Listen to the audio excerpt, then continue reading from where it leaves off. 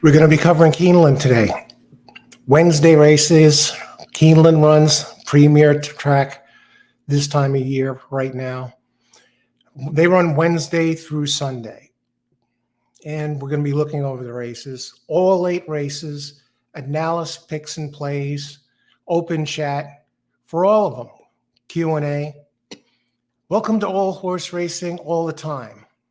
I'm your host, Al. Some of you know me as Coach Al, Coach Allen, Mr. Horse Racing, the Prince of Parks. Been doing this. I've been a professional handicapper, analyst, just going on 11 years now, since 2012. I bring you this show. And this show began late July of this year, where we're covering the races. Most of the shows are live. It's a unique horse racing show. There is no other out there like it. We present you with not only full cards with picks, plays, open chat, and a growing community for the live shows, also give you instructional pre-recorded videos, also live shows and pre-recorded shows with special horse racing guests. So we do it all here. Where does the coach come into play? I've been a winning player since 2011. The main reason I started this channel was to help players improve their game, whether they be beginners, intermediate, or more experienced players. How long did it take me to become a winning player? Since 2011? Well, I started in 2007. So I figured it took me about 4 years. And I figured by doing a show like this, I can help players see things, approach the game in a manner that turns them into winning players as well. What took me 4 years, there are other players that have been playing for 40 years, and they still haven't accomplished that. They may get a hit here or there, but I bring to you the mental approach to the game, the handicapping approach to the game, ticket structuring, the whole 9 yards. And today I've been through this whole card. Now I'm out here early because the scratches just came in, and I'm going to be doing the finishing touches on the handicapping right here, and go back and see how the scratches affect the races. You've looked over the races, right? If at all possible, if you're playing the races, what you want to do is handicap the card in advance, so it saves you time. You have an approach. You have an idea of what races are strong, what races to avoid, and a different way to approach the card, especially multi-race plays. This way, come post time, or 20 minutes to post, 20-something minutes to post, you can go out there and you can pay more attention to other things like fair odds, the board, potential payouts, and go from there. Now, I've looked over the card in advance, but I didn't see the scratches. That's why I'm out here 2 hours before post time today. I'm going to address the scratches now. Hopefully, they're not too bad. It's a challenge for 8 races. We have some very good races on today's card. We have some big fields, some bigger fields, and we have a couple of challenging, very challenging 2-year-old races, but we have other races that look more manageable and with some potential big payouts. So we're going to be looking at this today, and I'll bring you the best that I can here. And there's something here. This channel has been out here again just over 12 months, 14 months and change to be exact. And in that time, the growth, the community just has been absolutely tremendous. Right now, we're over 3,200 and change viewers, subscribers to the channel. I want to thank all of you who subscribed. The growth in that amount of time, you want to go back and see when the channel started, go to the channel homepage, shows you the exact date. It's, I believe, July 26th, 27th, somewhere around there. So it's not quite a year and 3 months yet, a year and 2 months and change. So the growth is tremendous. And it's not only me. I give out some tremendous plays on these live shows. More often than not, they're winning shows. Overall, they're winning shows. And it's not just me. We have very, very, very skilled participants on the show, viewers that weigh in with their selections, some tremendous players out there with some tremendous knowledge. And this show, besides just me, the players out here are very strong. They deliver good picks as well. And between all of us, especially me, of course, but I definitely good players as well, you can get the job done and get some big hits that you wouldn't see otherwise if you weren't participating on the show. So let your racing friends know about the show. All horse racing all the time. It's pretty easy to remember your friends, horse racing friends, people that are going to enjoy the show, or family, whatever. Community is growing, over 3,200 and strong. And I guess I'm thankful for that. I didn't anticipate this type of growth so quickly with a channel it just began over a year ago. And there's a lot of participants every day. A lot of the live shows, they draw anywhere between 1,500 to over 4,000 views. Some shows even get over 10,000. So you never know what you're going to learn or find out here. And I've been through the cards, so we're going to start looking at that now. We're going to look at it a little bit more, but first, coffee. Excellent. We're going back to the mushroom coffee today. Yeah. Many of you know who are viewers of the show. I'm a coffee aficionado, and bring your coffee reviews. And this mushroom coffee, Four Sigmatic mushroom coffee, they say it boosts mental clarity and focus, which is perfect for horse racing. And you want to have that mental clarity and focus. When you're playing the races, something I always stress when I play the races is play the races, address them with ice water in your veins. And I'm a strong, strong advocate of that. And I've heard that from a number of other winning players, analysts that are in the business. So I don't want to preach it, but I can't stress it enough, how important it is to address the races emotionally grounded. So if you hear me say something about playing with ice water in your veins, that's what I mean. Let me give you an example. After a big winning race, do you want to be an emotional basket case, bouncing off the wall, yelling, screaming? So you win the race, you won some money, you had a nice hit or big hit or whatever the size hit it is, and you're going off the wall, right? You're yelling around. Now that can throw you off, throw players off, most players off, because they're not going to be on an emotional even keel going into the next race. They might have won that race, but they're emotionally drained. You don't want to be in that spot. You don't want to be there. And you want to have sharp focus. You want to be focused, grounded, going into the races, win or lose. The same thing with a loss. After a loss, you don't want to be going out there after a loss, start crying, complaining, whatever, bitching about what went down in the race. That can throw you off too. That can throw you into an emotional tailspin. Running to the ATM machine. You get the idea. You want to be emotionally stable when playing the races. You don't want to be an emotional basket case. In the long run, trust me on this. You won't be sorry. Somebody has to tell you the truth. It might as well be me. Okay? And I've experienced that firsthand. In some of my earlier days, used to be the one that would be yelling around at the track or whatever. People go, but then it can turn around and hurt, because then sometimes you win, say you win big, then you turn around, you think you're playing with house money, and you get reckless, and next thing you know, you've lost your winnings, and you are digging into what you had prior to winning that race. On the flip side, you lose a race and you come unglued, right? Maybe you lost your bankroll. Maybe in that case, I'd say restart the next day, because there's always another day, right? There's always another race. You don't want to put all your eggs in one basket.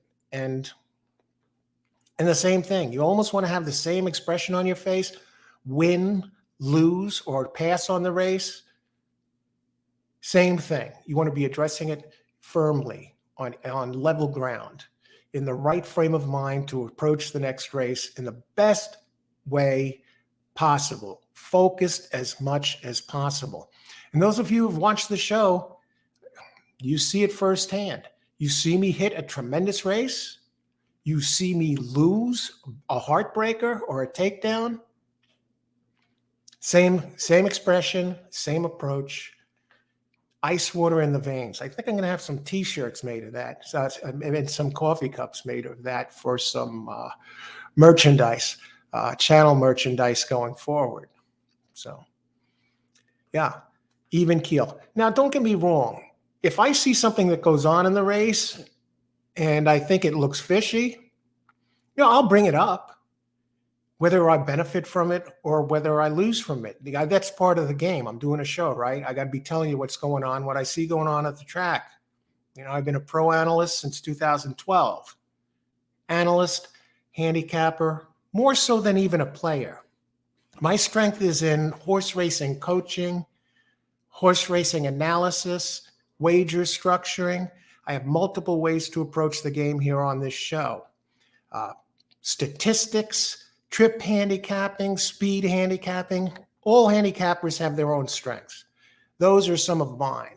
And I bring to the table for these races multiple data sources. In fact, if you need Brisnet PPs and you don't have them, the coach has your back. Down below in the description area, there's a link to free Brisnet PPs. It is not only for this track, but other tracks across the United States. So let's get cracking. Let's see what the hell's going on with these scratches. Hopefully there's not too many.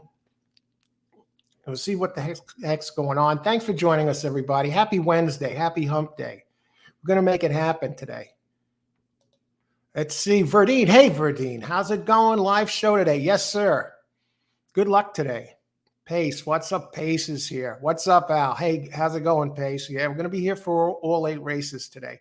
A good card at Parks. I've looked it over. And now I'm going to look at the scratches. We've got plenty of time. Post time's at 1 o'clock. Let me just double check that post time.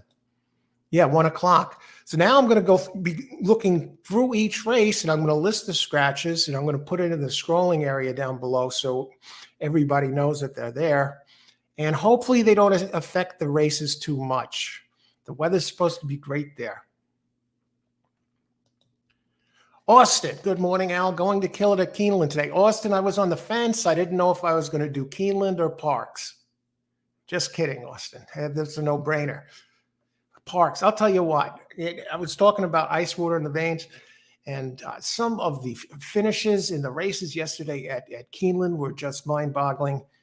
And at Parks yesterday and the trips, we saw horses hang at the end, just completely run down and then stop coming and lose by half a head or a nose.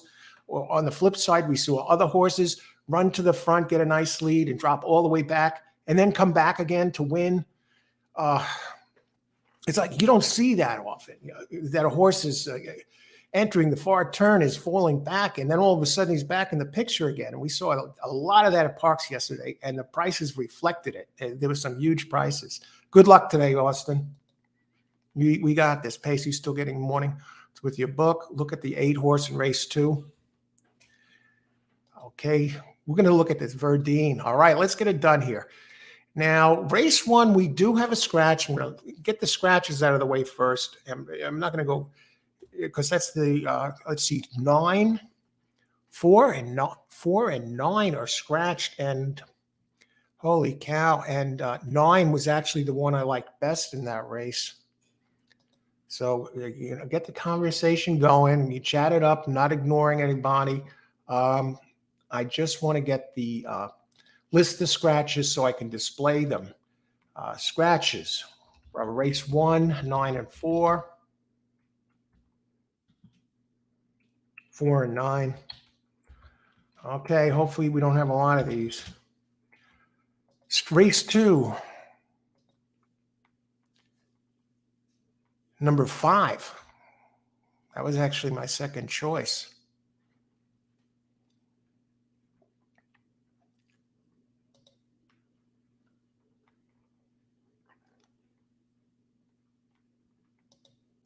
Or number 5 is scratched in race 2. Okay, we'll get this out of the way early. This way we don't have to go back to it again. It's always up there for everybody to see. Race 3, no scratches. Beautiful. Race 4, no scratches. Beautiful. Race 5.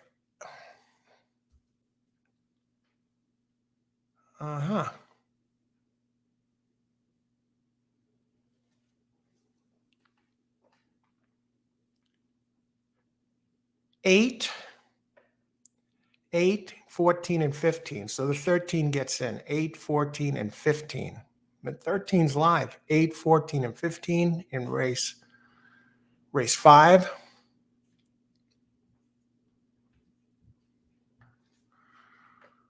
All right. 4 had none, 3 had none, and 2 did have the 5. Okay. 8, 14, and 5. Race 5. 5, 8. Not too bad so far. Surprised that 9 scratched out of the first race. Race 6. No scratches. Race 7. 3 is out, but 15 gets in. So 3, 13, 14, 16. 3, 13, 14, 16, race 7.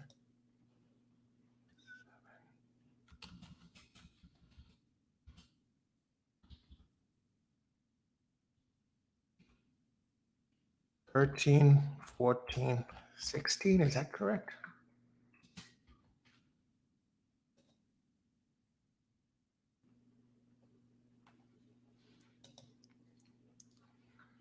Okay.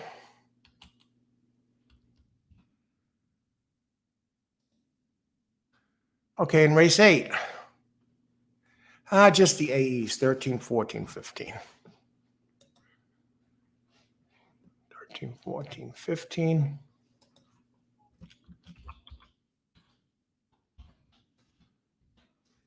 Now I'll have to go make the adjustments.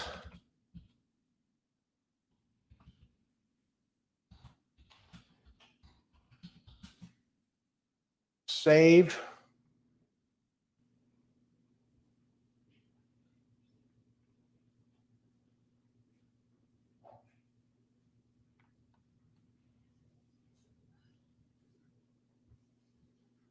Race 2, 5. Race 5.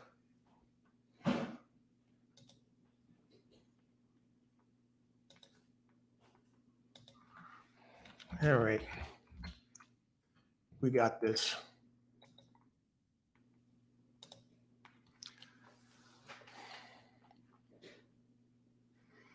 Okay, now that 9 is the speed of the first race.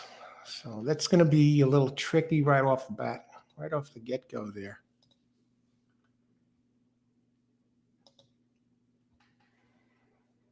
Stage Bell, I was turning back, a 7-2 shot.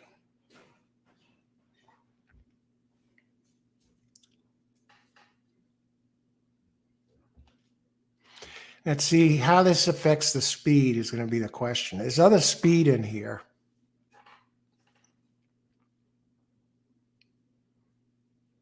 I mean, the 7 has big early speed. 6 has a back race. So I don't think this is going to change the pace scenario too much. I think it might help the 2 a little. Let me just see if this...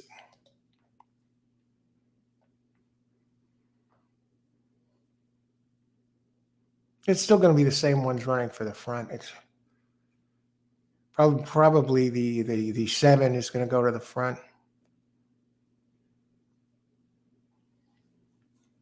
Okay, I'm just adding the 2 underneath is with a question mark. Keep an eye on that one. Okay, now how does race 2, number 5, get scratched?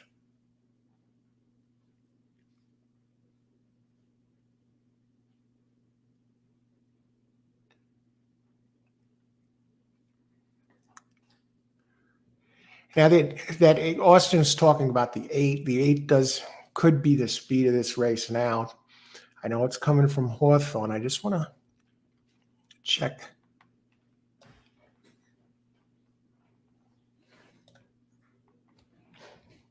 Like it just won 3 in a row. I mean, it's strong trainer, strong jock. First race off the claim, 21%. Yeah, you got to use this one now. Now this is probably the speed It's not,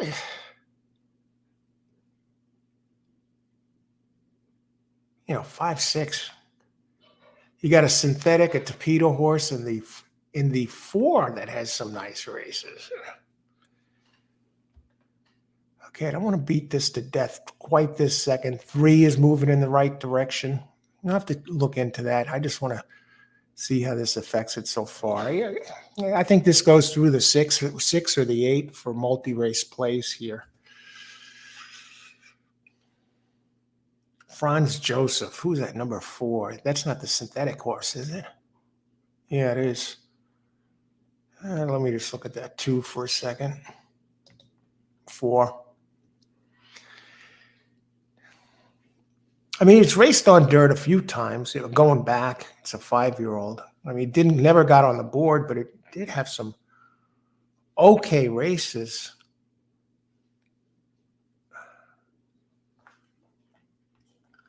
And that's 6 furlongs. I think this one likes it longer.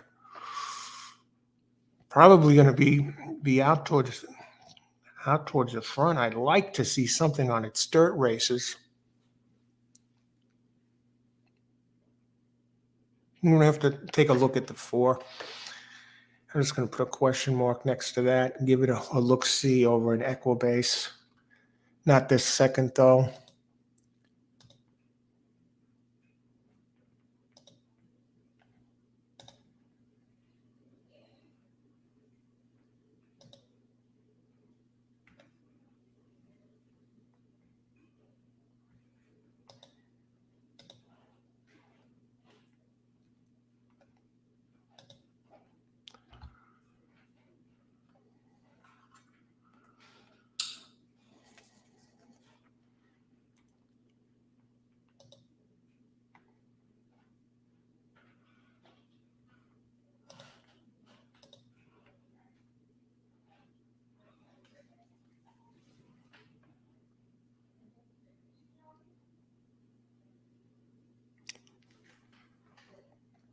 The sound check. How's the sound? How's the audio? Everybody hear it loud and clear right now?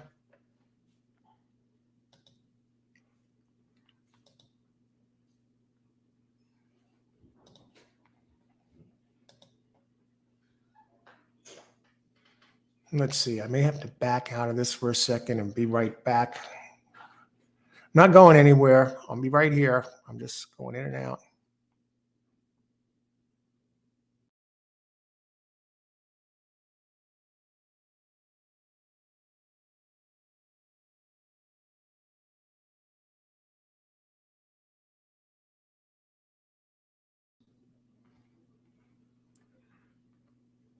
Okay, good. Okay, thanks. Hey, Aran. Thanks for the feedback. Good luck today. Already have my early picks. Race 1 double. 7, 8, 7, 10. I think, wow. Okay, so 3 and 4 are okay, so I'm not going to go crazy with those right now. So I like my picks there. Race 4. Now, race 5, the 8 gets scratched. I just want to see how these affect the race and see how this 13 fits in. World Fair. I don't think that one's made much of a difference, but let's see.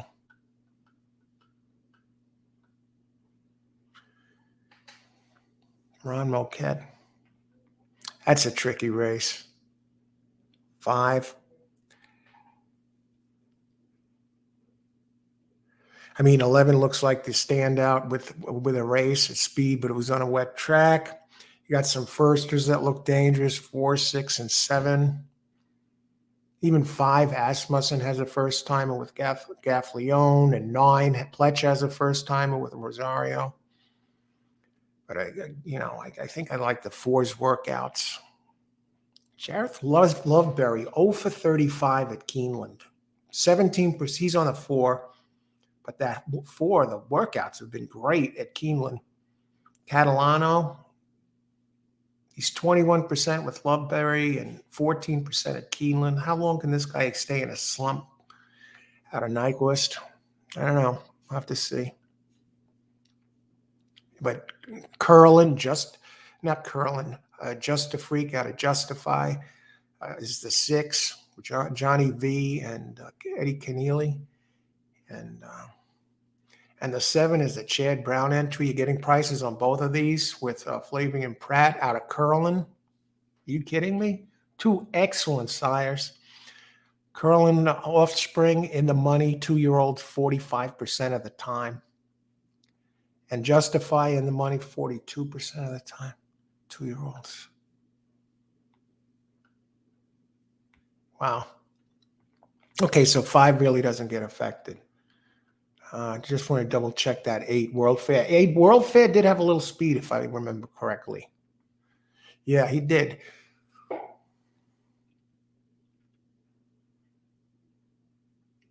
Okay, so it gets one of the speeds out there to worry about. And that one, it did get beat, I believe, it got beat by Special Element, the 3 at Saratoga in August. Okay. But now the 13 getting in there, Rivetage. How does this one figure? You know what? That one it becomes a player now. The AE. Number 13 makes his race very difficult. That last race at 6.5 at Churchill, finished 3rd, but only a length and a half back. Kenneth McPeak, 14% here. Let me bring up something else. Trying to keep these covered here. Race 5 at Keeneland. I just want to look at that 13 a little bit more, that last race. So the AE gets in. I mean, ran a nice, even race. You know, decent speed, opening, and not lightning fast. Not like the 11 Air Defense. Pressing type, gets blinkers. You got to look at the 13. 5 looks like a spread race. I mean, really spread race. Okay.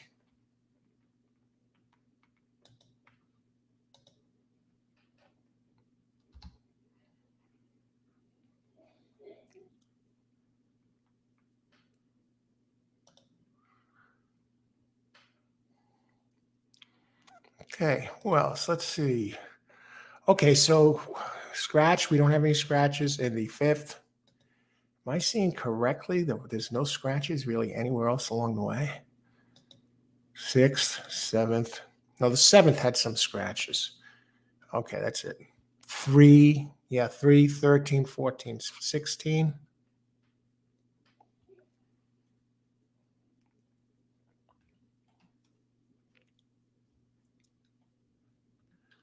So the 15 gets in. Condone. Okay, just about done with these scratches here.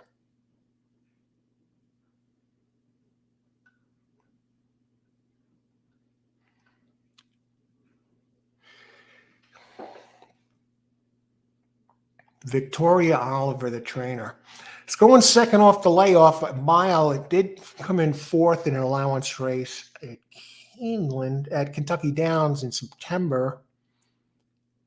Did race here. It's making its 2nd turf start. And by the numbers, this one. You know who I would have wanted to see in there is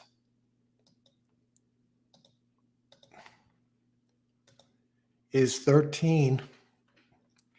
But 15 could be a board hitter. I mean, okay, so 13 is out. I actually had that one as my 2nd choice. I had the Brown as my 1st choice in the 7th. I thought 7 was good. I thought 9, Mint Edition in race 7, has a couple of races in here that can be good enough to hit the board. It opens at 30-1. And 15 is 15-1. And I'm going to list it. Of course, maybe you get that includes a couple of bombs in here to keep in mind for this race. I think this is a little bit of a tricky race too. I'm glad to see the 3 out of there. 4 opens at 10-1 and has some speed. Our Dotsie with Saez.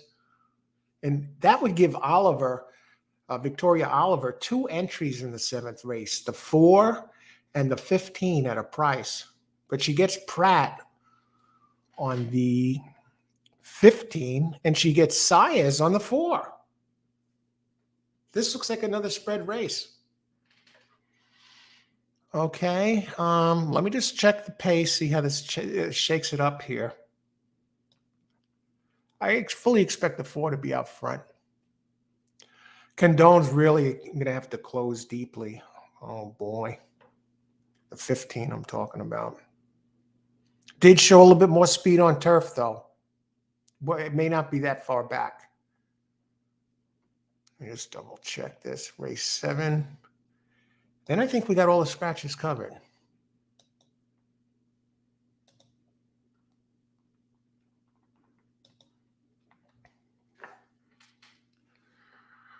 Okay, I'm going to go down to 15 now. What do we got here? Condone. Okay, 6th highest Brisnet power ranking.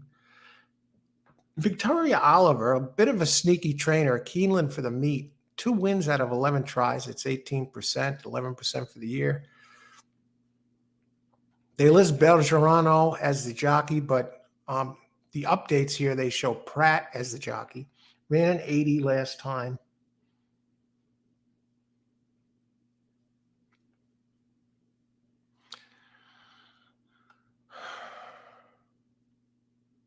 Not impossible, really. 6th highest power ranking.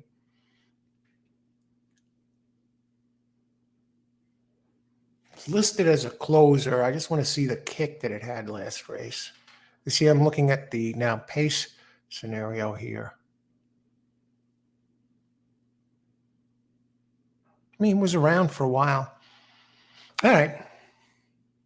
I just wanted to keep in mind, and I'll also actually put the 4/15. Jeez, that has me looking at 5 different horses in that race.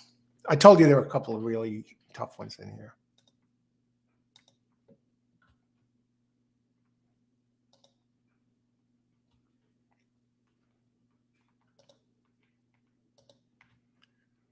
Okay.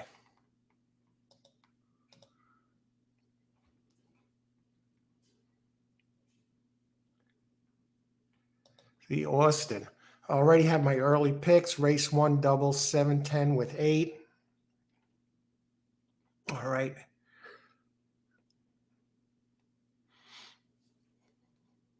Early pick 4, 8. 8 is good. 8 could be the speed of that race. I think it's either it goes through 6 or 8 there. I do like 7 here in the first, but I'm even looking at 8 in the first. 10, I'll have to take a look at that in just a minute. Okay, good luck, Austin. Thanks for sharing the picks. Steven. Hey, Steven, good morning, Al. Yesterday, the pick 5 at Mountaineer, Old Chalk, $2, pick 5. Oh, no. Oh, no. I was even kicking around the idea of doing a Mountaineer show last night, and thank heavens I didn't. Oh, no. How are the field sizes, Steven? Good luck today.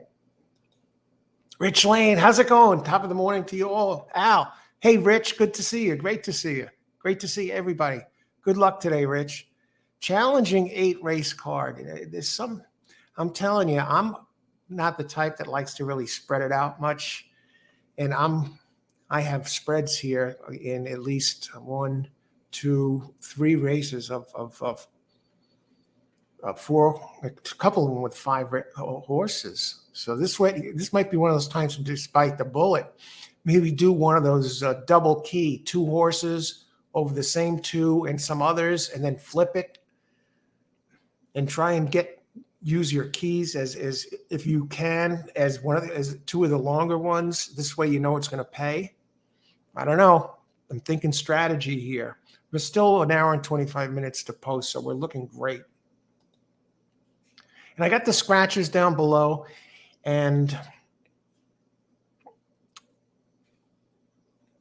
see what happens here. There should be some interesting races today. Keeneland's the only game in town.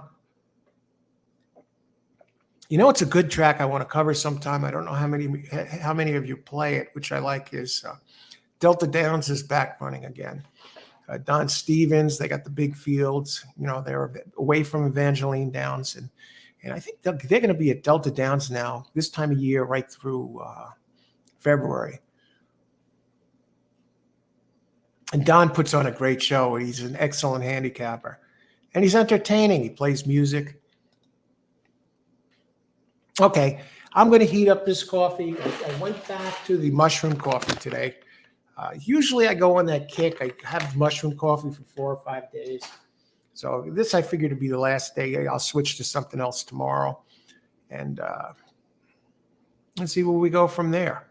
Okay, I'll be back in just a couple, and we'll start going and start really looking over these races now. What I want to do here is my main emphasis on this card.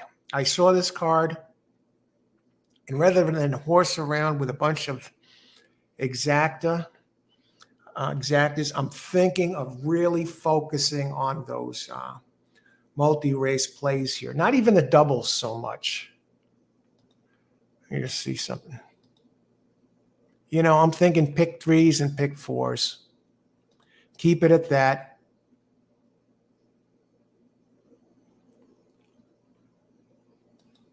Delta Downs. What's that flower you have on? Flower? I'm not wearing a flower. If that's you mean the Jets logo? Equipment, yeah. Delta Downs. I'm a friend of Don Stevens too. You know, we sometimes, when I used to play Delta Downs more, we used to communicate online between races and swap notes on the picks. And sometimes I make song requests. He'd play the song. But yeah, we'd swap handicapping notes. But I haven't played Delta Downs very rarely over the years. But I think I'd like to get back there and let Don know we're doing a show there and see what happens. Maybe we're going to have him as a guest here on the show once. Great guy, excellent guy, fun guy. It's from a song. Oh, Delta Dawn. What's that? Oh, that's right. That's right. Thanks, Rich. Yeah, I hear that. Okay, let me heat up the coffee and then we'll get going here. We're doing great on time. We still have over an hour to go to post time, so we could really start breaking down those pick 4s. Take a look and see what's going on there. Oh, that was Tanya Tucker, Dead Air Dennis. Hey, Dead Air Dennis. I didn't know that was Tanya Tucker. Early 70s, yeah. It was a big hit. Good one. That's pretty sharp there, Austin. Okay, be back in a few. Heat up the coffee, and then we'll start chopping this up and see what we got here. Because I think there's some potential here in the early pick 4 with that 5th race, where I think that's one I could go 4 deep, 5 deep, and it's even the 5 and the 9 scare me in that race. That's the Asmussen and the Pletcher firsters. But I got to go the Curlin and Justified with the 6, 7, the 4. I don't know about the 4. Loveberry 0 for 35, but the 4 has great workouts in the 5th. Okay. I didn't look. Last few cards at Delta Downs have had good prices. They have amazing prices there. That's one thing about Delta Downs, Stephen. I didn't even realize. I've been so focused on the other stuff, and when I do shows, I didn't even realize that the season started already. I thought maybe today's their first day. I see they've been running a couple of weeks. Nice fields, some unpredictable results. So that's a track though that can be. Then when I talk about the ice wear in the veins, that's a track where you really want to work. Keep that ice wear in the veins, because some of those results there are mind-boggling. But when you hit, you get paid. Okay, I'll be back in a few.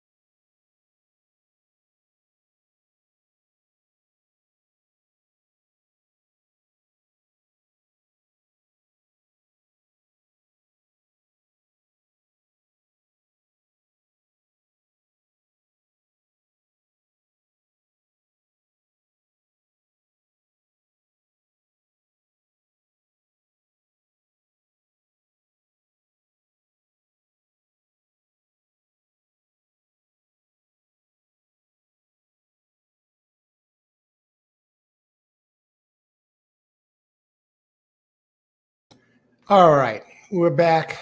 Plenty of time to get rolling, start putting things together here for this. We'd start by looking at some of the board stuff. Forget the coffee is hot. Take a pop of the ice water first. Green shirt, green cup, color of money. How can we go wrong today, folks?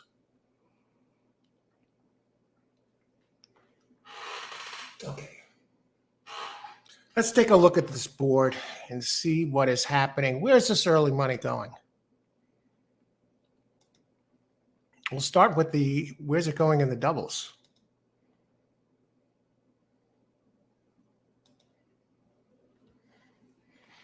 Well, the six, the early Cherie Duval, the trainer, they're looking at that six now. It's taking the most show money, but the early speed seven, Jubilant Joni, with Amos trained, they're looking for that one.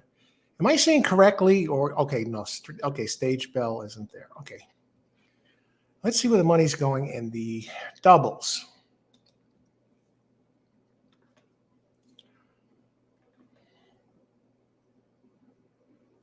Six. That's my top choice. Actually, 6 or 8, depending on which horse you use in this first race. You know, they alternate back and forth.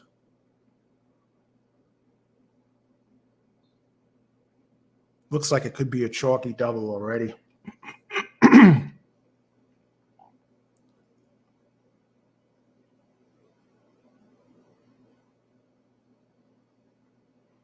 Probables, doubles.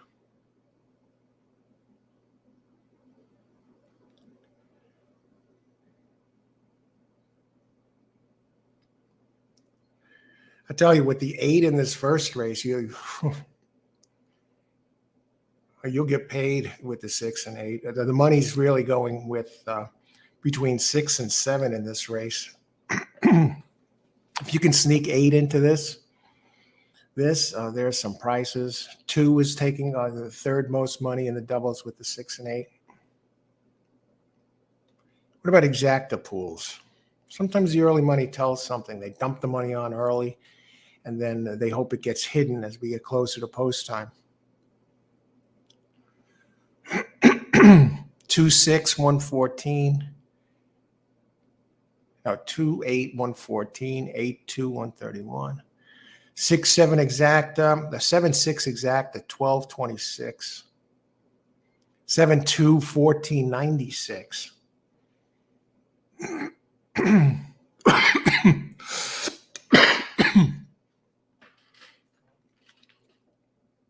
Okay.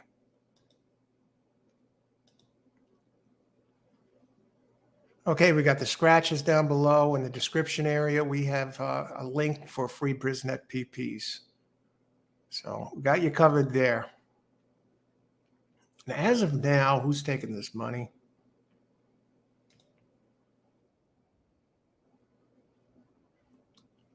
The guy on Keeneland's late pick 4 is 3, 4, 6, 11. He is 4 singled in the 6th, which is about right. But there's a couple others that might surprise it. 4, 5, 7, 15 in the 7th.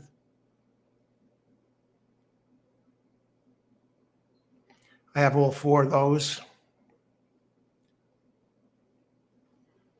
In the race 8, 2, 6, 7, 9, 10. I just see it going through 2, 6, and 2 so far. I don't know if all that extra coverage is ready. This guy Caton's late pick 4. His ticket costs $40. It's a 4x1 by 4 by 5 play. Yeah, it's that kind of card.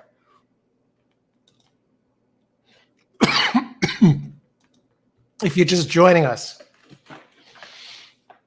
we're covering Keeneland today. Analysis, picks, and plays for all 8 races with open chat. I'm Al, your host, or Coach Al. Coach Allen, as some of you might know me. I've been a pro analyst handicapper since 2012, actually. For the last going on 3 years now, I've been creating the Coach Allen's Racing Report for various tracks around the country, usually on days where I'm not doing a show.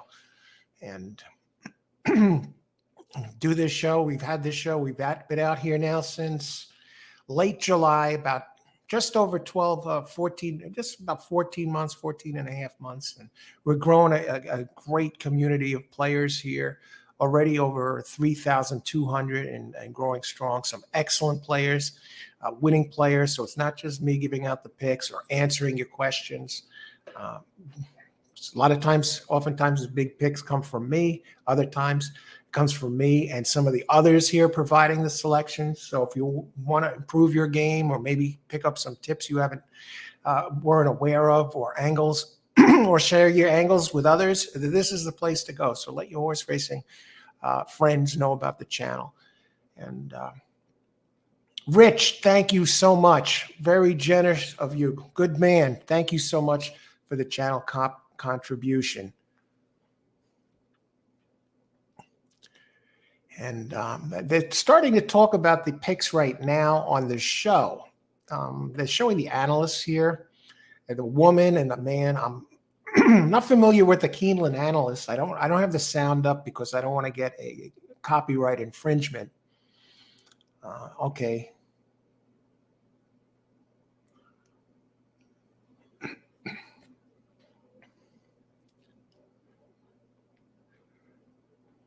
Caton's best angle. Now I see them talking. They're not showing their names. Let me get here and see what we got here. In the first race, I'm just looking at the odds, and I'll talk a little bit about this race.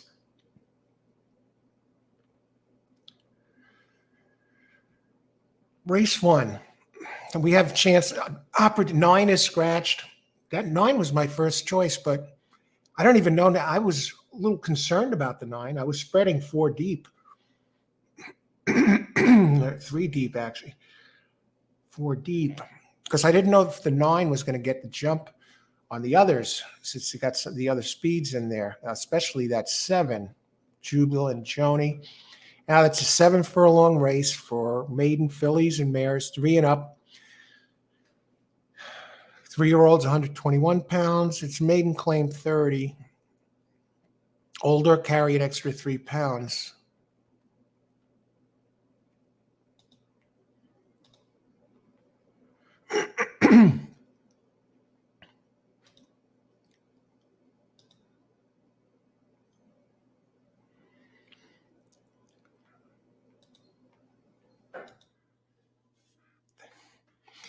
And again, Rich, thanks for all you do. You're welcome, Rich, and thanks for being part of the show and contributing.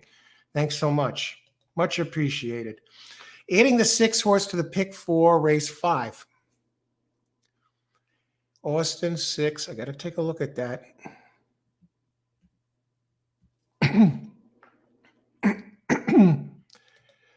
Christopher, good morning. Good luck today. Good to see you. Here for Keeneland, all 8, race 5. Holy smokes. Yeah, I just want to look at your 6 here, Austin. Race 5.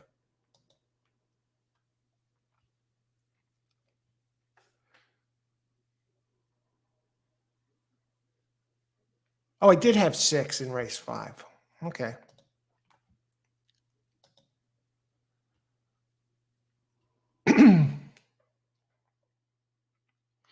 Yeah, I'm 5 deep in that race. 4, 6, 7, 11, and 13. I get 6.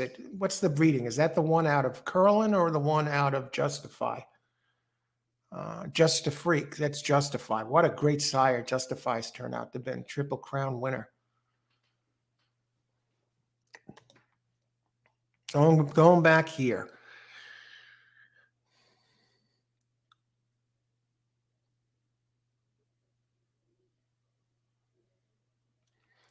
So now race 2, I'm torn between the 6 and the 8. Looking at the early pick 4 right now, since we got plenty of time. Post time still just over an hour away for the first race.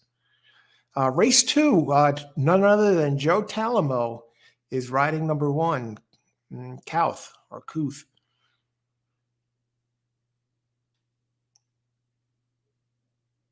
I mean, 6 and 8. The one I want to look at in race 2 is number 4. It shows this one has a few dirt races, so I'm going to have to bring up Equibase because my PPs aren't going back that far. Franz Joseph.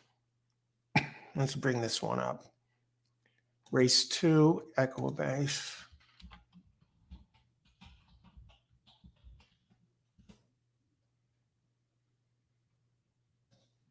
Franz.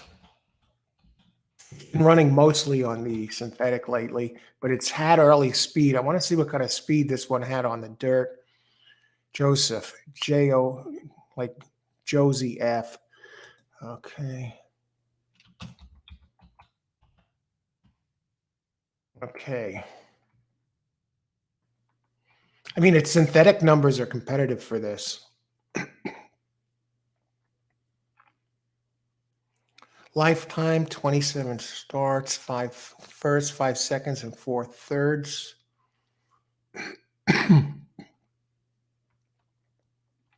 Let's look at the results.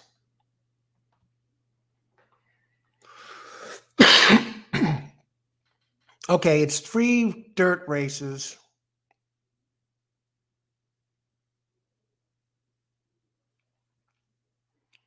Looked like they were at Churchill Downs. Let me see what kind of speed it showed there. Unless they were turf.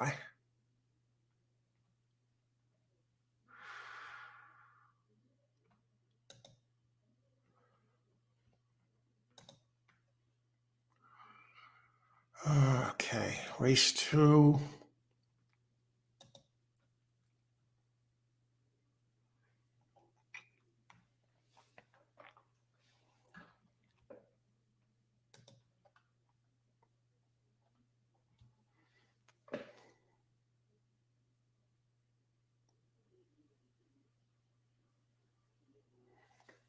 Okay, gotta think it was at Churchill Downs. Has to be. Okay. And they were all running a row. Let's see what kind of speed it showed.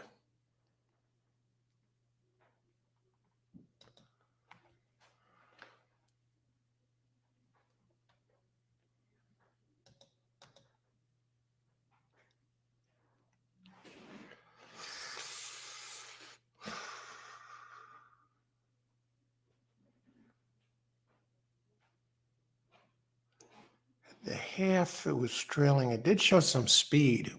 Okay, let's go to its other 2. So this may make this speed duel here a little bit more intriguing.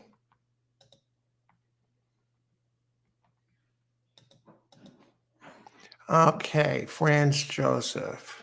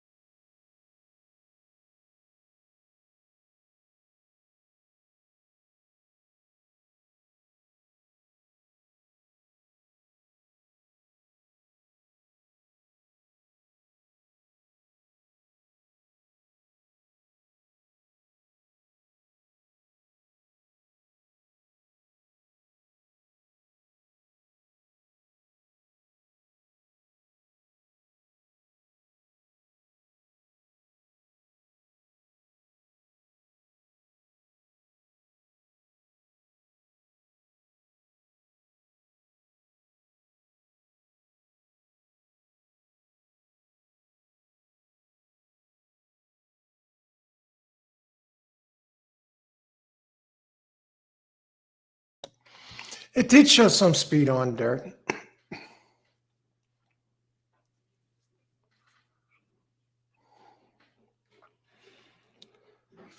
I think we might have a bit of a pace duel in this first race.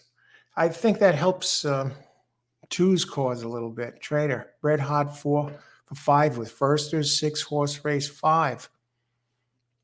And you're getting a price there. What is the 6? 8-1 or 10-1, I think. Gotta use it. Hey, Brixmar. Pick 3, race.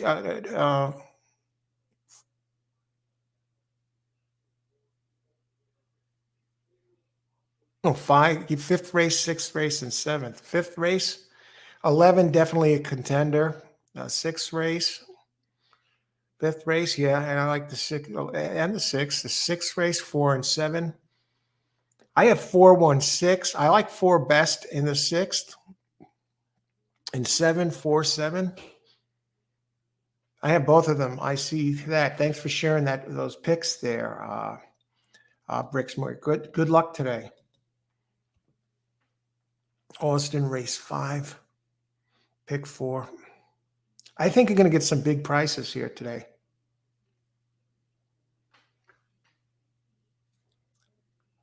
In race 7, I actually saw the 9 is having a big race. A couple of them that fit this.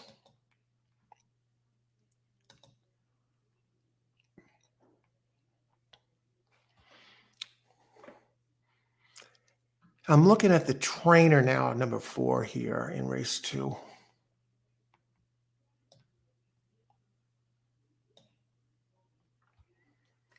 And here's the thing. The trainer, though, was very weak. Glenn Wismer only has won 1 race out of 52 at Keeneland, the trainer. And you get the decent jock, Hernandez Jr., who's 12% here.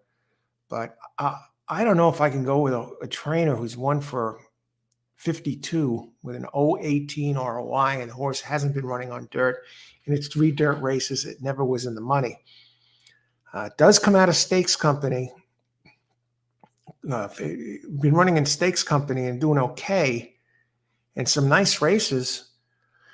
It's a 5-year-old that hasn't raced on dirt in ages. I mean, those dirt races, they were over 2 years ago.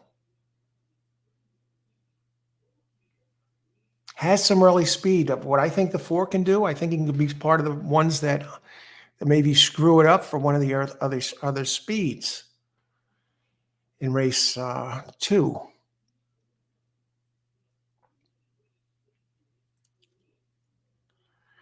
You just check Slam Dunk Sermon and the other 2, 6. Yes, 6 and 8. I mean, one of those 2 should get it done. Blue Kentucky has some nice races, and the trainer has some fancy numbers in a limited body of work. I mean,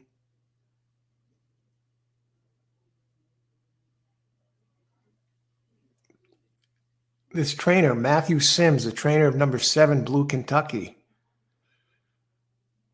I mean, numbers fit. You know, if the speed breaks down, this one could be there. I mean, the trainer and jockey together, 12 races, they hit 42%, Sims and Machado, with a 6.98 ROI. In dirt races, 23 dirt races, Sims wins 39%. That's the name of that horse in race 2. Number 7, Blue Kentucky. Last time it raced here at 6.5 furlongs, it came in second. It won here at Keeneland at 7 furlongs last October, a year ago. I mean, the running line is very clean. Blue Kentucky. What is number 2 taking? Race 2, Blue Kentucky. That one opens 8-1. And that Franz Joseph horse with the 1 for 52 trainer, the 4, opens 9-2. And Blue Kentucky. What about the poor number 9 in race 2? Mostly on turf. There's another one who's a weak trainer here. Eric Foster, 4% trainer. Go back to the pace figures for a second for 2. Really breaking it down here.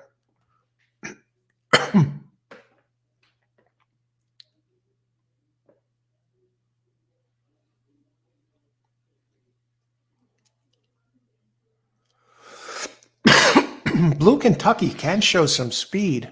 Doesn't they need to be out front, and it kind of sets up here for that 7 to be part of the picture in race 2.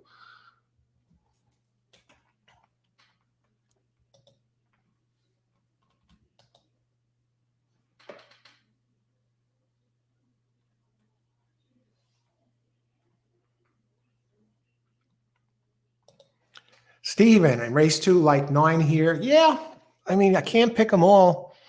Decent Kentucky Derby outings like Walter Rodriguez to heat up. Pure Panic. I was just looking at that one. Let me go back there again.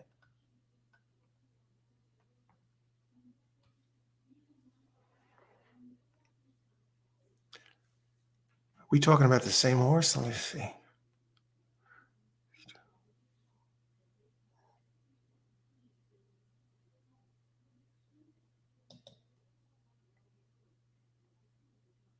You got a Dream Trip. Pure Panic. Save Ground all the way. Jock is okay, 14%. The Jock and Trainer together, 9%. Did win last time on dirt. I prefer others here, but good luck with that one there, Stephen. I'm all in on the 8-horse race 2. All right. Definitely a contender. I can't. 6 and 8, 7 maybe. Long shot picks on the card. Race 3, number 3. Race 4, number 2. No, I don't have any of these. Race 7, number 1. Now let's take a look at a couple of these here. We have time. Got some long shots from Rich Lane. Okay.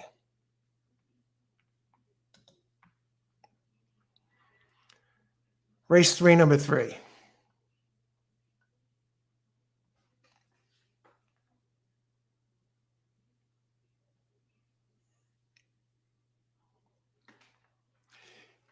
One, two back here at Ellis, it looks like. Maiden Claim. It was at a higher level, so it is coming down in class. The race 2 back definitely fits. Steel Racer. What are the odds on that one?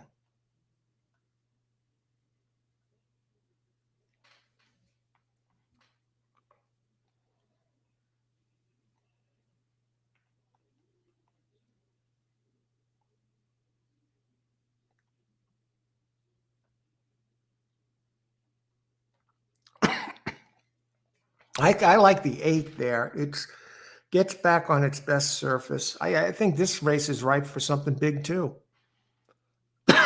I'll tell you what, if that 3 runs back to its race 2 back, it's definitely a contender there, Rich.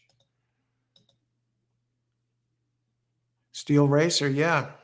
71 buyer figure. Saez. You just check the pace for a second.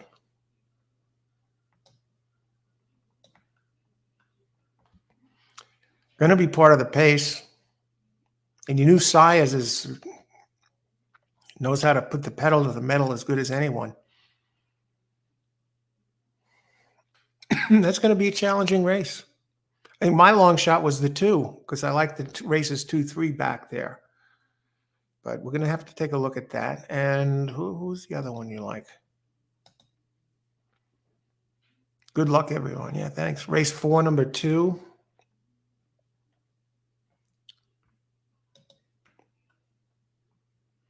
Mustang Lady. It's a dirt race.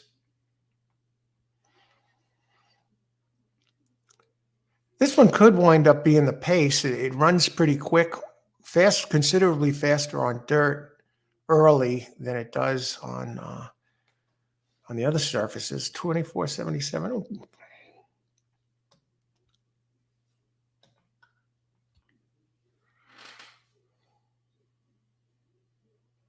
Its last race at Keeneland is good enough.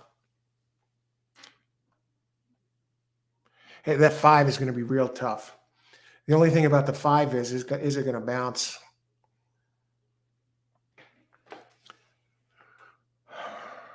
Thomas Amos. He's been hot lately. Gaffleone. It ran very wide last race, but it ran very fast. But I could see Mustang Lady being as good as all the others. And if that and if that 5 bounces, definitely a contender. Let me just go back to it. The Mustang Lady number 2. What kind of odds are you getting there?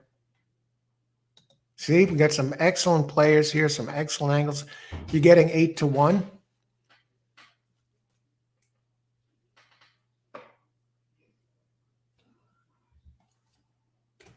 And Austin, okay, I think. You say 6 for that race, Austin?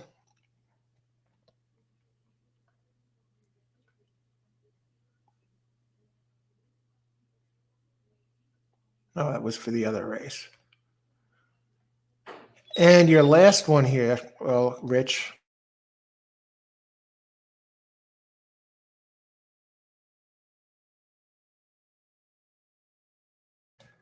Let's see, race 7, number 1. So those two both look like good contenders, especially that 2 there, Rich, in the 4th and 3. That's live too.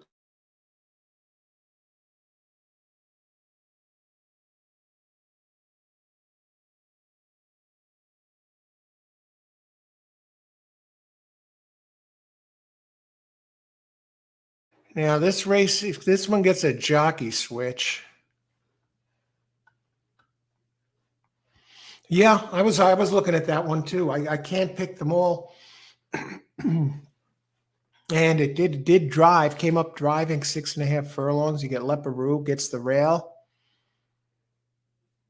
Yeah, that's one I was considering. I was considering the 3 because of the race 2 back at Kentucky Downs, but it got scratched, so I was glad to see that out of there.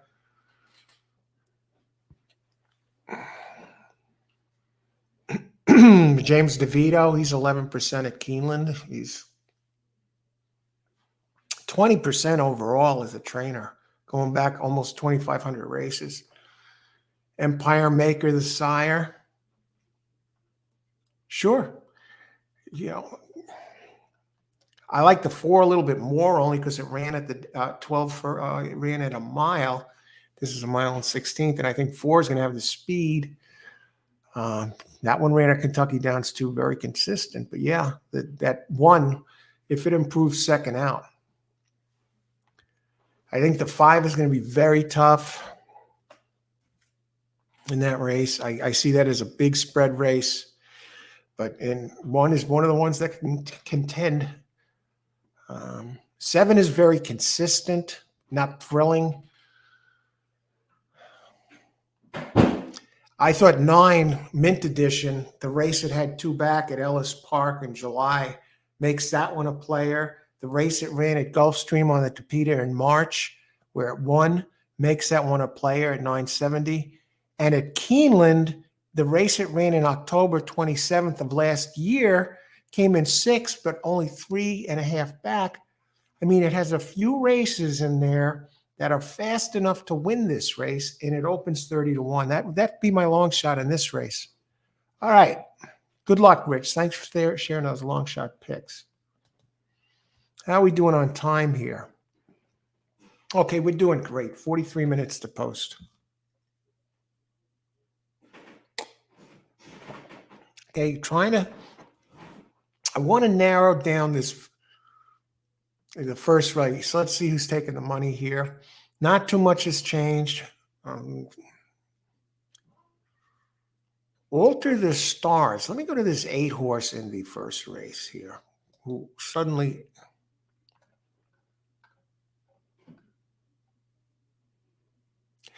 I think Alter the Stars is a very sneaky horse in this first race.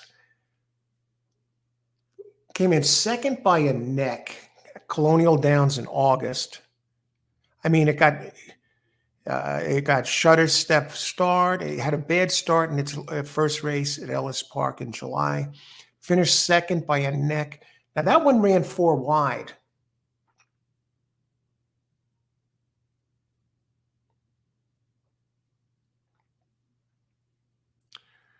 Tomlinson, the trainer, 15% at Keeneland. Ashton, Gavin Ashton is the big concern, the jock. 9% winning percentage overall, but wins on some long ones, because even though has only won out of 105 starts, wins 9%, does have a 206 ROI as a jockey. 206 ROI, and this is a sprint, and Gavin Ashton in sprints has a 2.4 ROI as well. But more so than the jockey, I like Trombetta, and I like that this one ran 4 wide, and I think they're going to straighten it out. Moving up in class is a bit of a concern. Trainer's only 8% on class, moves up. Win the race?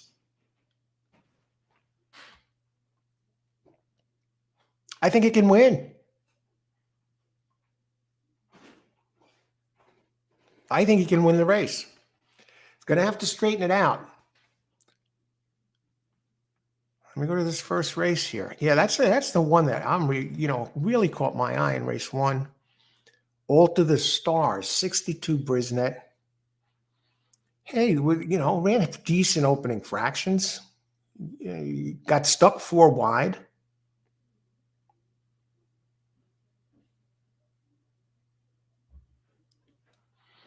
I'm basing it mostly on the horse and hoping that they can straighten it out. And Ashton was the jockey on this one last time. So I finished second by a neck.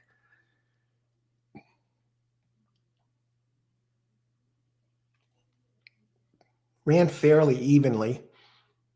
Opens 8-1. What are the odds on the 8? 10-1. I think you're getting a nice price. The 4 is the one that's... No, the 2, Lady Free Will. I mean, that one's going to have to really jump forward.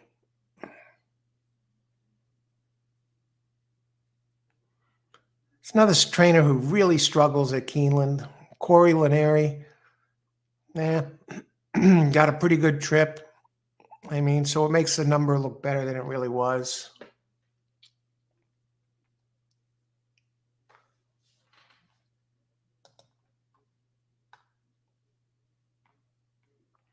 Ran a 69. Laneri wrote it last time.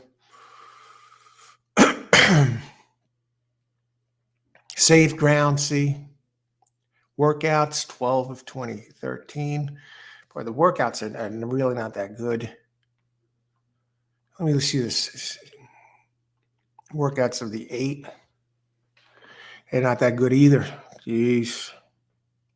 But it does have a workout on October 1st at Churchill Downs. This is Alter the Stars. 3rd of 77, 47-4. I think this one's a player. 6, 7, 8. I mean, do I load up and go for the pick 3 early?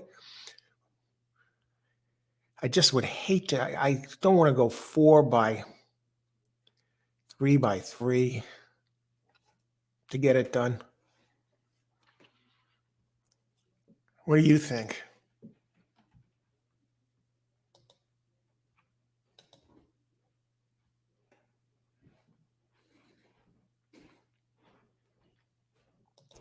$7.10 exacta box race 1 Keeneland. Did we talk about the 10 yet? Yeah, Imperator Furiosa. I did look at that one. I think it had a little trouble in its first race. Let me just see. I think it's working out well too, right? Yeah. 13th of 47. What happened to this one in its first race? 2 wide. Jockey is cold at this meet, 0 for 21. Corrales.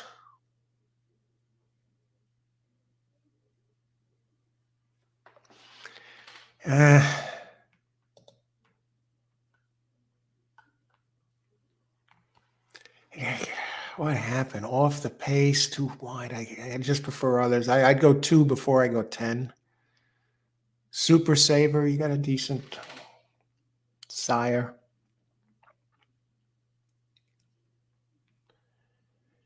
Three-year-olds out of Super Saver in the money 39% of the time. Let's look at the pace of that 10.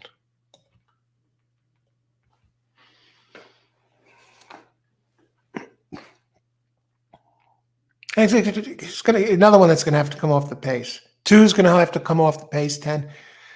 9 Stage Bell. I would go 9 before I would go.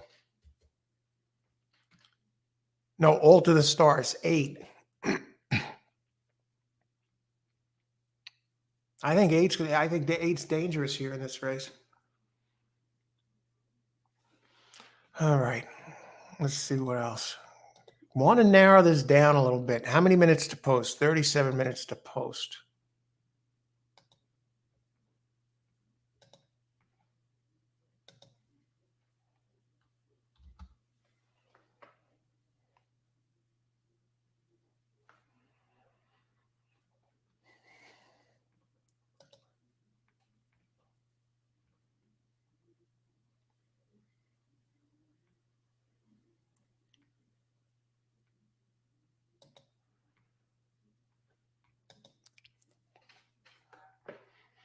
I'm hesitant to go exactas today.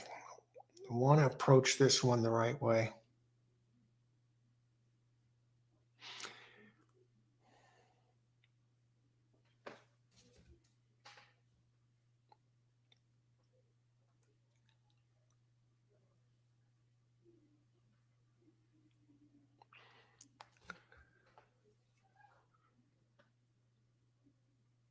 All to the Stars. That 6 has the Bellachita. Does have that good first race.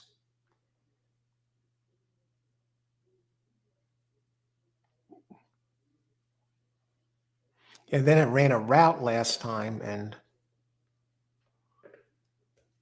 I think they ran that one too fast early at Ellis Park. Basically almost the same fractions as it ran on the in a 6 furlong race. Let's go to the trainers.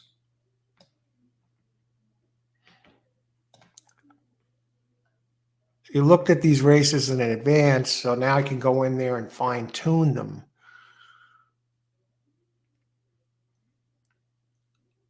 Now this is dropping. This one is dropping. Sherry Duval with droppers going maiden special weight to maiden claim. Now, it did have a bad start last race.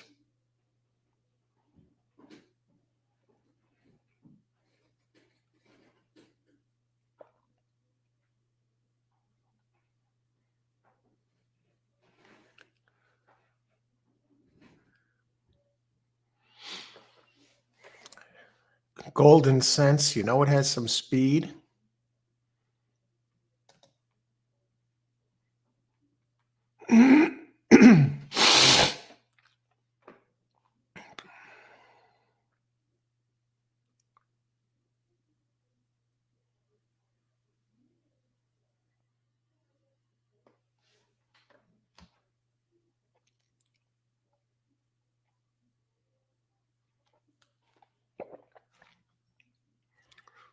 Stephen, let's see. Al, would you consider covering the Turfway meet? That way everyone could follow along. Maybe with everyone concentrating on this track, we could all gain an edge. I did some Turfway shows last year. It was actually, no, it was this year, earlier in the year. And just had some monster days. At one point, I think I had every pick 3 through the 8th race or so. It's just one of my most tremendous shows. So if you had every pick 3, that means you had the early pick 5, the pick 4, and I think the first race I lost was the 9th, and it was a close race, but they run when? They run in, I'll definitely do some Turfway shows. Every single one, most likely no, but Definitely some of them. I really enjoy that track. I think it's a beautiful track, and they got some great fields over there. Let's see.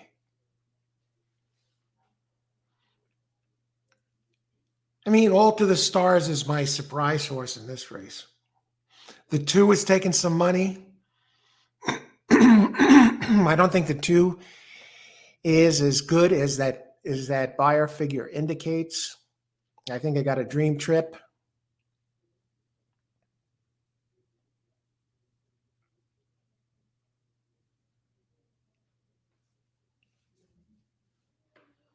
Let's take a look at some pools.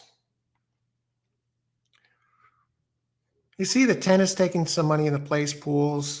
The 8 really is not taking money in the place or show pools. I'm very surprised.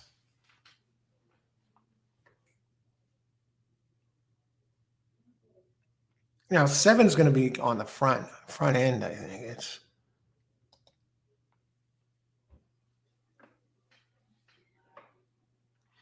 So here's the deal with this race. We got some speed. 2 has a little bit of speed early to be in somewhat play.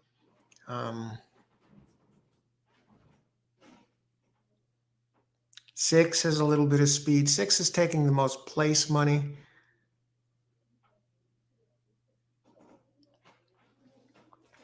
Okay, so we got 31 minutes to post. I'll make a play this race only because I really like the 8. I might lose this race, but that's the price I'm going to pay for making a play here. I'm getting a price, and there's a couple of others I like second and third best. 7, if you take 7 is no faster than the others, except for its early speed. So we saw this yesterday at Parks, where a horse that was inferior to the others, but had the best early speed by quite a bit, and just got brave and won the race. That might be the case with the 7. Now the 6 has run a faster race, not as fast early, but overall, considering ground loss, 6 has run a faster race than the 7. 8 has run a faster race than the 7, and that's it.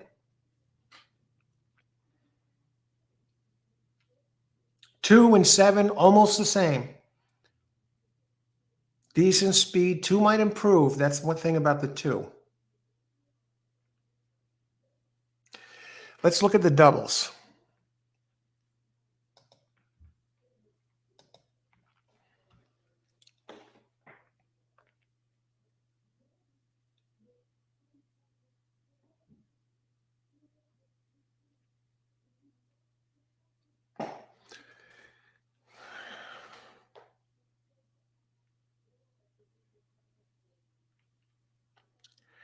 I'm almost tempted only because the 2, I'm concerned about the 2 here.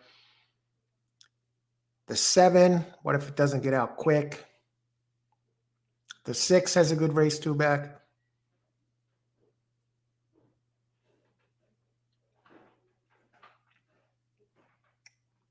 I'm almost tempted to go 6-8, 6-7-8 double,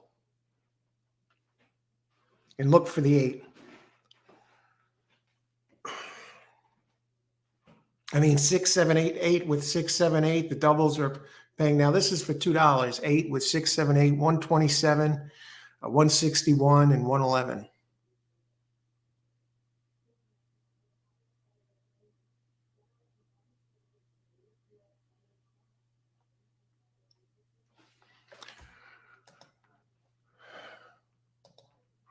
Austin 7-10 with 8 doubles.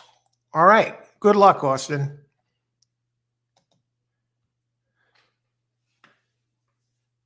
10-8 is $51, and 7-8 is $15.12. You see, I really don't want to do an exacta play this race.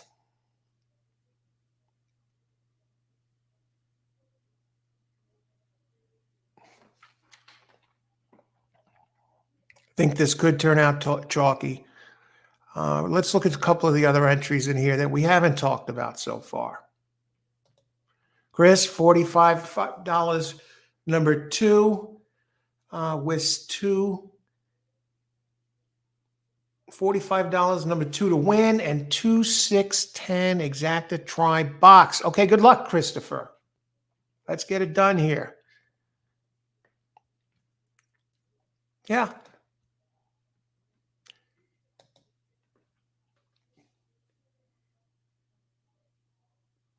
How about some of these others? Derby Wife for Joe Talamo. Just too slow. I mean, is dropping in class. Has been running at Mountaineer and Mahoning.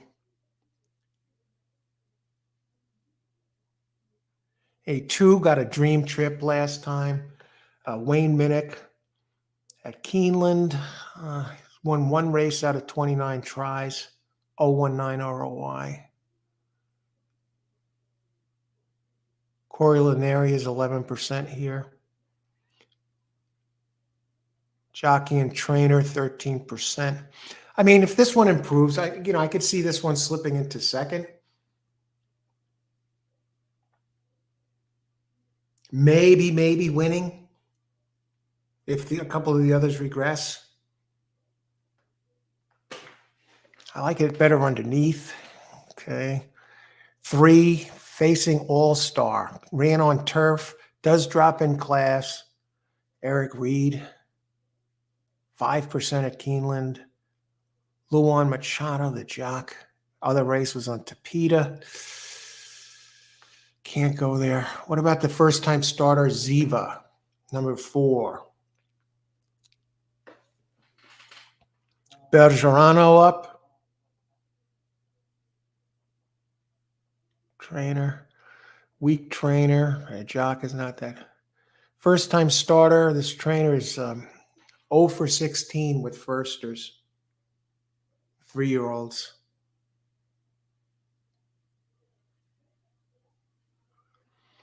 Number 5.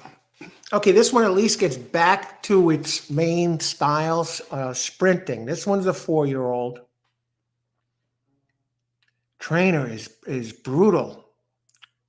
Danielle Obert, 0 for 26 at Keeneland. And you got T.C. Stevens as the jock, who's a 4% jock. And it's too slow to begin with, so I can't vouch for the 5.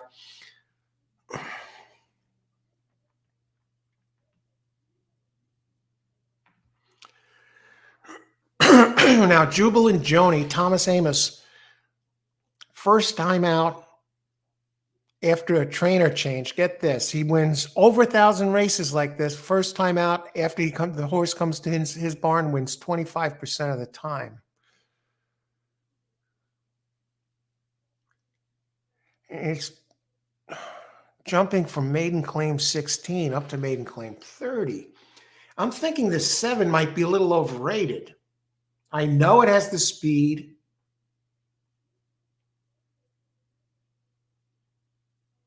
But I'm thinking play against. The 10's looking a little bit better. Dropping in class, getting a LASIK second time. The trainer is 16%. Ben Colebrook. Getting LASIK a second time. 2.61 ROI. Now the 10 could move forward, and it showed a little bit of speed last time, I think, right?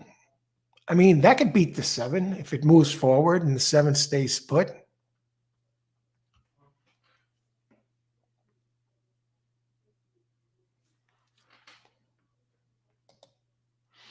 Okay, so we pretty much got rid of the early ones.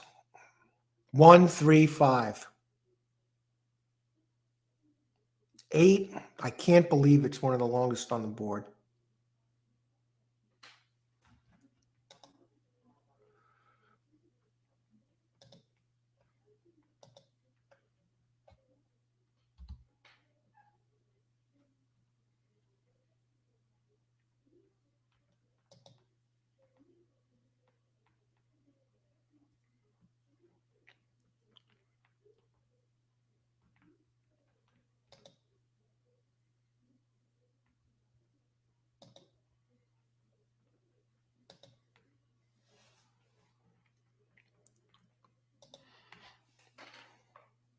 Okay, let's start looking more at this pick 4 here.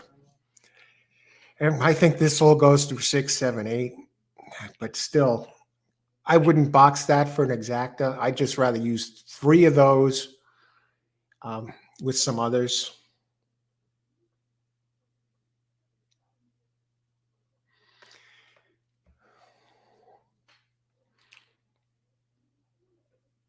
Five times 2 is 10, 30.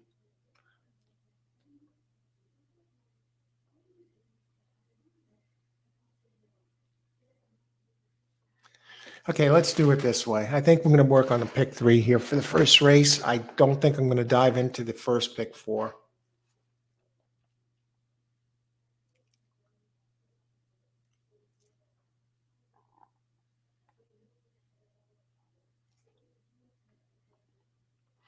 Jubilant Joni. I don't think this one's a lock. That's 7.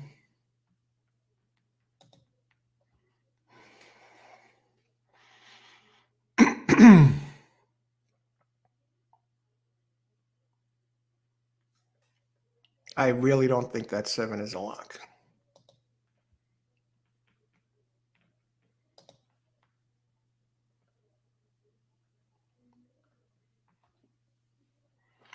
Moving up in class like that. I add Thomas Amos. Is he a magician? Workout, 75 out of 100, 50 seconds.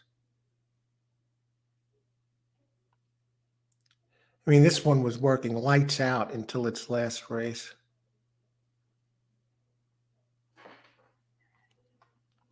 It should get such a good pace jump on the others, so that's the thing.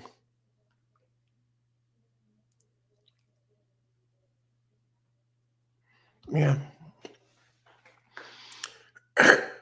7 should have the field to himself or herself.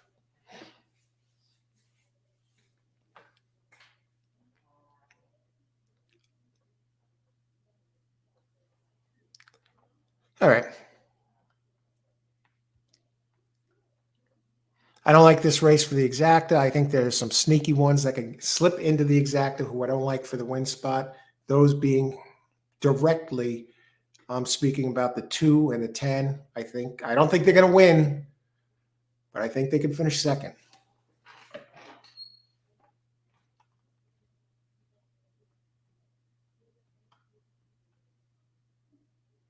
I like the 6 is dropping. The 8 I'm using. I got to use the 8. I know it's moving up multiple classes, but I got to use it. I mean, if I just wanted to make some side money, 8 to show would be a safe bet. But I want to take advantage of some of the others. Now I want to go to the second race. I think my play here is going to be a pick 3.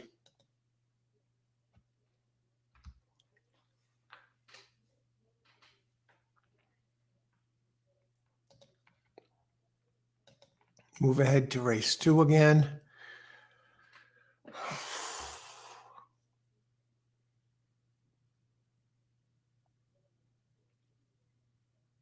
Okay.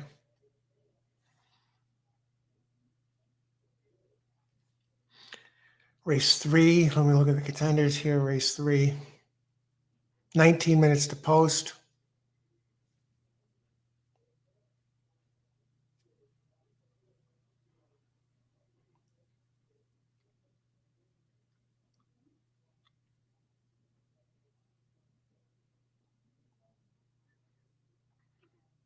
I would just hate that 7 to win that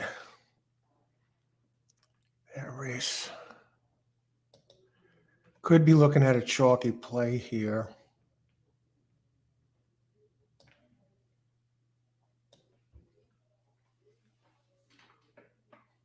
Blue Kentucky, race 2, number 7.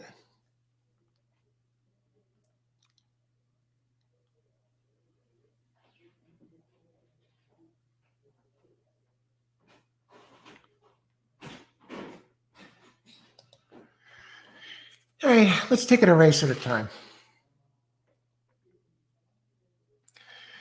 Oh, that's 68678. Double.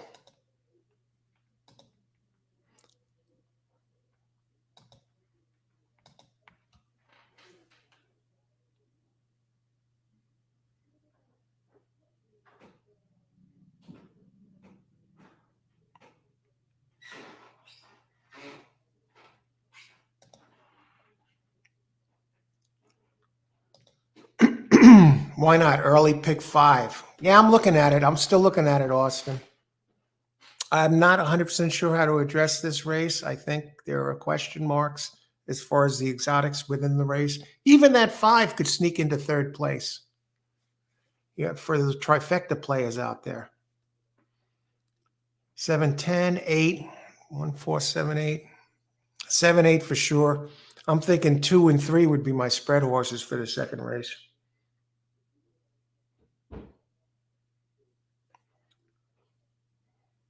5, 4 for sure in the fourth race.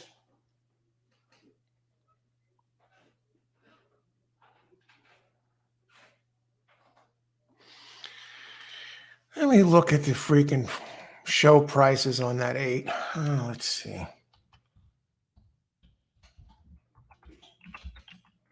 Probably not much. It's not a giant. It's not like this is a giant field.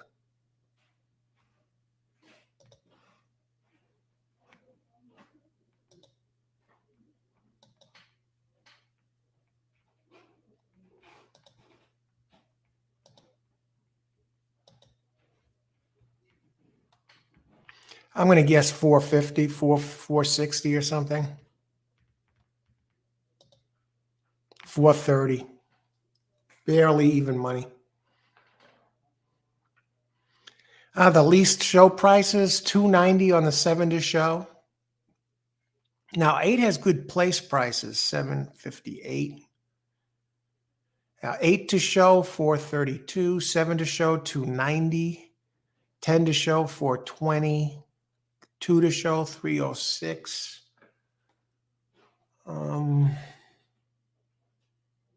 Exacta prices.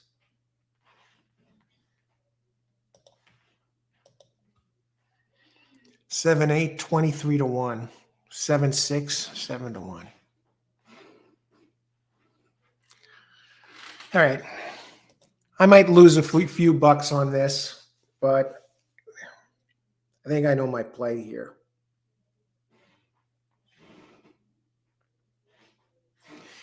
I have a funny feeling 6 is going to wind up favored by the time they come to post.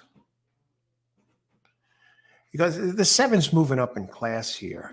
It's found its spot as far as the pace goes. It's only 7 furlongs. Okay. Can it get the 7?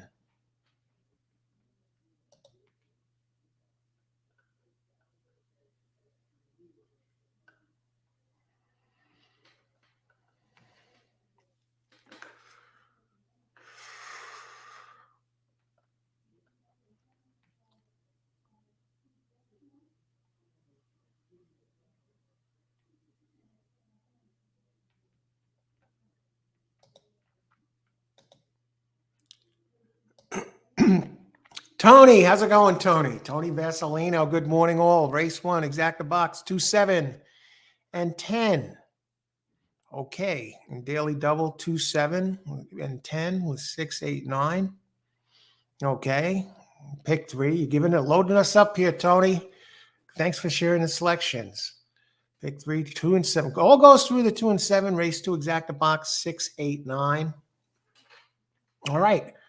Good luck, Tony. Let's get it done here. 13 minutes to post.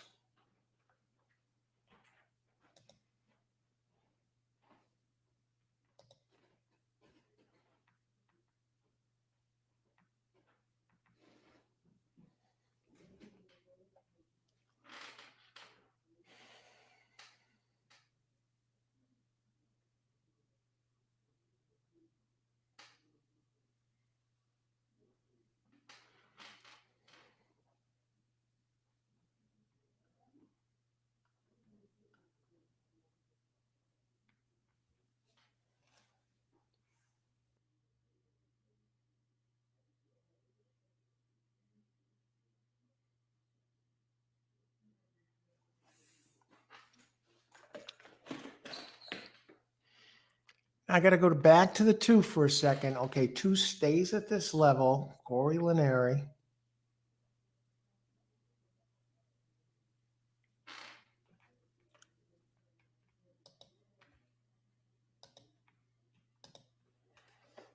Challenging everybody.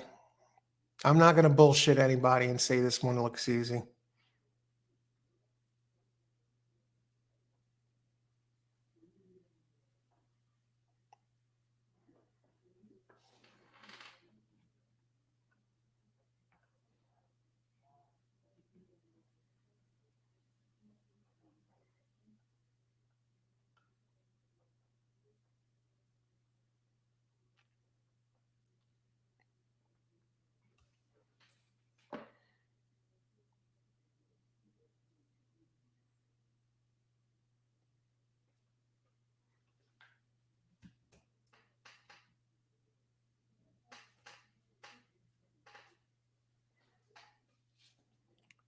I got to look at race 2, and I'm going to give you my play.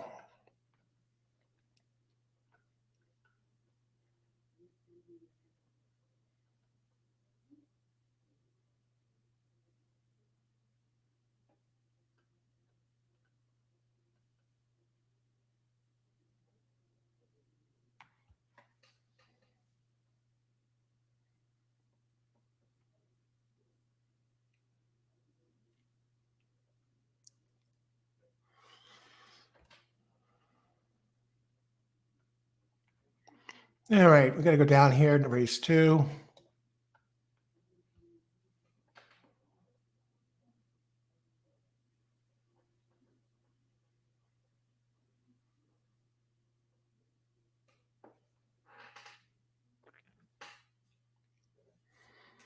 Okay, we're just about ready.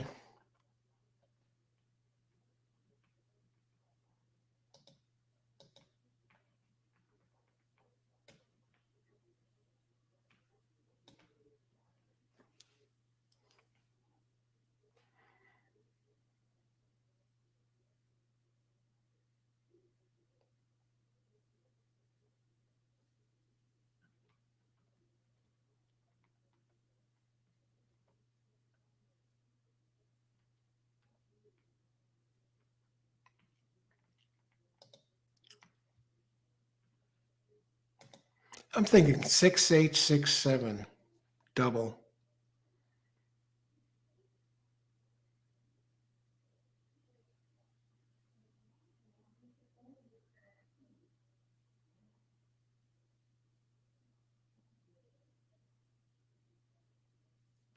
Try and beat the 7 here. I don't entirely trust it.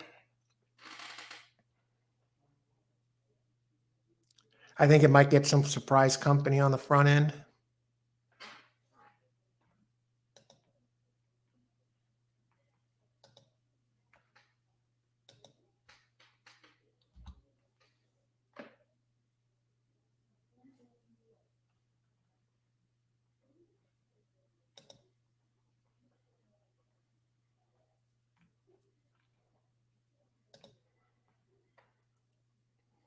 And the next race is competitive, folks. Don't let anyone fool you. No, the third race is competitive.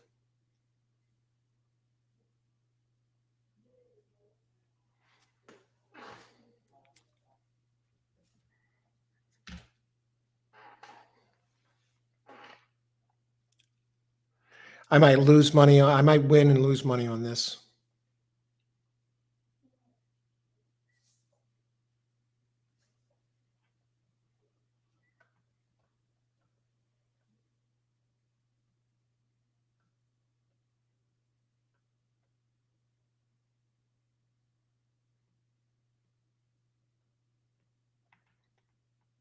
I got to look at 2 for a second.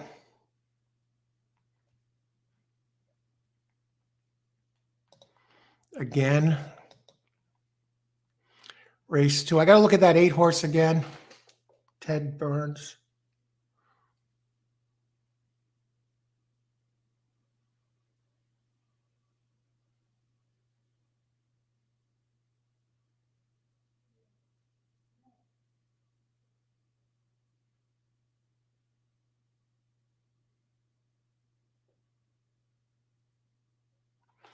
Okay.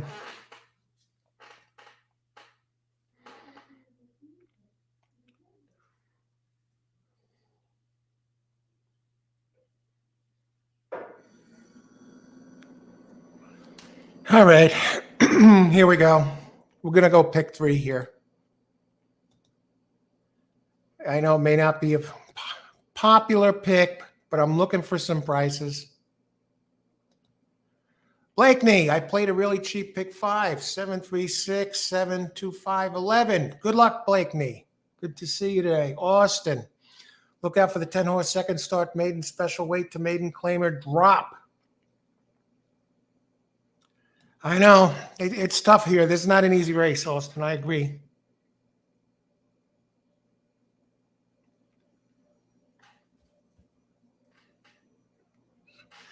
Here, we're going to go here. Keeneland, Keeneland, pick 3, 6, 7, 8, 7, 8. Good luck, Blake, Superman Bass Fisherman. Race 1, Keeneland. Looking for the best value here. That's all I can do. Race pick 3.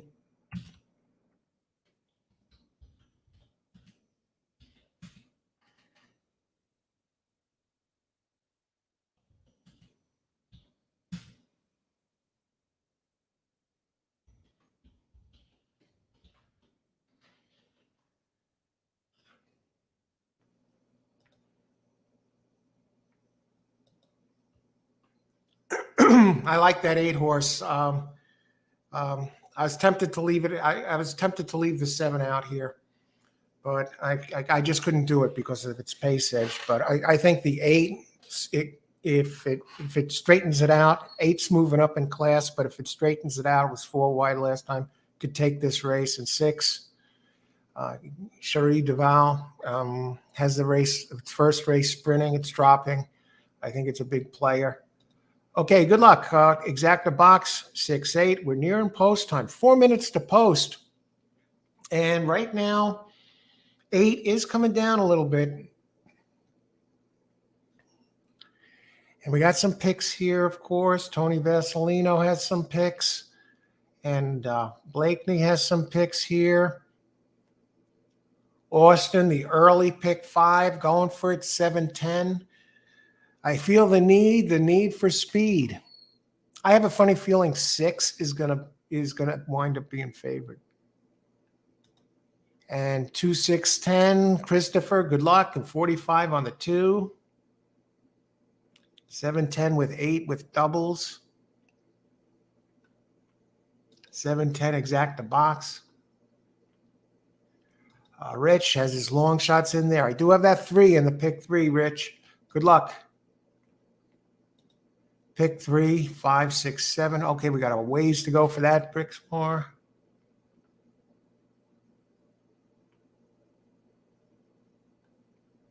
I got my play here. 6, 7, 8. I got all 3 of them in the first leg.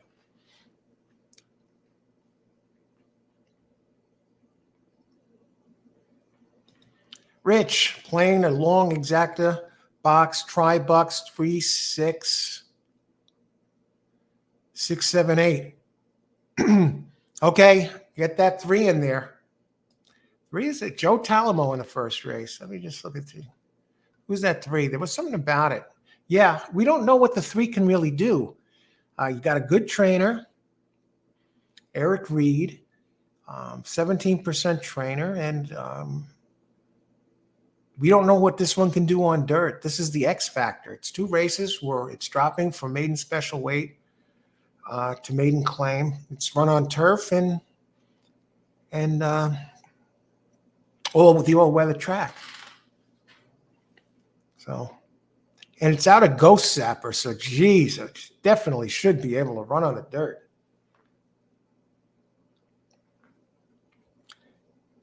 Jennifer, hey Jennifer, how's it going? Race 1 Keeneland, exacta box 137. Win 7, win place show 1-3. Good luck today, Jennifer. Very tough race. Don't know what the 2 is going to do. It's taking money. Race 1. Exciting race. Like to see what the cup says? Make it happen. Today, probably be the last day for a while. I drink mushroom coffee, boosts mental clarity and focus. I usually go on a little stretch with that for a few days, 4 or 5 days or so, and I think we're just about up.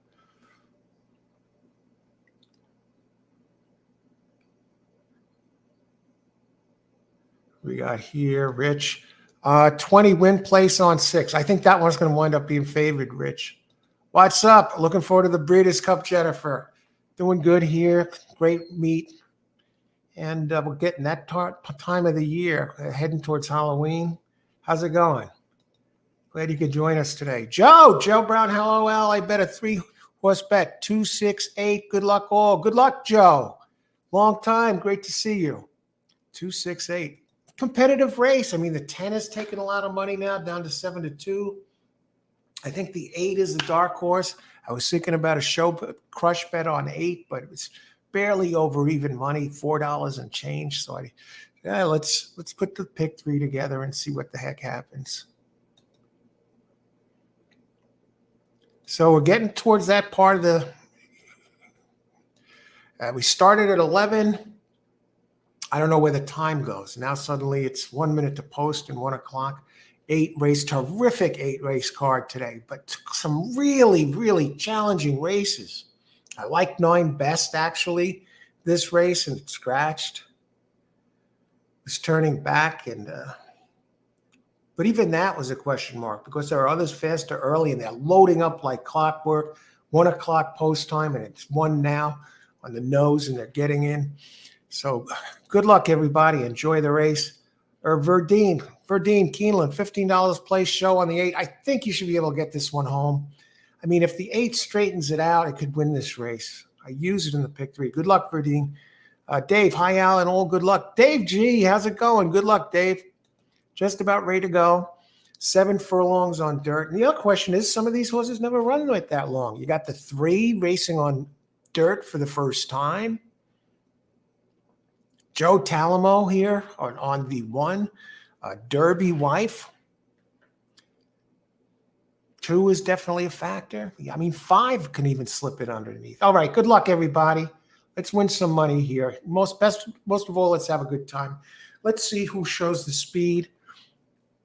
Thought 7 would get a jump on these, but who the hell knows? Derby wife shooting up the rail with Joe Talamo.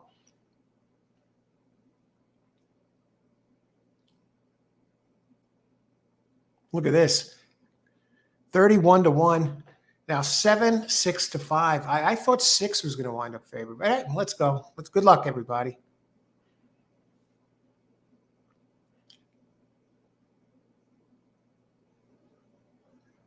All right, no surprises so far except for the 1.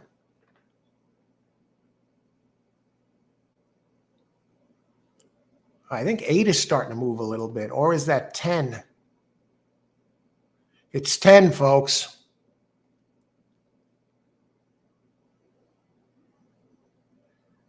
Two is starting to move. 8 trying to get involved, but geez, I don't know about this 7. 8 shooting on the outside. Make up some ground, baby. 2 coming. Yeah, we got to consider lucky to get out of this one in one piece. Great call on the 10.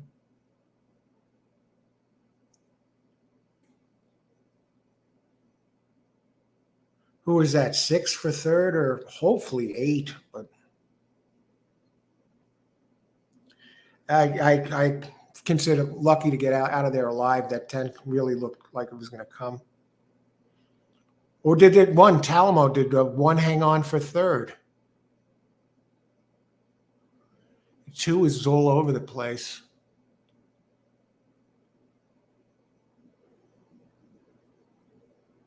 One 31-1.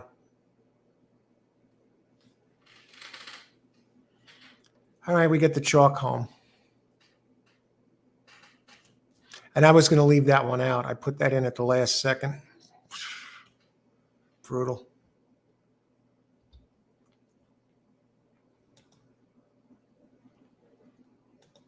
Joe, yeah, it had me spooked there as they were coming off the turn.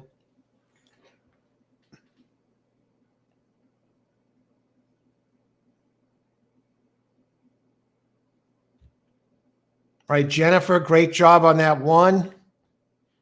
Got it in there. Got a nice price. 3, 1, 7. And you got the win on the 1, 7 win place show. Great job. Excellent. Who else?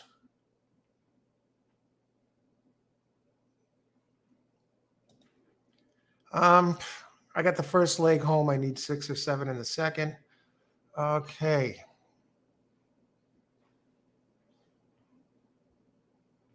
Blakeney, I played a really cheap pick 5 and you nailed a 7.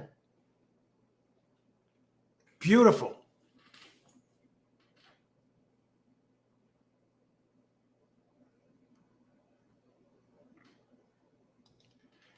All right, Tony, you got that home the exacta box and the daily double, you're alive. And pick 3, you're alive. Great job. Excellent. Austin, tremendous. All right, we got a lot of people alive here. 7, 10 with 8 in the doubles.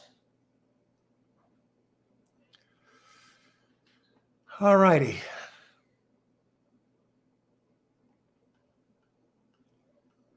Wow.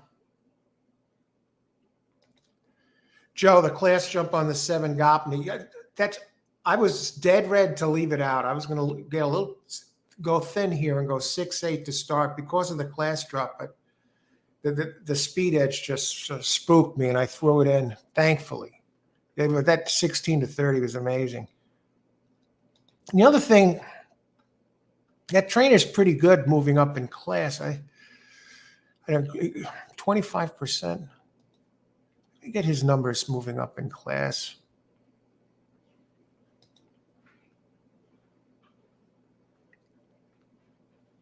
I mean, first after the claim. I mean, numbers on dirt were superior to these. This is a case, it wasn't faster than the other horses, but it had much better pace.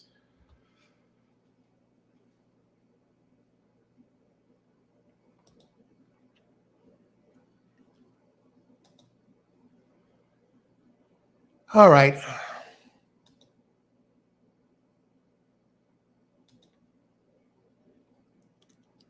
And as for some of you wondering what the show prices might be, number 1's going to pay $720 to show, folks.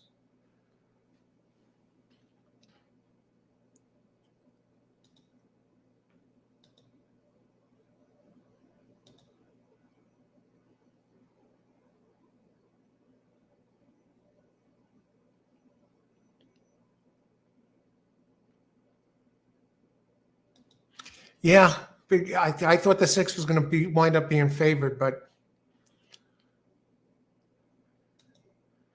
all right, I'll take it. Exacta box, chalky. I can start the double. You need 8 this race. I left the 8 out. I went 6, 7 there, Austin. So one of us, I think, is going to be happy in that second race.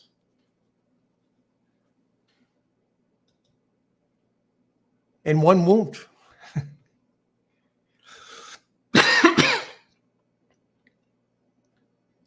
Okay, let me heat this coffee up. I'll be back in just a minute.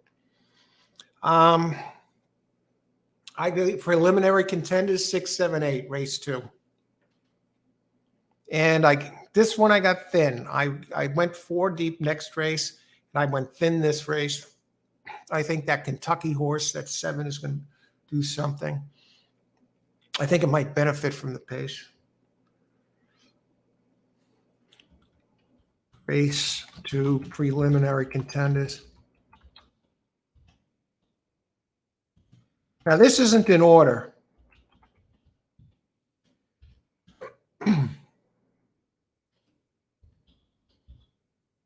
Preliminary win contenders, all right?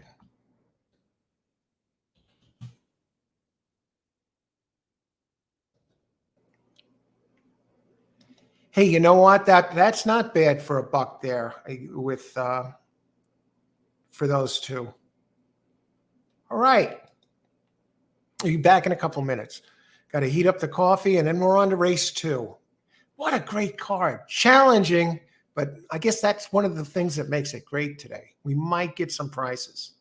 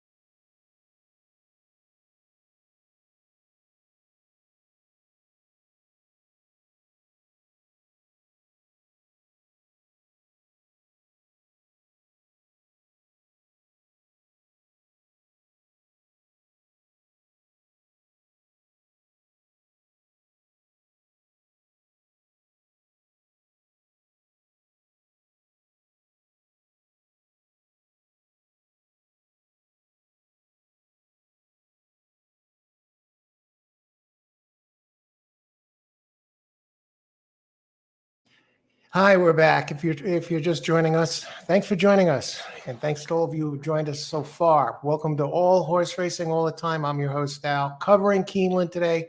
Analysis, picks, and plays. Open chat for all 8 races. We're on to race 2 of 8. Exciting card for an 8-race card. Keeneland's, some nice fields. I really need the 8 race 2. This is one race, Austin, I'm considering a hedge play because I liked all 6, 7, 8, and I got kind of cute. Not so much with the 6, but using the 7 over the 8 in the pick 3. So I like 4 horses next race. 2 of them are longer. So I think I'm going to hedge with a double here. And that might be my only play. But we're going to look at it and see. I'm thinking an 8 with 2, 3, 7, 8. So I'm curious what the odds are. Okay, so let's take a look at the odds here so far. 710, 2156. 6718. Again, that's thanks to Joe Talamo and the Derby Wife, number 1. 50 cent try, even decent, 105.28. Good prices. Let's look. Race 2, 17 minutes to post. 8. Blue Kentucky. The 7 now, 3-1. Okay. Do I hedge? Now the X factor is for Franz Joseph. Has early speed, can affect the pace, has run a few races on dirt at Kentucky a couple of years ago, and 2 years ago and more. And it did show early speed in those races, and it has some good numbers recently, but on Tapeta,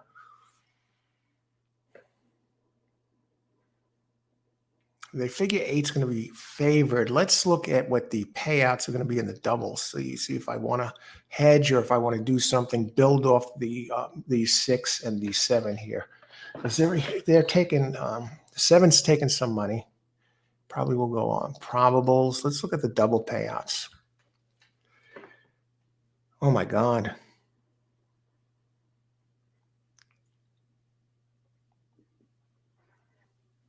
8, my long shot next race is the 2. 8 with 2, 445. If that came in and I left the 8 out, that probably blow away my pick 3. 2, 8 with 3, 81.60. 7, 8. Yeah, probably just about get my money back.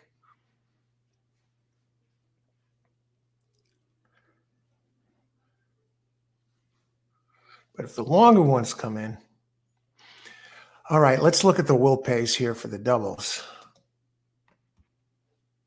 8's taking the money. 8 is, I know it's good. The last race was really good.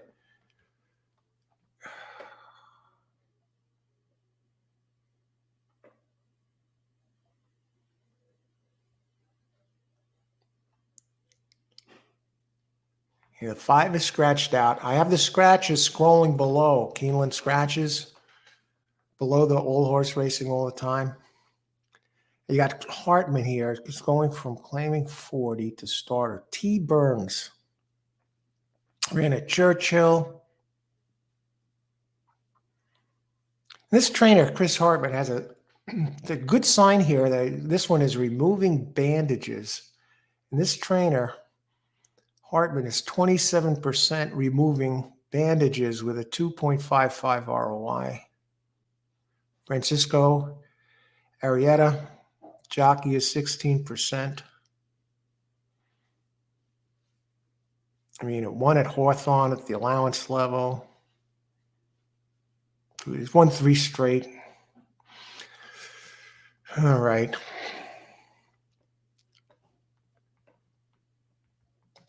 I'll talk a little bit about this race. 14 minutes to post. Close out race 1.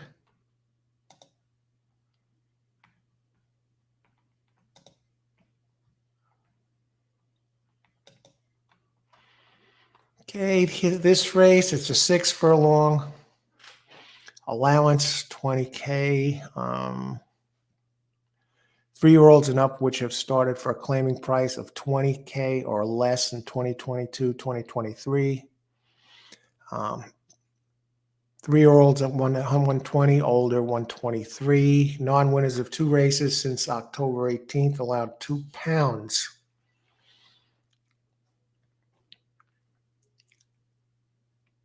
Just looking at this one horse, Couth or Couth, wired the field last out at Mountaineer.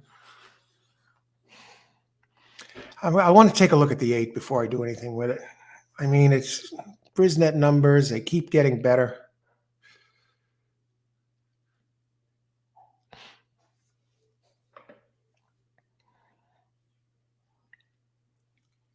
Francisco. Hey, I heard what's his name? Franco Dettori decided he's not going to retire. He made that decision. He wants to come back and win the Derby next year. So we have him to look forward to at Gulfstream in the during the Winter Championship meet. My one knock on the 7 here. Now I have the 6 and the 7, the pick 3. Blue Kentucky. This one came in 3rd and 2nd in the last 2. Not far behind, 2.5. No, 2 and 3 back, 2.5 back, and 1 back. But the one that beat the 7 was the 6, who I have.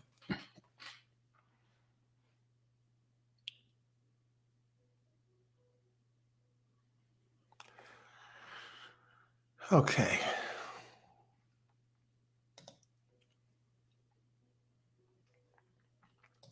Gerard, how's it going? Good luck today. Good to see you. W.A. DePonte. Hey, W.A. I'm liking Pure Panic and the 9. Competitive race. That 9, we talked about it a little earlier.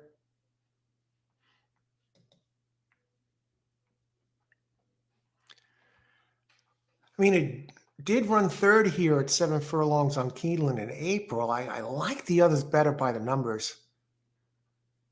But my knock on the trainers only won 4 races out of 91 here at Keeneland, Eric Foster. I don't know. I prefer others, but good luck. Does have a win on a wet track at 6 at Ellis, a couple back. I mean, let me look at the talk pace here for a second.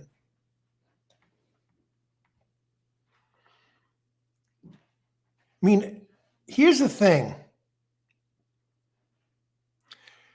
This one can be part of the pace picture, the 9, and the 4 can certainly be part of the pace picture. 8 is 8 and 6 are very fast early. I'm going to put in a hedge bet to start it off just because I got a couple of long shots in here. And we go to the body language here. And 8 and 9 look great on the track. All right, thanks for the heads up, Austin and WA. Jockey change to Joe Talamo. Let's take a look at that one.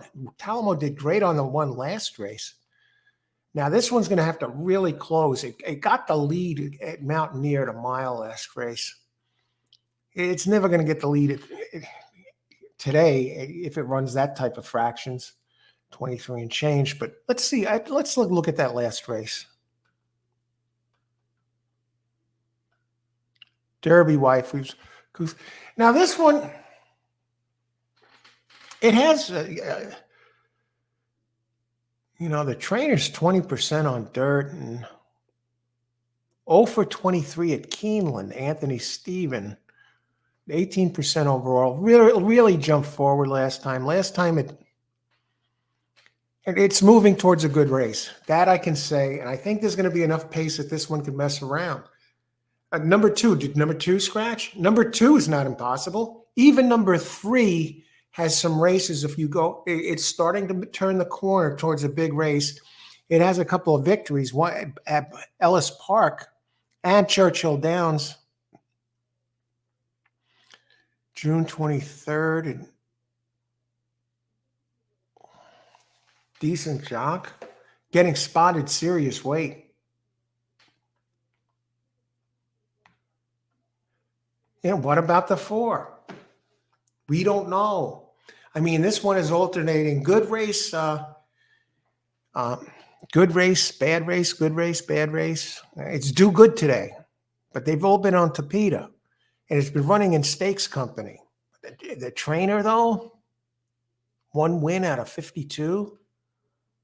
Glenn Wismer. Get the jock, though, Hernandez. We got a barn burner here, folks. What I'm going to do is put in my hedge play because just because I like a couple of longer ones.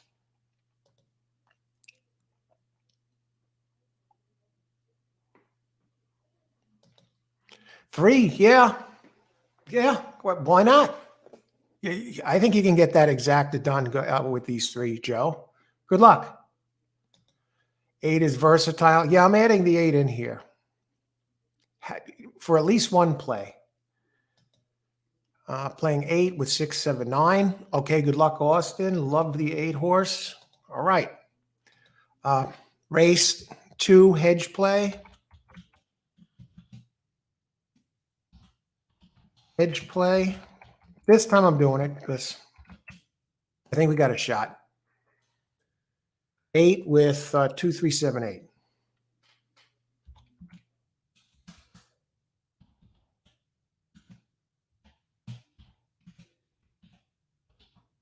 Otherwise, I need 6 or 7 to get it done here.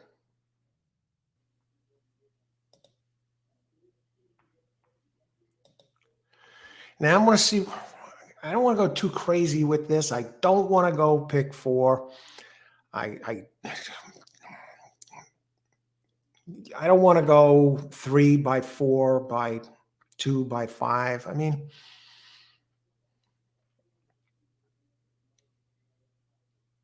I'll take it piecemeal at a time here. I'm not going to get greedy.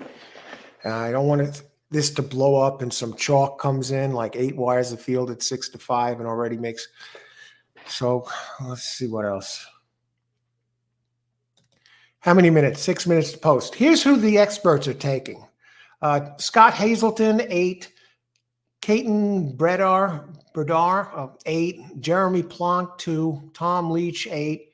And Daily Racing Form, 5. That I would have had the 5, but 5 is scratched. 5. I would have had 5, 6 this race. And actually, I favored the 6 over the 5.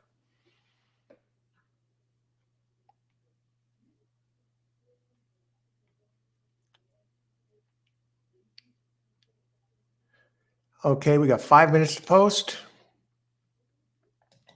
Verdine, I was talking about the 4 extensively earlier, and I'll tell you what I think here. I think the 4 is an X factor. It's running a pattern right now where it runs a very fast race. When I say fast, I mean fast enough to win this race. Every second race, and it's due for one of those today.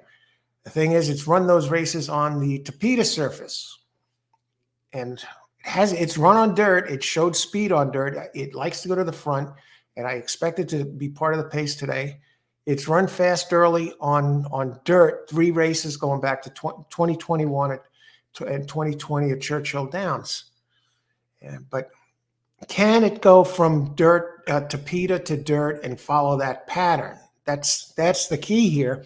I think it's a player at a price. Can it take to this surface? Let's take it a step further.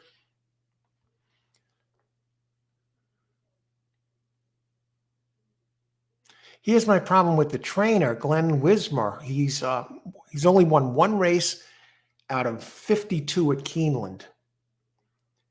And going synthetic to dirt, he's 0 for 16. It's run in stakes company. It's been in the money 1, 2, 3, 4, 5, 6 times. It's due for a good race today. Decent jock, Hernandez Jr. I got to prefer others, but I think it's going to be part of the early pace, and I think it might mess it up for some of the other early speed horses. That's why I'm getting the 7 in there. I don't know what to say. It's been running in higher company. And it's always around the wire. So we don't know what it's going to do today, but very low percentage trainer on at Keeneland. But overall, a 14% trainer, not bad. And he gets the jock. So let's see what the hell happens here. Came in third, just missed by a half. And again, good race, bad race, good race, bad race, good race. When I say good race, I mean good enough to win here. And the bad races are still good enough to get in money. But that's what I think of the 4. I think he's going to be more of a pace factor than anything else. Single the 8 out. I have 6 and 7 in the second leg of the pick 3. But I did single the 8 in a hedge play, 8 with 2, 3, 7, 8 Austin. So, I think we can get it done there. Irene. Hi, Irene. Good afternoon. I missed the first race, but I'm doing a double here, 8-9 with 1-8. Okay, good luck, Irene. Good to see you today. Happy Wednesday. I'll also chance to place bet on the 4 no-win bet. Maybe I should try a reverse exacta. 4 is the X factor here. What's it going to do? Has a few races on dirt, not bad races. In sprints, its route race was slower, so I think this one is better on sprinting.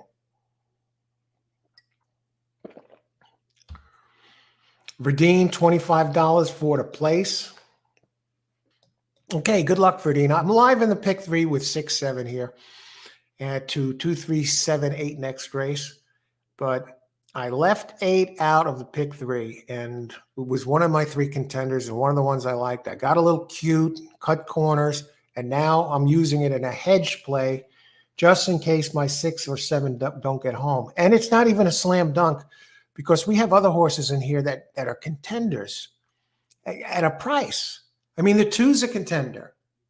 The 9, what about 9? Pure Panic. 3 has some races. 4, going to be fast early.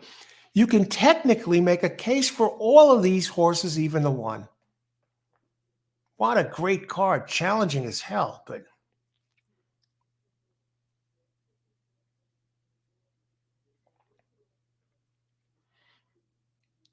eight's hot now. I think 7 benefits at the pace. Blue Kentucky 4 to 1 from 8 to 1. You look at the buyer numbers, 83, 86, 83.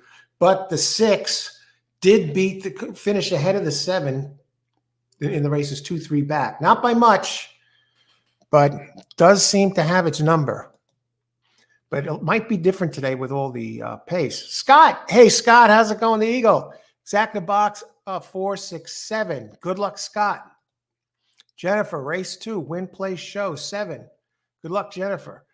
Yeah, let's do it. Backward exacta 7, 8, 9 over 4. All right. Good luck, everybody. They're loading up race 2 of 8 here at Keeneland on this hump day afternoon, Wednesday. The 9 is a gray horse. All you 9 players out there must be feeling a little bitter about this race right now. May the best horse win. Good luck. One of them stumbled a little bit. I think it might have been the 2. 8 is out there on the lead with the 9. 7 tracking. 6, 4. Was that 4 that stumbled out of the gate? What are the odds on the 8 now? 2 to 1. 7 is in the catbird seat, kind of keeping an eye on these. And 1, 27 to 1. Joe Talamo gets on the 1 again. We got a bit of a speed duel, 22.39.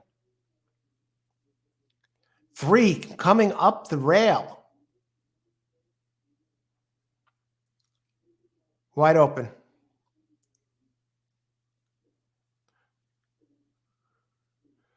They turn for home. 9 trying to re-engage. 3 picking up ground slowly. And 3, I think, is going to go right by that 8. He will.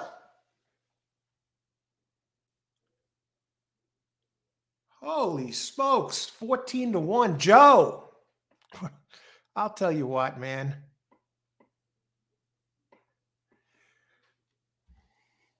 Solidify. What was it about that horse? We were talking about it. Yeah, it had those races at Ellis Park in June, and won at Churchill in May, won races and was due for one of those again. And a brilliant ride. Comes in light, 114 pounds. Oh, that's kind of a tough beat, though. Jeez. But hey, it's horse racing, right? Ice water in the veins. Same exact expression, attitude as when I won the last race. So that's a little disappointed, but geez, rail wide open there. I'm surprised he didn't shut that off. But wow, the 6, what a disappointment. What happened to the 1? The 1 was there. The 3 ended up winning almost easily, right? 389. I think somebody has this.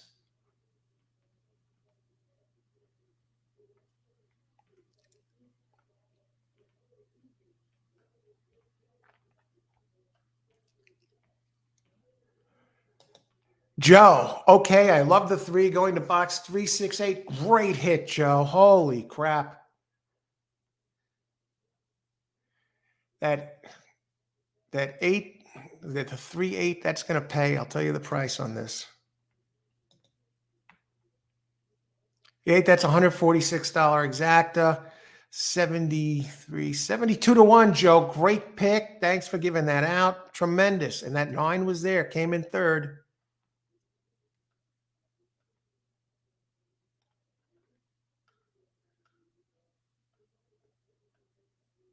Right, I think that's it for the winners here. Joe gave it to us right here. No excuse for any of us not to have had that one. For Dean, I think that 4 was the one that got stuck in the gate.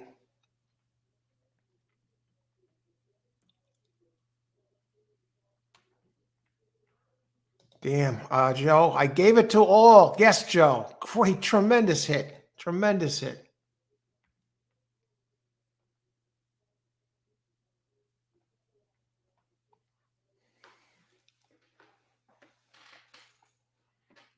Who else? Jennifer, nice call, Joe. Always a gracious crowd. Joe, thanks. Stefan, hey, Stefan. Hey, Al, I'm back after a week of business travel. Glad you're live. Good to see you, Stefan. Great card today. Joe just gave out a massive exacta here. Competitive race, folks. I expected more from certainly 6, but 7, the pace, I thought 7 tracked. I think 7 maybe went a little too quick, too early to keep up with the others. And 9 was running quick early, and it looked like 9 faded and somehow came back and managed to get third. I thought 1 was sneaking in there for a second.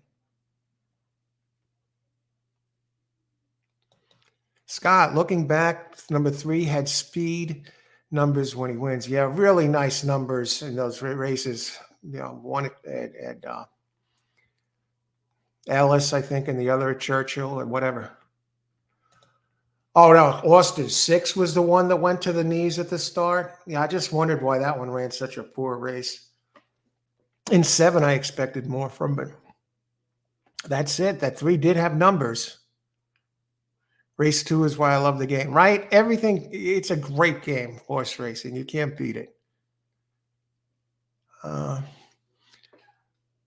7 did get 4th. 9 somehow lost position, and 1 lost position, and somehow 9 slipped back into third. 14 to 1, solidify.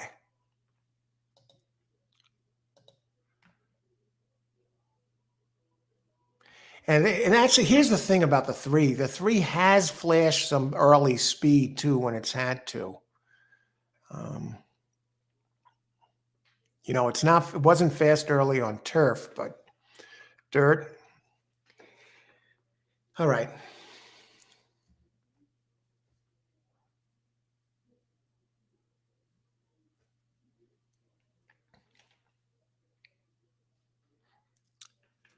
Oh, brother, minus 16 bucks through 2 races. That's nothing. This is a good card. Look what What do we got here? And my only play was the hedge play with the 8. I thought he was going to get it, but no. When the 3 came up the rail like that, it was just a thing of beauty.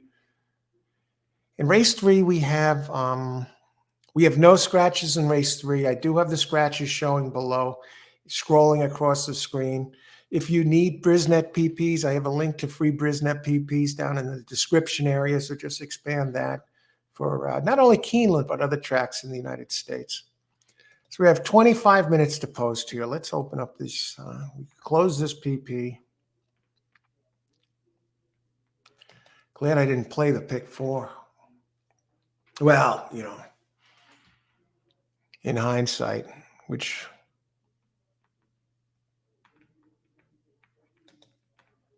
Okay, let's open up PPs for 3. We've had these open before.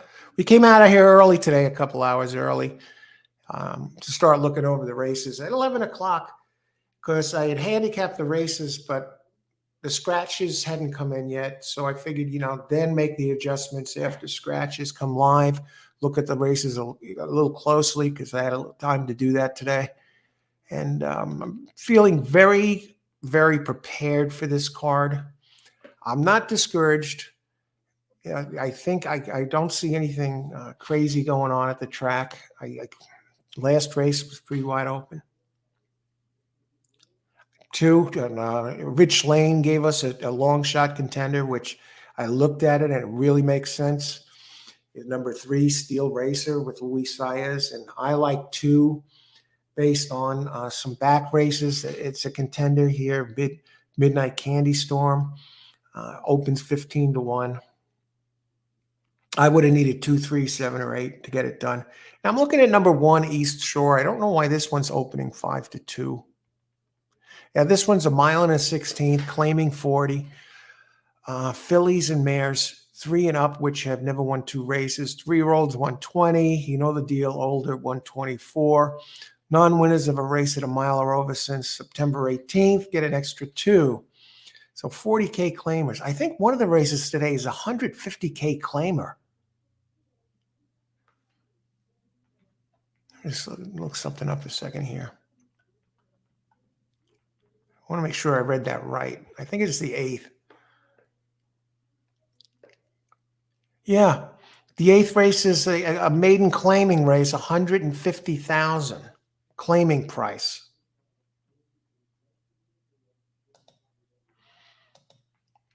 Okay.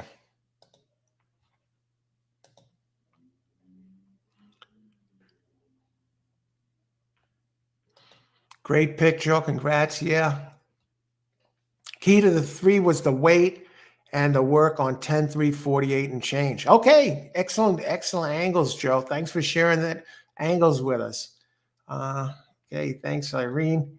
Let's see. Who do we got next? Joe, the lone winner in the last race there. Great job, Joe. Gave it to us right here. All righty. Let's see what we got here. Where do we begin? I think I'll begin with the one I like best, number 8. I feel the need. The need for speed. I just like that it's getting back on dirt. It's going to need to close into this. That's the lone fear in this race.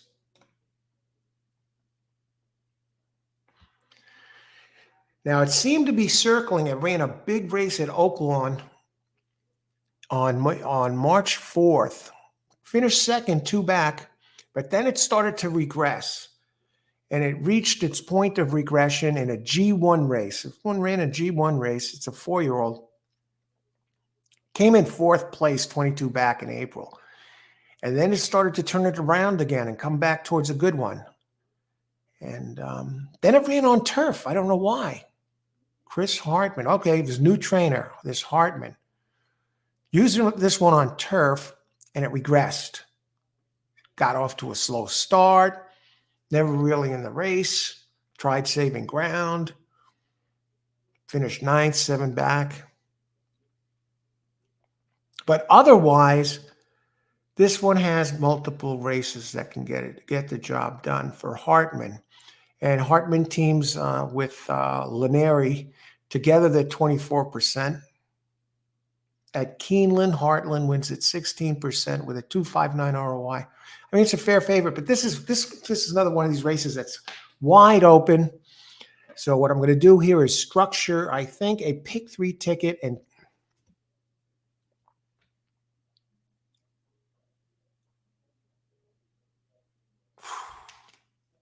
I mean, if I use all my contenders for a pick 3 here at 50 cents, we're talking a $20 ticket.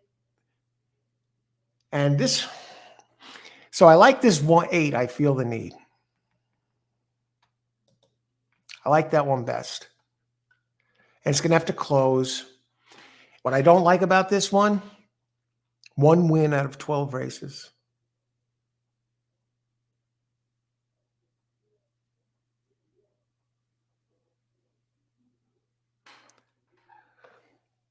That's it.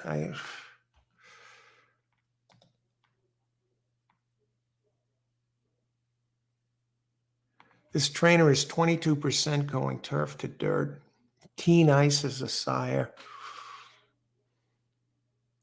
It has like 1, 2, 3, well, 4 races here that are quick enough to fire and win. 5 races. Can it do it here, though? I don't know if this exactly fits the race. I mean, what type of horses have been winning this type of race? Closers have been winning this type 27% here at this meet, I guess. That's only a 15 race body of work.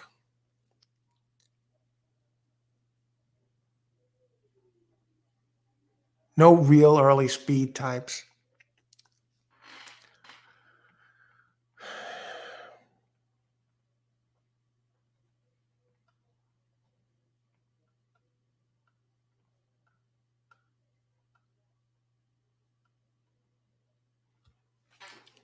There's 7 likes to go to the front a bit. But I think 8, though, this might set up for this one. And I see it. I noticed the opening odds. I think it should be the favorite. And I see it open 7-2. And the opening favorite is 7, Windy Bay, who I like second best. Now, neither of these have run at Keeneland. What I like about Windy Bay is very consistent.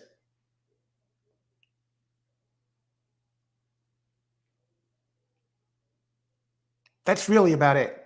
It's consistency. Last time it won was in March on a sloppy track. Otherwise, it likes to run second a lot. I mean, I see a bunch of second place finishes in there. Thomas Van Berg, the trainer at Keeneland, is 25%. He's 8 for 32 with a 3.87 ROI.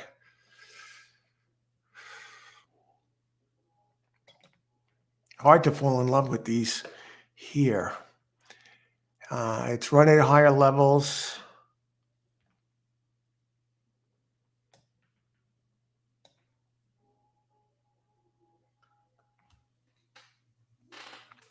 That 7 should be part of the pace here. Might as well just grab the pace. Get to the front. I mean, there's 3 long shots in here if you want to mess around. 3 long shots with a legit chance to win. 2, 3, and 5. Rosario's Prayer ran a race on a wet track last time. I had Indy that's good enough to win. Ricardo Santana Jr.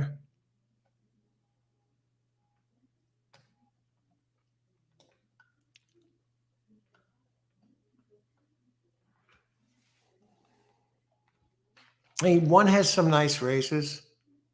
Comes down in class for Dale Romans.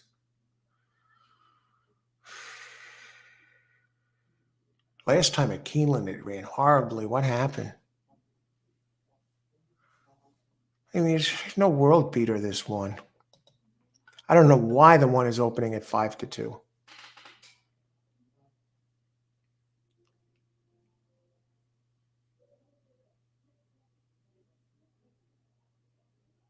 I guess the drop. I don't know.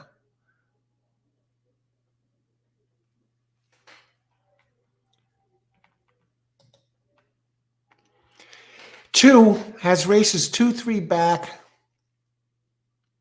I guess that's Prairie Meadows. 2 second place finishes. 1 at this distance. I mean, 2 seconds. Good enough to contend. Von Hermel, the trainer. 0 for 13 at Keeneland. Gets Alonzo Quinones up 15% chuck. But it has a couple of decent races. Let me just look a little closer at that. Number 2, race 3. Gets blinkers. This trainer's 15% first time blinkers, 19% shipping.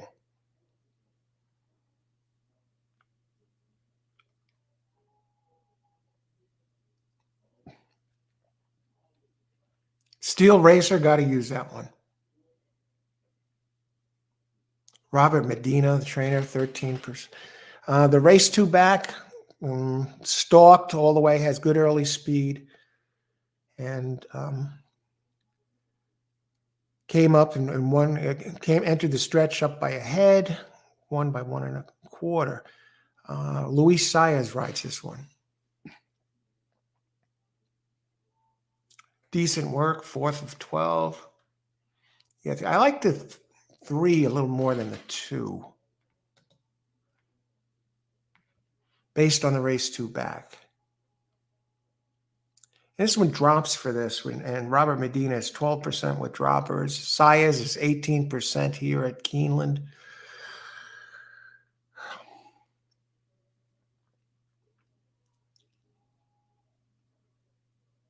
He was running at the 75K level last race. I want to go to 5 a second, Rosario's Prayer. Now, won a mile 70 race. It's fairly lightly raced. It's a 3-year-old, so it gets a little bit of weight. Won at the claiming 30 level by 14 lengths. And it ran a very disguised race, was running 3-4 wide. Gets Santana Jr. up, who's 14% here. And jockey trainer, or John Alexander Ortiz, they're 18% together. That did win that on a sloppy track. Is getting some weight today. And let's look at the odds of some of these now. So I kind of like the 5. I like the last race. And Rosario's Prayer is getting Rosario's Prayer. I'm surprised it's not ridden by Rosario. He's here today. Open 20-1, currently 10-1. Okay, my 2, the other long shot, 2, 15-1, now 14-1, and 3, Steel Racer, 10-1, now 5-1. And as far as the others go, the one I like best, I feel the need, number 8, the Deep Closer. Open 7-2, currently 2-1. And the Windy Bay, the one with some speed early. I don't think he's going to have trouble this race. Open 8-5, currently 7-2.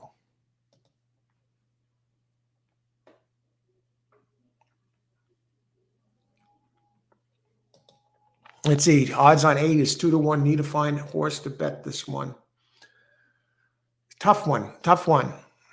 I'm thinking I want to get the 2, 3, and 5 in there, regardless. So I think we're going to look exacta here.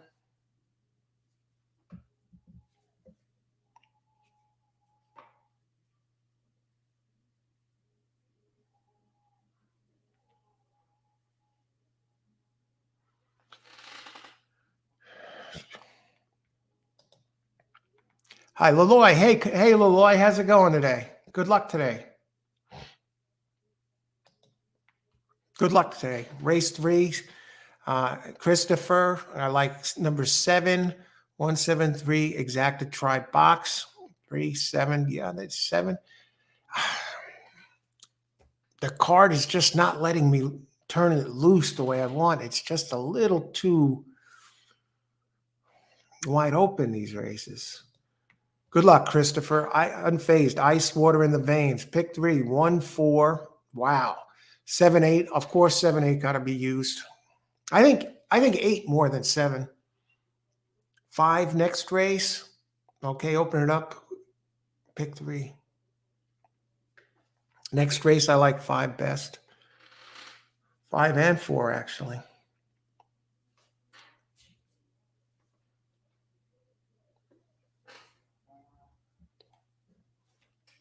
And this is the type of play that can have me kicking myself in the ass. I don't do this type of play often.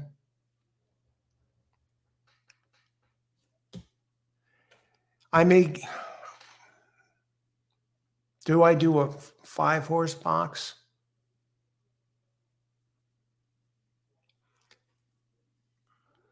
All right. Good luck, Austin, and pick 5, race 4.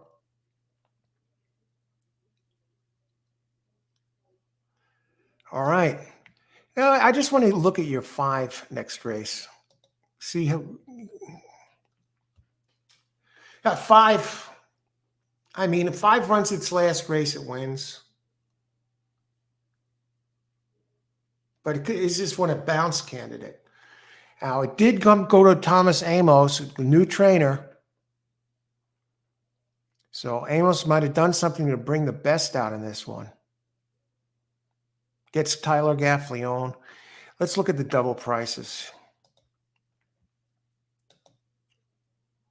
9 minutes to post.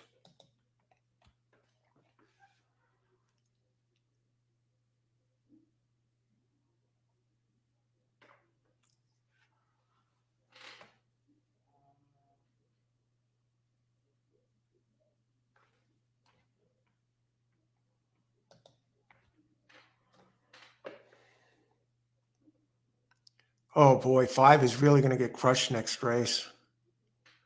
He has the lowest prices by far.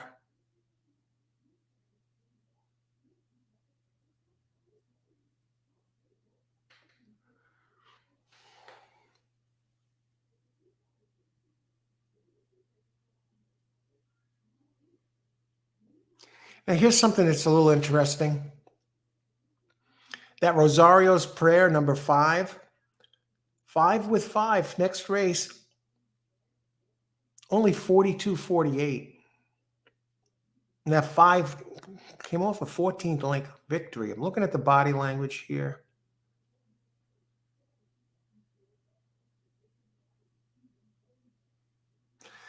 I got to go to the exactas here. I want to see, do I do a 5-horse box in the exacta? I mean, that's a rare one. I don't do that often.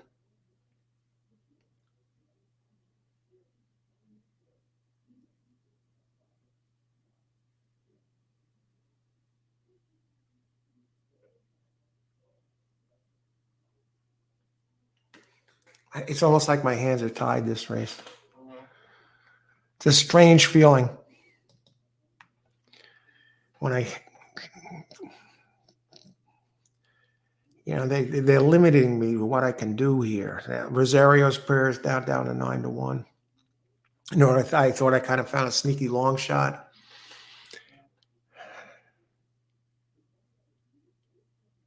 Sneaky long shot is the 2. Let's go to the, okay. There we're getting a price. We're getting a price on the 2. Going back to the pace for a second here.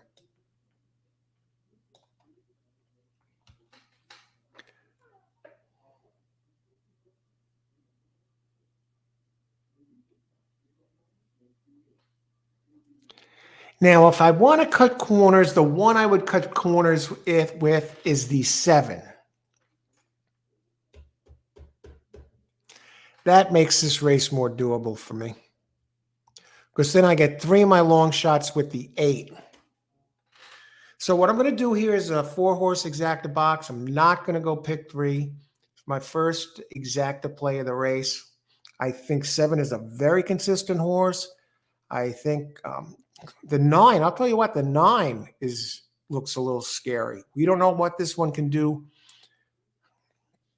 on grass. I mean, it ran well. Before I jump to conclusions, I'm going down to number 9. Has showed a good closing kick on the synthetic track. It's going up in class for Matthew Kintz. James Graham, the jock, 0 for 13 here. I mean, the races are fast enough if they can take to the dirt. What are the odds on 9? See, that one's taking, that's taking money too. And it probably will be. I mean, this one could run pretty quick early or it could close. Trainer, first route, 17%. I'm looking at the breeding, though. Let me look at the breeding of this thing.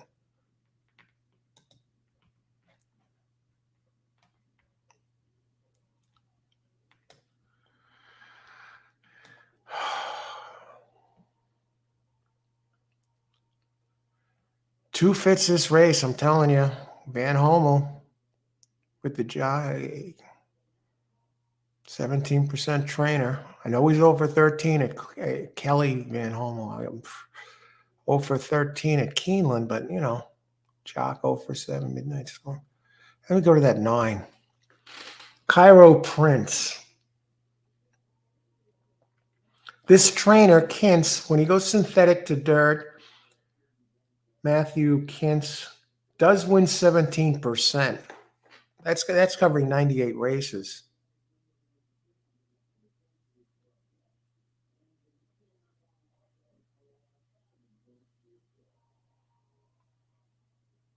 With this jockey, they have 1 for 1 together. One with a long shot. That's the X factor here. Dropping in class. That's the X factor more than the 7. 3 minutes to post, I'm thinking. 7, Windy Bay. It's going to be part of the pace. Can't pick them all. I'm getting a little greedy, but I'm going to tee it up.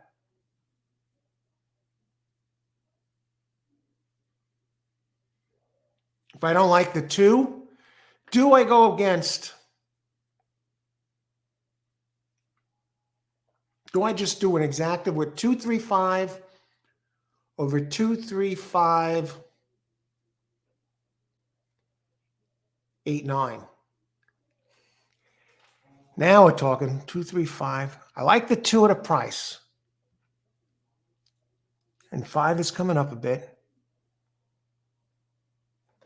Going back to the pace. I got a second to get this in. See, I'm not rushing it. If I have to, I bail on this.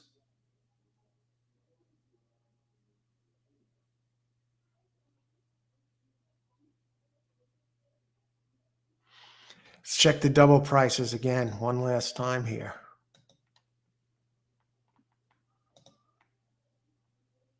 Probables, exacta.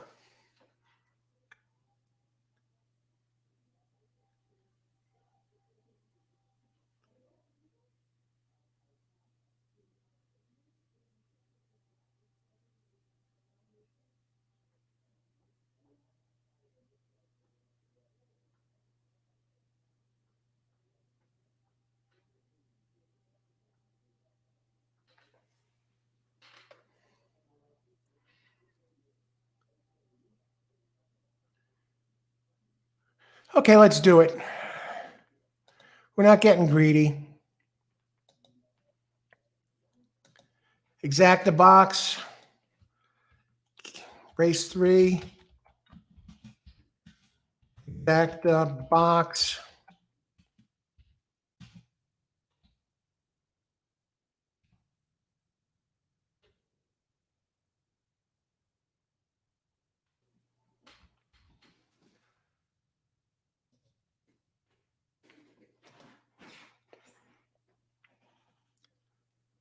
Two, 3, 5, 8. All right.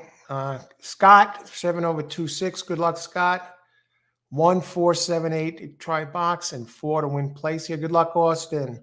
Jennifer, exacta box. Race 3, exacta box. 1, 7. Win place. 1, 7. Good luck, Jennifer. Tony, it's 1, 3, 7, 9. Exacta. Try box. Good luck, Tony Vasilino. And 1478. Okay.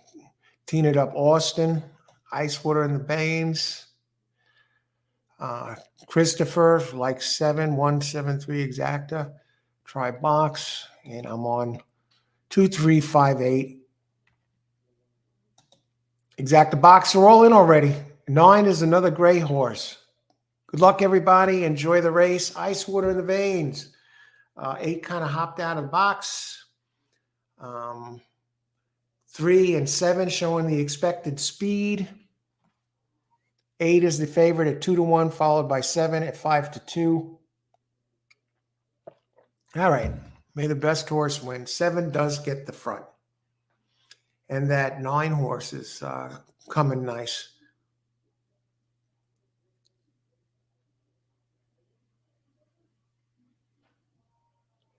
Here comes the 2. Need my other guys to get there, though. 2. What are the odds of 2? 29-1. Oh, come on, guys. 8. Kind of running effortlessly on the rail. 3 is starting to move. 3 now 6-1. 1 is starting to make a move. Now it's heating up, folks. Here comes my 2. Now the thing with me is, now I left the 7 out. I was talking a 4-horse box here, and I threw out the 7. But let's see. 7. Now 1 is starting to make its move. We got 3 of them there. Can't ask for much more than that. 1 trying to sneak through on the rail. Oh, come on. Come on, 2. Shit. So that's a tough way to get hosed down of this. And it doesn't matter. I'm not going to win. I don't know if it's the rider's fault or what. Oh, tough way to go down. One of them might get taken down, but I think 7's going to get second. Let's see that stretch run, folks. I hope somebody had this. 8, 7. Okay, so here's 2. 2 is starting to make a move. Oh, 1.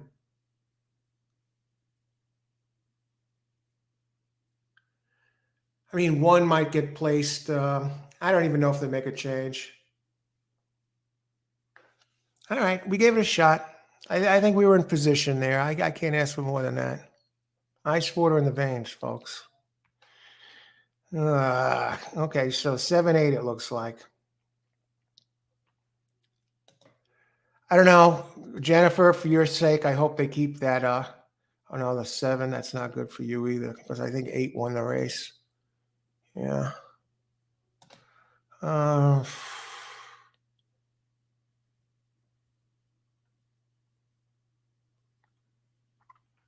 right. Good job, Austin. You got that one in there.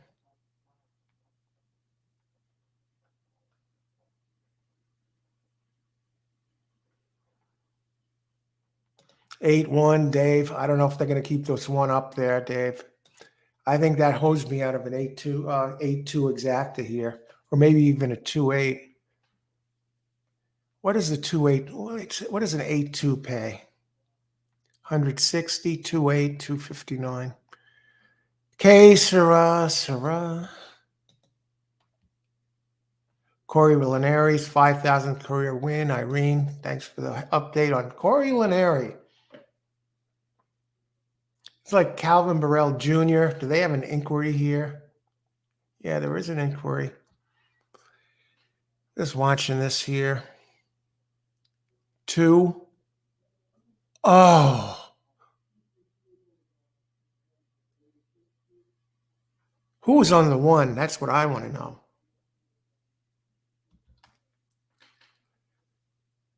M. Chuan. Never heard of him.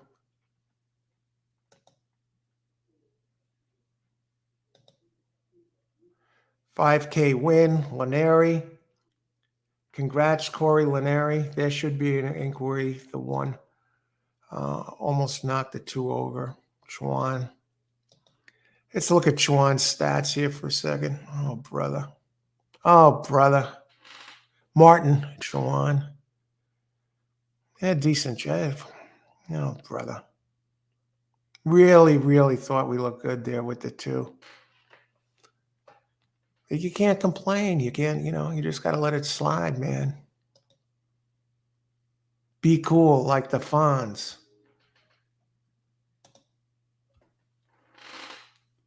They might not change anything. Who the heck knows? Now, why they wouldn't change it? Maybe they'll rule there was, nothing that the one could have done about this. But I don't think they want 3 chalks in this thing, so they probably will throw the 2 up. That's just my thought.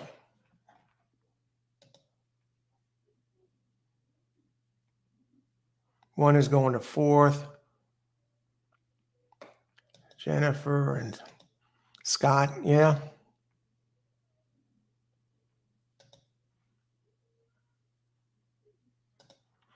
There we go, folks. 8-2 or 2-8.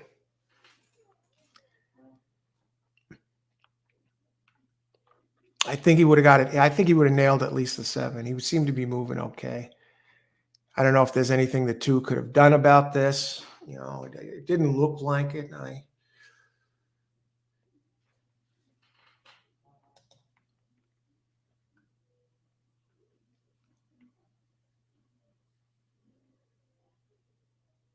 Austin, keep the 1 up. If the 1 helps you, Austin, okay, great job.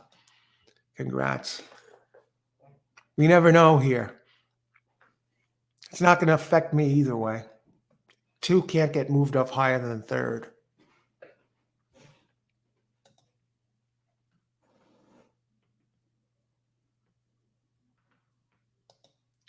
Okay, 1 is, they should simply pull the 1 to 4th. Jennifer, same, echoes the same exact sentiment.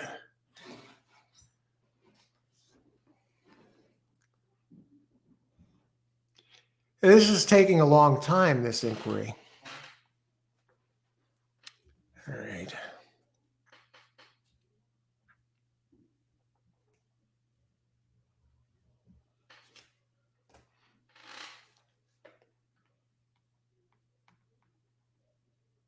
Great trip by the 8, though. No change, I'm going to think. They just pulled down the sign. All right, Corey Lineri. He's like Calvin Burrell Jr., rides the same exact way.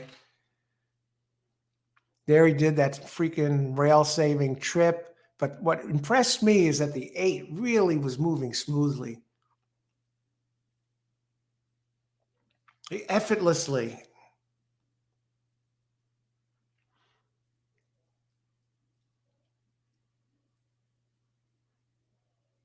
They're still looking this over.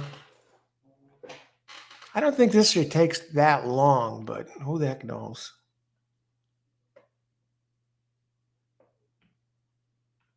Irene, I had the 1 single in the pick 6, but that looked like a no doubt about it. Okay, bump 2 in the stretch out of his running lane. Scott, Austin, please keep the 1 up for a low paying trifecta. All right.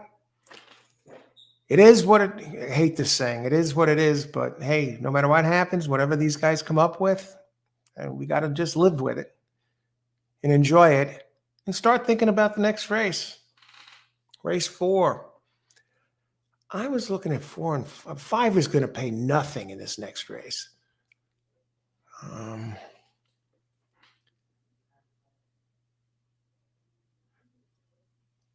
That was a pretty good race, though, up until the end. That 9 was starting to look good.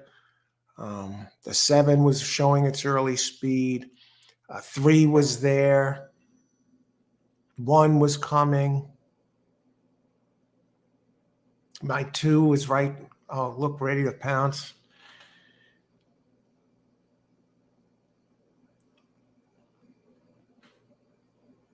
I didn't like the 1 at all, so I was not gonna get that in exactly with that one. I just saw the others as having faster races. Maybe the one had the rail that helped a little, but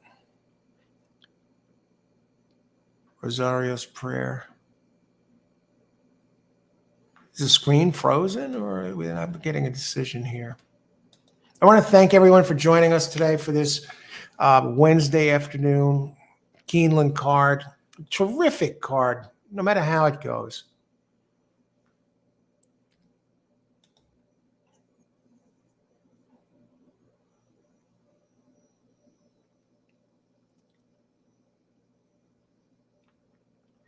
Let's look at the trainers. Let's see if that's coming into play for this.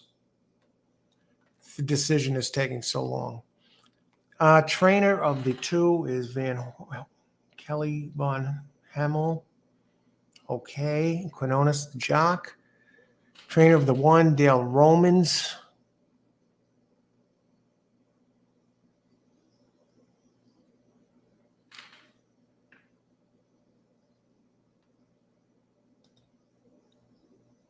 That's it, folks. One stays up. All right. 50-cent try. Great job, Austin.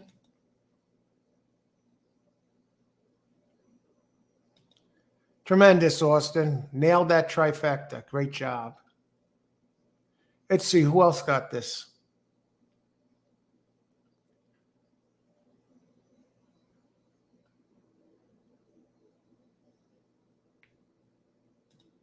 Okay, Austin got the try box. Great job, Austin.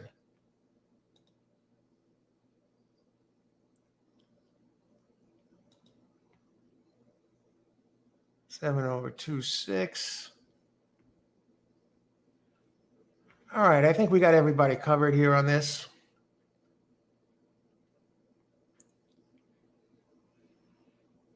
Stewards had to check their tickets. Exactly, Jennifer.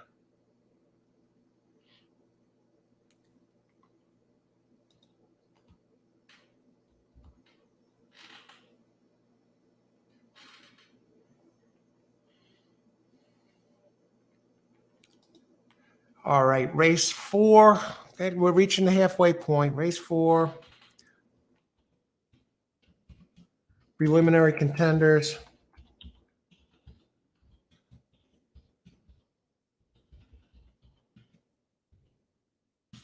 5-4. Yeah. I'm just going to make a pit stop, and I'll be back in a minute or so, a couple of minutes. Heat up the coffee for the last time. This is a big cup, so, 1 cup's enough for me. I don't go to. Actually, I'll take a pop of the water right now. No ice, but it's still cold. We got some good races coming up. We've had some great races so far. I'll be back in just a few.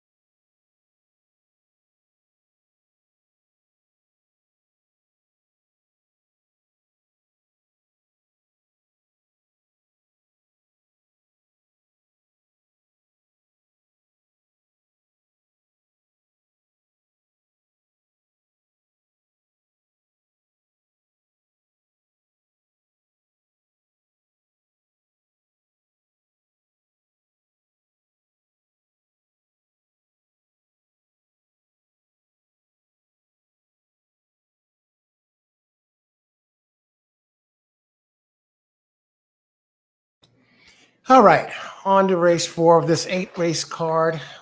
Welcome to Old Horse Racing all the time. If you're just joining us, thanks for joining us today, everybody, for Hump Day. 8 races, big races at Keeneland. More like jockeys had Superman had a meeting to check their tickets. Yeah, I'll just weigh in on that, then we'll move on to race 4, because part of the show is I'll give my commentary and my analysis of the race and the decisions. And, I'm a straight shooter, win or lose. And I don't think the decision should have taken a 10-minute delay for us here on this card. I think the one should have been taken down very quickly. Maybe even the jockey suspended. So I don't know what took place. It was a crooked call or just bad officiating. But that's what I saw there. After that type of a collision, how it affected the outcome of the race, just dead wrong. But you got to move on. That's how it goes. Okay, race number 4, 14 minutes to post. Okay, at least they're moving along. Now, race 4 is scheduled to go off at 2:36. So, okay, so they kind of kept things moving here, which is good. And this race 4, let's talk about it. Let's get it done here, everybody.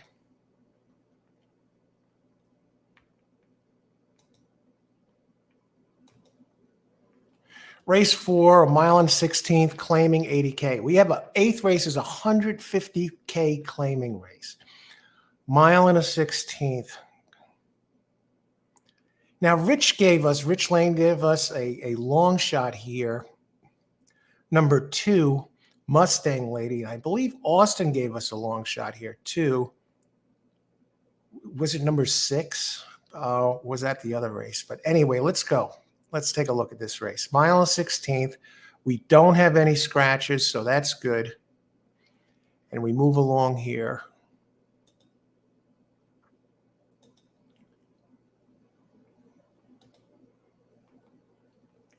Okay, let's look at the pace here, race 4.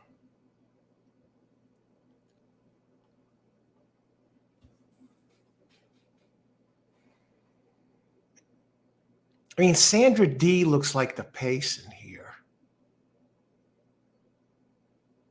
The 4.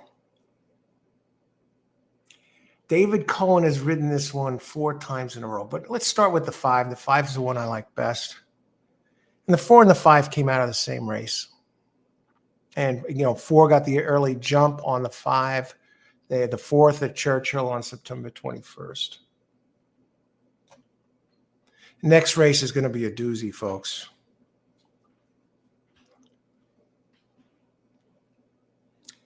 David Cohen, a useless 0 for 20 at Keeneland.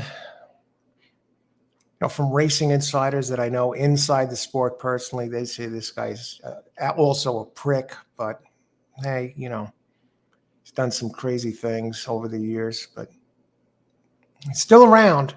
A 7% jock for 215K, 215 races. Steve Margoli, the trainer. Now, the only reason I'm talking about the 4 first is the early speed. 5 comes out of a very big race right after the trainer changed to Thomas Amos, the straw. Yeah, I mean, if you use this last race, the 5 is a likely single here. I could see the 4 trying to run away with it and the 5 catching him. But now the 5 did beat the 4 by 2 lengths last time while finishing second for Amos. You get the big jockey edge on the 5, Tyler Gaffalione. But is there anybody else in here who can sneak in and get this race done?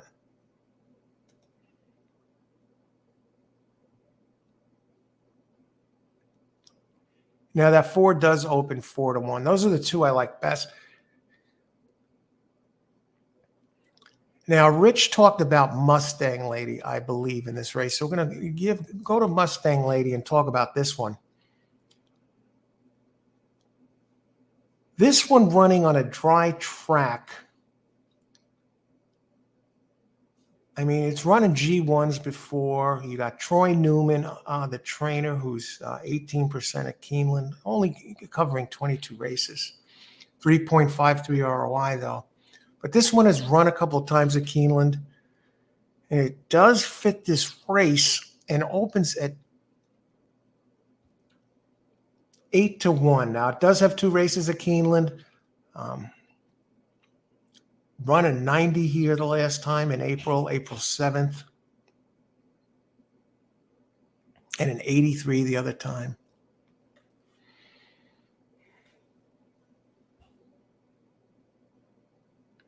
I know that 4 is the early speed, but I think I got to play against.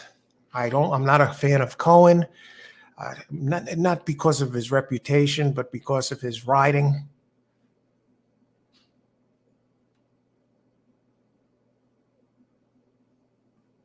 Very low percentage jock. He used to be pretty decent percentage when he rode for Naira years ago. I got to use the 2 here, and you definitely got to use the 5. And I'm going to drop down to the 6, Marshide Mama. I believe Austin brought this one up. Yeah, this one has a race 2 back for Doug Anderson that can get it done here. Okay, it was on a wet track at the allowance level. They're coming down in class for Doug Anderson, who's 21% with droppers.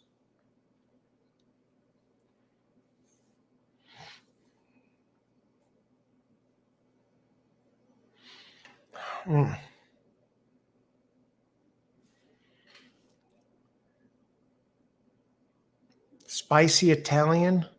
I mean, Spicy Italian slowly on the improve. This one's coming down in class for Wayne Catalano. He's 24% with droppers.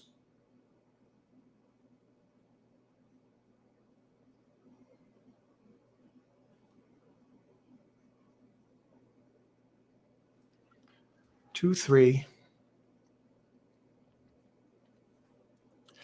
Let's get the odds on these horses.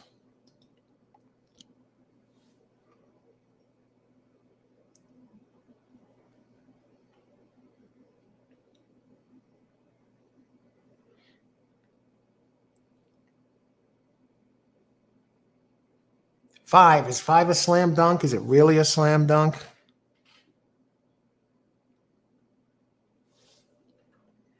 Seven minutes to post. I'm thinking about it. I'm concerned about the 5 bounce. 2, 3, 6, 7. Box.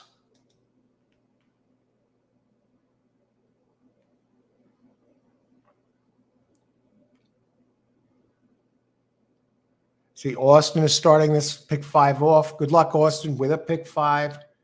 Good luck, Austin. 5 single was BS. If it was a big race, 1 gets pulled down. I have to agree, Superman, Bass Fisher. 5-4 ice cold exacta. Good luck, Austin. I like 5-7-8. Dave G. And the 7 to win. We're going to look at that 7 in a second because I see a bunch of you picking at Dave. And now Scott is on the 7. 168 exacta. The 1 looks a little interesting. I'd love to throw the 4 out of the superfecta.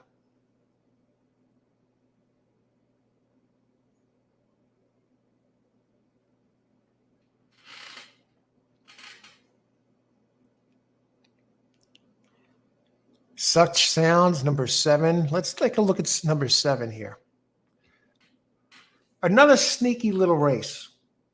Now, I thought 7, okay, had a little trouble last time.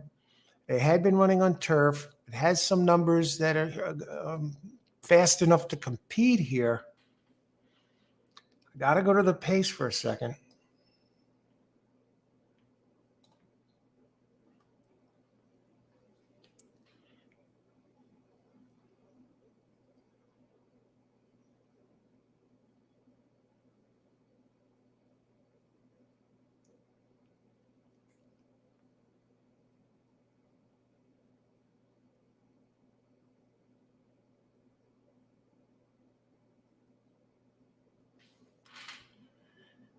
All right, let's tee it up here.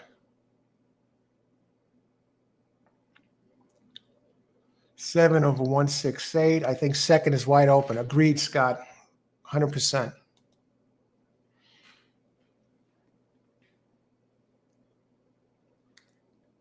I'm just wondering about the bounce factor of the 5. Is it really that easy? So we saw a number of races at Parks yesterday where a horse looked so solid for the top spot, and I don't even think it finished second in some of those cases. Who's been winning these type of races? Let me just see this.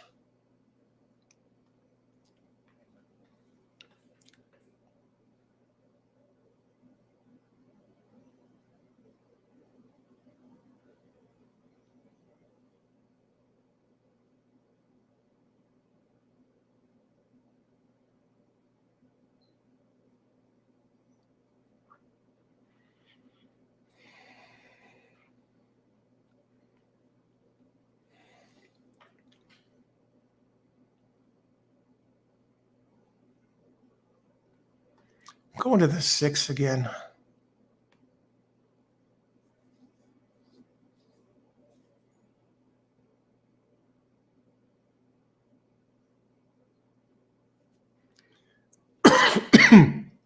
Okay, we'll do a 4-horse try box.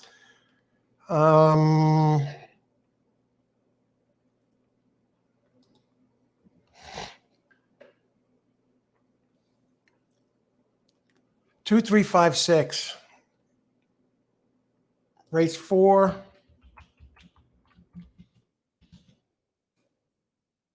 I don't think it should be that simple.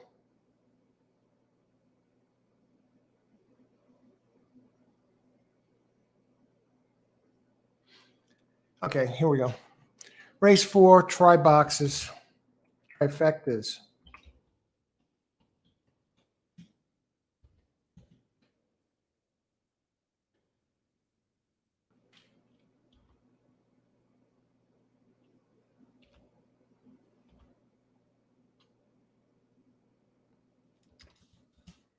You're not going to get greedy. 5 over.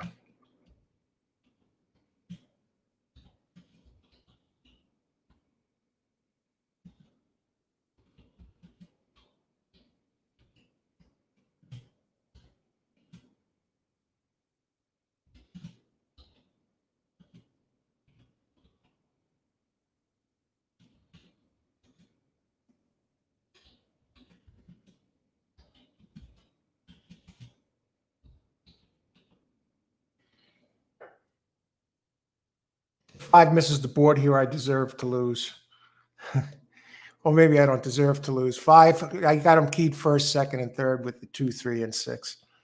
That's it. If that one misses the board, man, nothing I could do there. I'm not going to just blindly box all 4 of them. I'll save the lousy $3, and because I figure it's there. Yeah, if I really wanted to do this, I would use the 2 as the key and hope to get the 5 out of there, or the 6. All right, how many minutes to post? 1 minute to post. You know, I got to give Keeneland a lot of credit here. They kept this on course as far as the post time goes, despite the long delay. Tony Vasilino, 2568. 8 exacta and try box. Good luck, Tony. Scott Hazelton is playing my same ice cold exacta, 5-4. All right, is that a good thing, Austin? Is he a good picker? Good luck, Austin.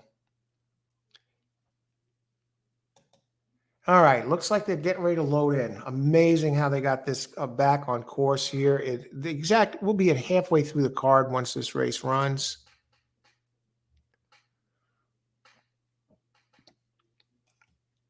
Now, my long shot in here is not really a long shot. Number 6, number 3, Spicy Italian. I think we're getting a good price on that. 3 is a gray horse. All right, they're getting in. Beautiful day at Keeneland.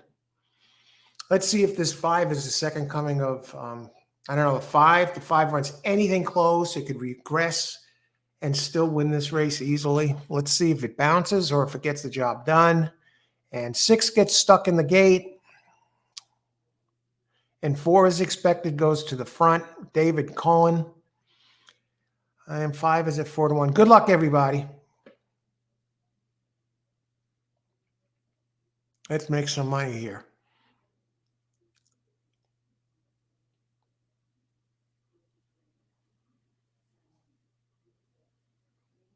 Three is at 10-1. David Cohen leads the way.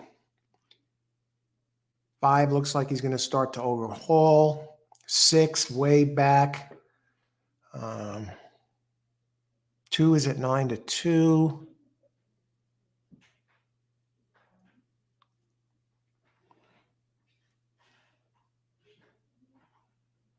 Early pace 24.48 and 3.9.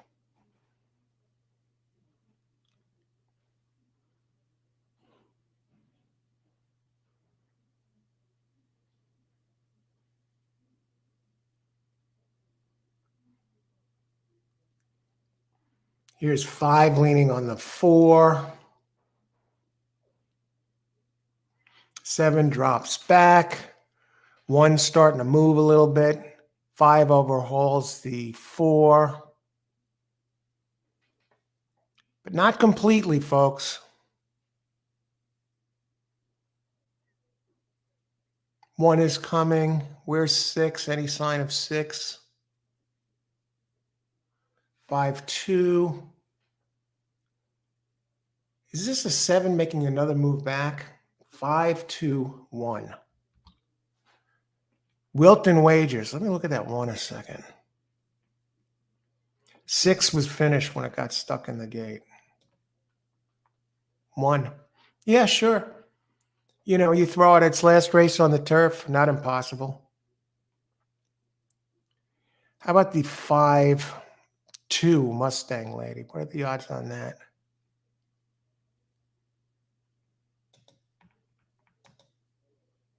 $17.70.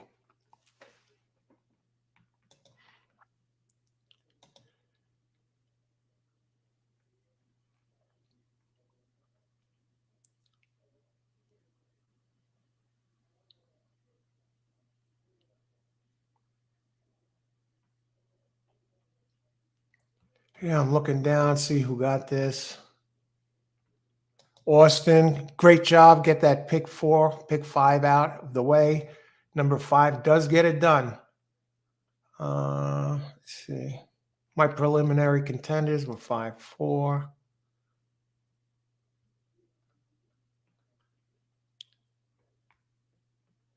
All right. Okay, so now it's 2:41. So that race was scheduled to go off at 2:36. So I'm very glad that they kept things on schedule here. So we got half the card done.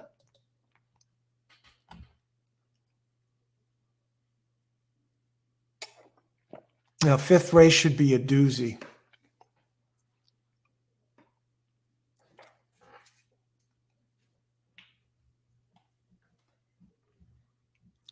Now, the question is, do we go with the late pick 4 and really wind it up here?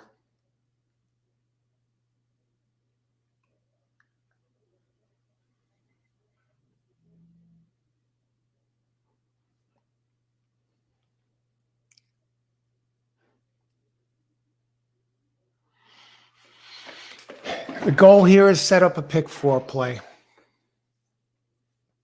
And this next race is really tough. We got at least 5 first-time starters who are contenders in this race. 4, 5, 6, 7, and 9. We got a standout, a couple of standouts that with experience.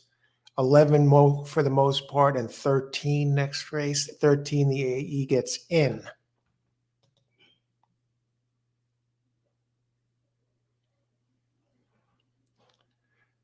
Superman Bass Fisher. Yeah, he got stuck in the gate. That would have been up there running early.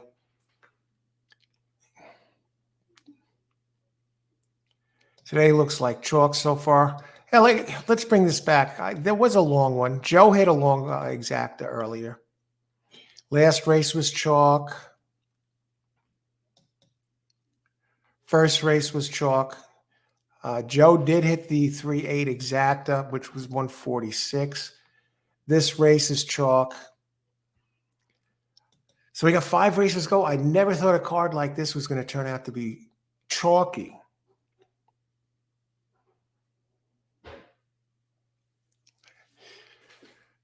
Okay, let's bring up some PPs. So we're 4 of 8 are in the books. So let's open up race 5, 6, get them all out of the way. 7 and 8.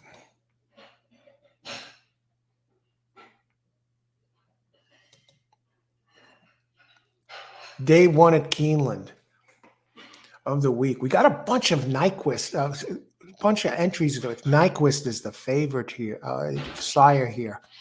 And in this race, we have some scratches, 8, 14, and 15. The AE 13 gets in. Let's see, 1 is sired by Nyquist. 4 is Nyquist. 5 is Nyquist.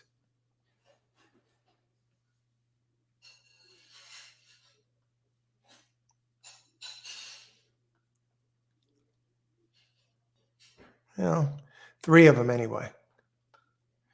At 7 furlongs, maiden special weight for maiden 2-year-olds. It's a 2-year-old race. 5 and 7 are going to be very difficult races. 8 is going to be difficult. I mean, I'm spread 5 deep in 5 and 7.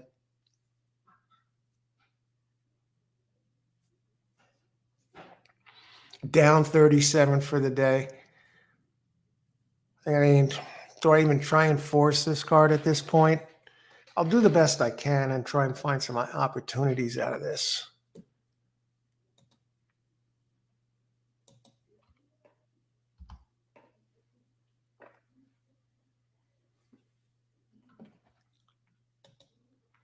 Okay, we get some early prices here. I liked 11 best. 11 is 1 to 2. Brad Cox. Saez. What about the 13? Gets in the AE. Yeah, 6 to 1, currently 23 to 1. Blue line. The 6 and 7 look pretty good. Let's see.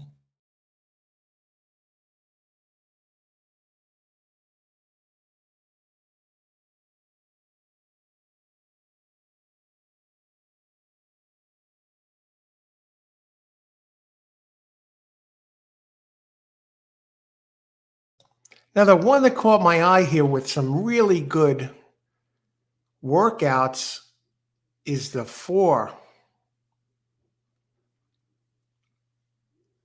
at Keeneland. I know Loveberry is getting shut out, has no wins over at Keeneland in a long time. 0 for 35. I think he was on one of them earlier. But Wayne Catalano with Loveberry, they're 21% together. Loveberry 17%.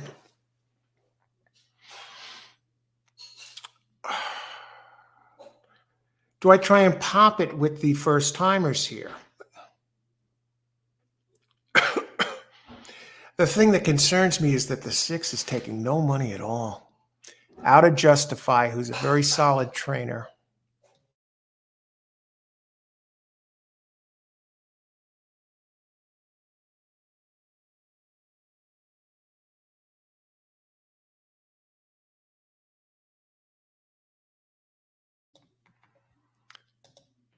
Okay, let's look at some will pays here for the doubles or pick threes, etc. Maybe they tell us something. I'm curious to see what the deal with the 6 is.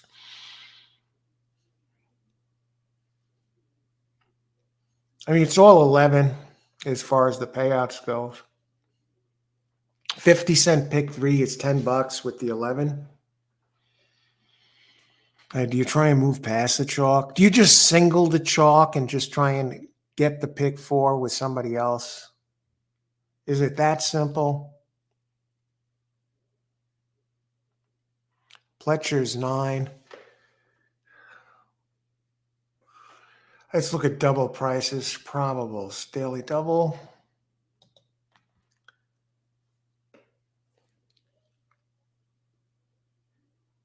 Here it goes through 4. 4 is going to be chalk. 4 is going to take a ton next race too. I mean, we're looking at a chalk festival here.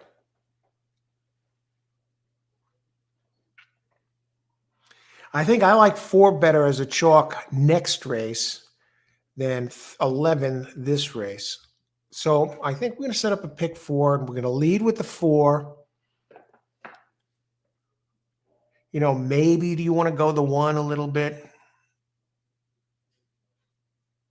I mean, if you're playing a daily double, if you played 11-4, the payout for $2 is these next 2 races is $3.72. Oh, brother, what do we do with this race?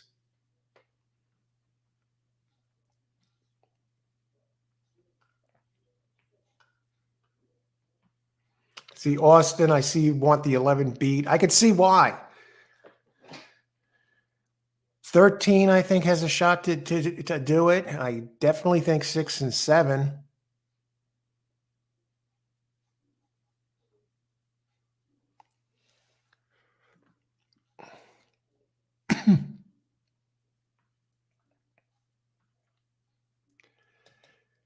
Today, yeah, Scott, it looks like a very chalky day. 11 looks best so far. Now, the thing with the 11 is it did with that running on a wet track.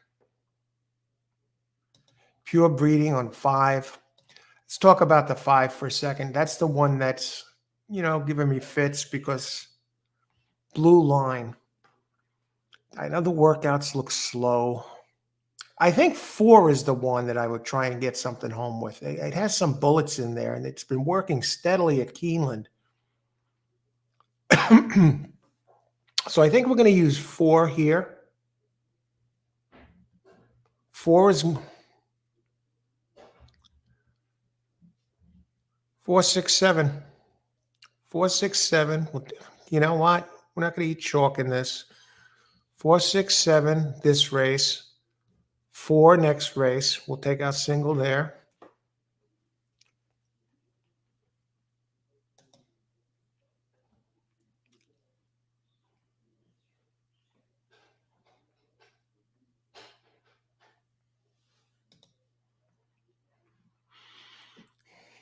Just to make sure I'm getting some prices on these.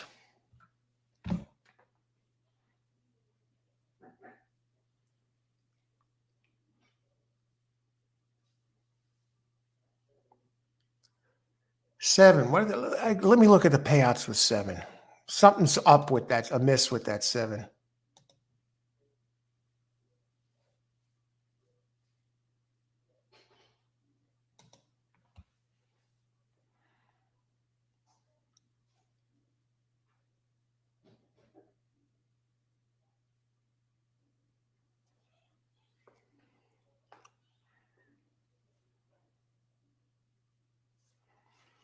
What about Todd Pletcher?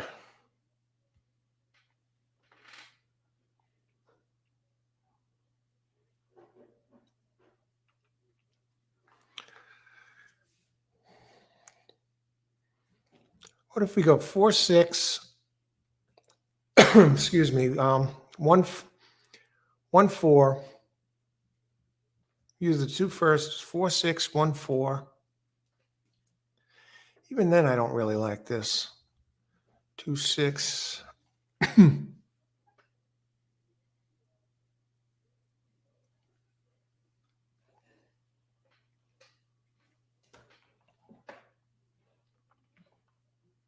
17 minutes to post, race 5.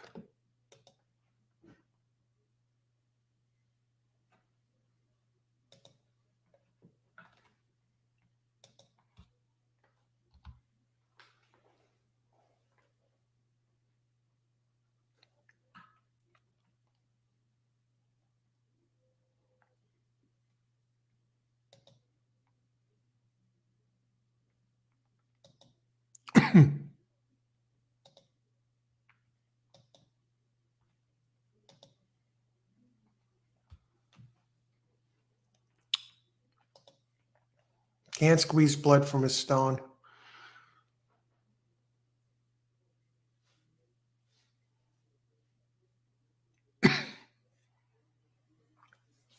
Let's look at some pace figures. Let's look at the 13, compare 13 to 11.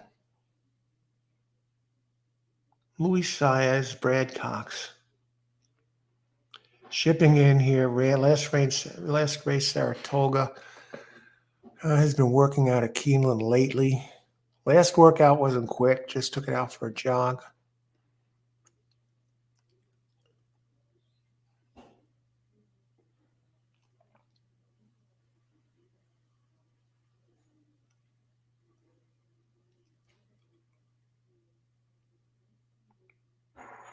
The last race, 11 did run on a wet track.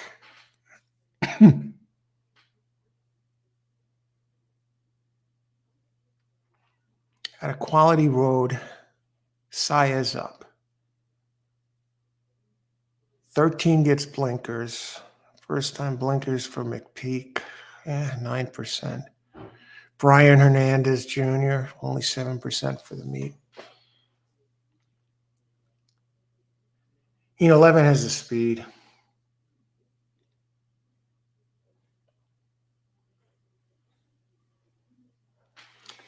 Got to go to the breeding, folks.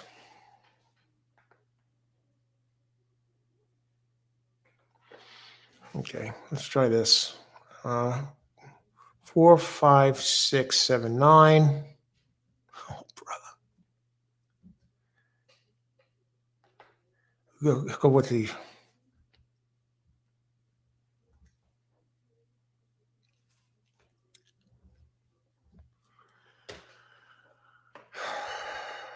Let's see what these prices look like. 4, 5, 6, 7, 9 with 1, 4.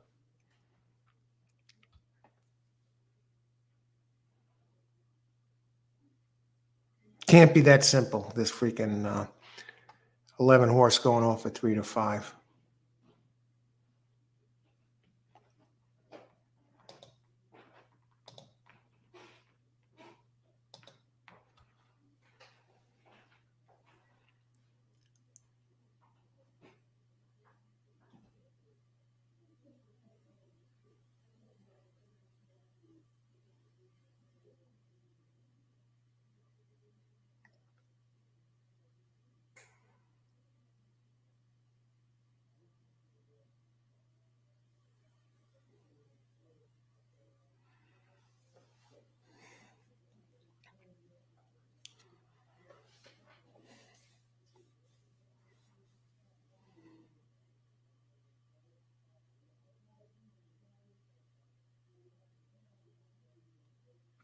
They can't get blood from a stone out of this.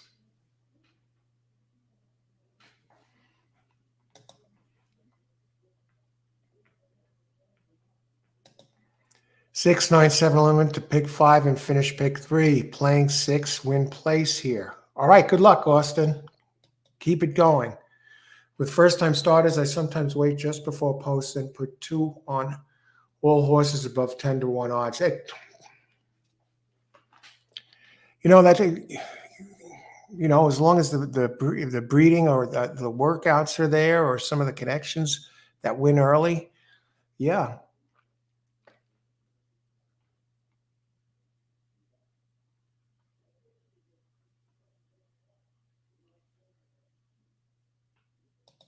Complete crapshoot here, so therefore 7, 11. I like the 7. The Justify cult is dangerous. The 7, Chad Brown wins early. 11, looks invincible. Super bad and Best Fisher, 1. Okay, let's look at some of these others in here.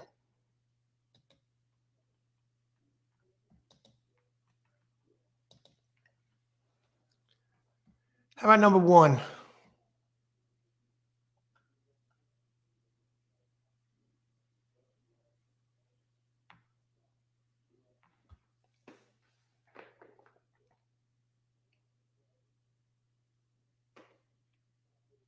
Why not? I mean, got a very clean trip last time.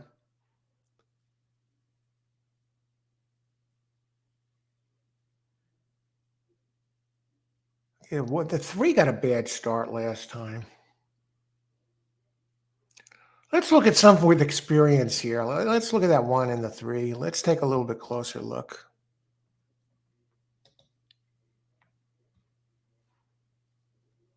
You know, so enamored with the first time starters.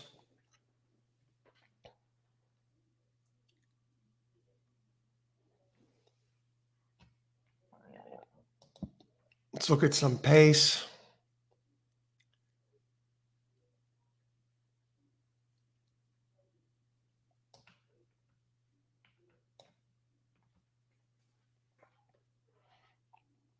E3 has a little speed. I could use that one. More so than the 1. Joe Talamo rode the 1 last time. Let's see.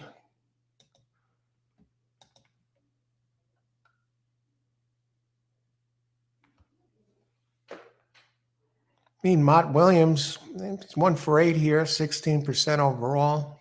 Jockey in a bit of a slump. Workouts.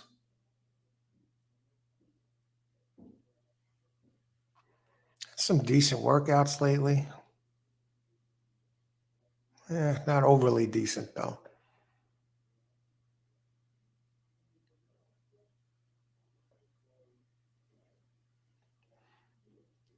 Three has some pace to it, though.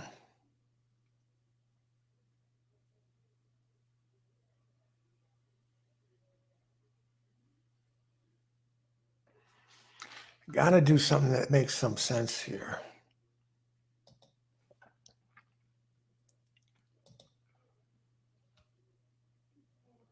World Fair, the 8 was scratched.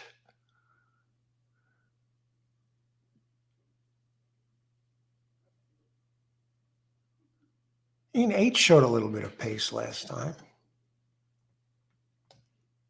Not 8, 13.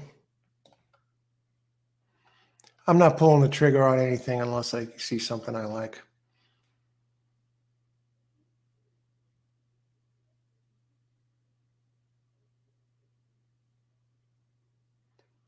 I mean, at least 13 is run on a dry track and did go 6.5 last time.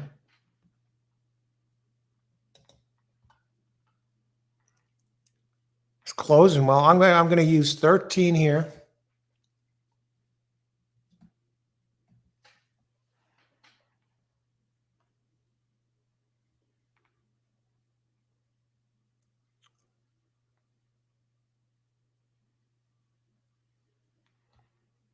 Three.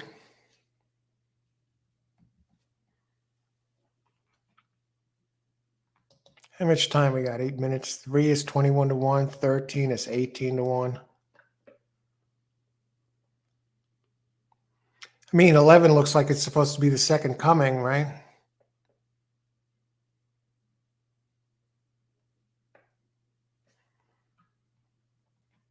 $4.16. Let me just look at $4.16. Daily doubles.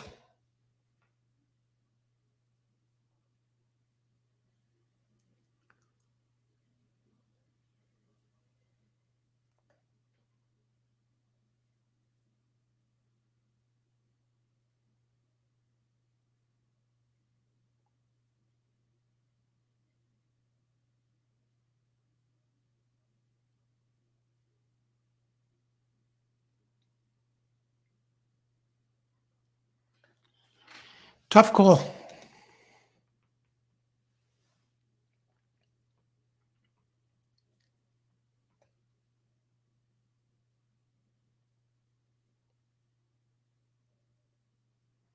Keeneland race 5.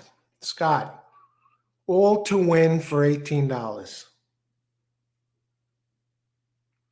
With all those horses, man, you might have something here.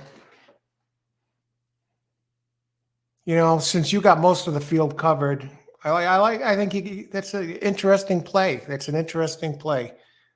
Scott, good luck with it. Especially if you get one of the long ones home. I like the price you're getting on the 313. Lloyd, 2, Hay Porter to place. Aloy, let's see. Let me just see something on that too a second.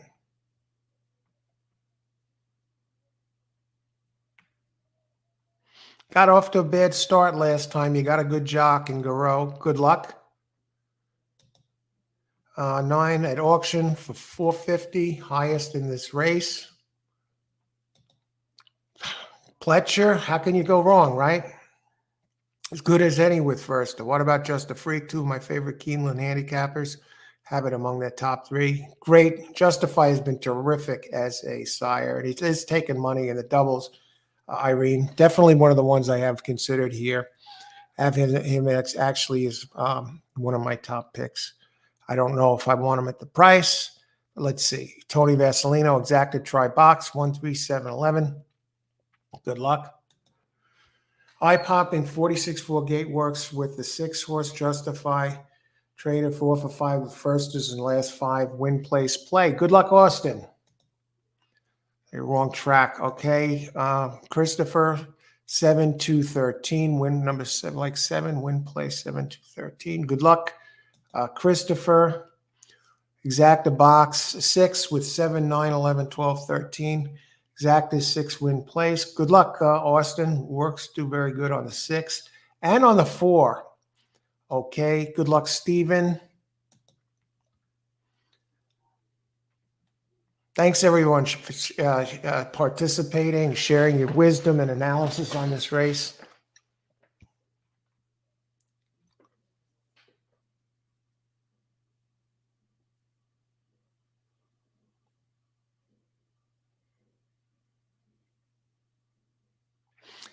Let me just look at the post positions. Who's been winning this type of race, okay?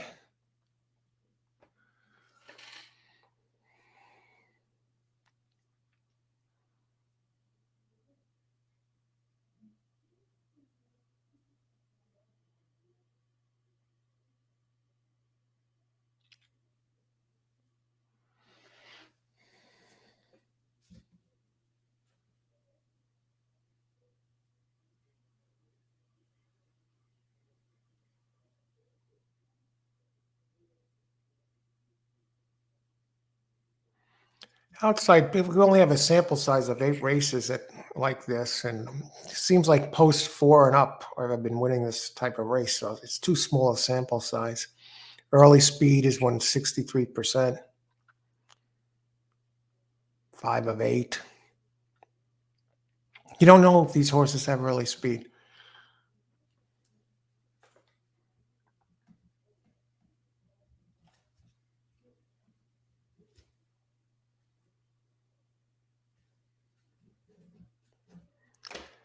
All right, let's put it in.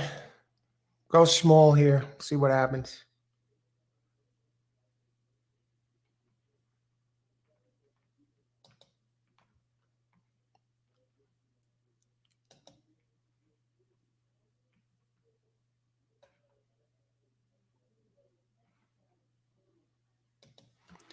Race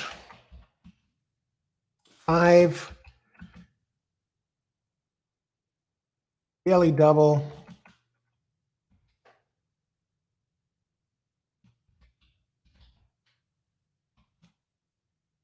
4, 6, 13 with 1, 4. Let's check one last thing here. 4, 6, 9, 13 with 1, 4.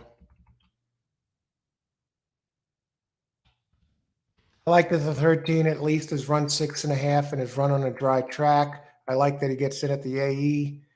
And I like that, 6.5, and this is 7.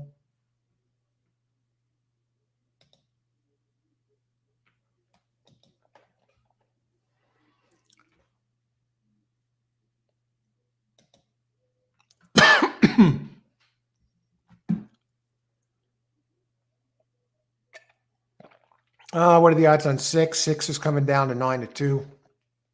Team Justify, and who's up? None other than Johnny V. John Velasquez, the Hall of Fame rider. Is it time for Johnny V to retire? Okay, let's see. I mean, all right. I have a win bet on 1 with this. 1 has every right to win. Talamo's up. He's riding good. He seems to be on the 1 horse every race or every time he rides. He didn't run bad his first time out. 1, 2, 6, 1, 2, 4, 5, 6, 12. Okay, good luck. Get some prices in there.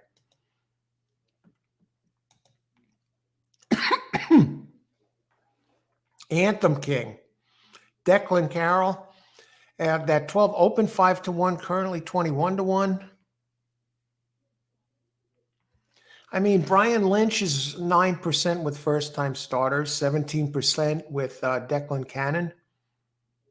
Bolt Dioro. How's the works?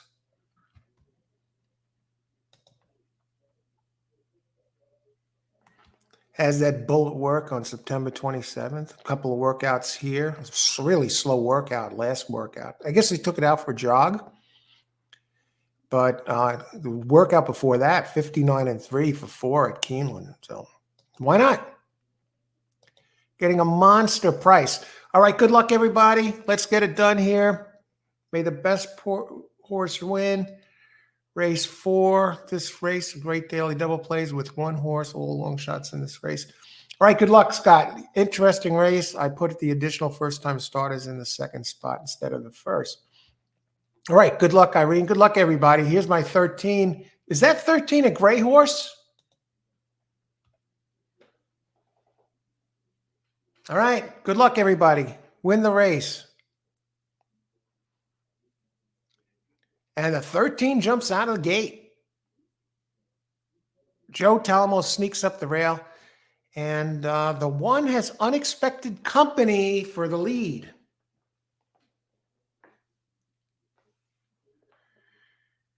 Okay, 13 is tracking. I was going to use that 3. Come on, Al. Joe Talamo on the 1 at 30-1. Here comes 4 with those magnificent workouts. All right. Enjoy the race. Ice water in the veins. May the best horse win. Most of all, have fun. 2 is moving up at 64-1. 11 is fighting back. Here comes Just a Freak, number 6. Now at 5-1, trying to find room on the rail. Now my 13 is re-engaging at odds of 14-1. 11 is fighting on. You got to wonder how much this race has taken out of number 11. 11 and Joe Talamo. Now 11 starts to get some distance. Come on, 1, hang on. I know some of you got the 1. What a day for Joe Talamo. 13 to get 3rd. Okay, 11-1. I think that might have been 3 for 3rd.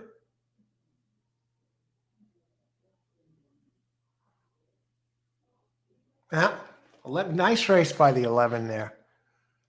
4 was around 3. Was that 2 for 2nd? 11? No, I think it was 11, 113.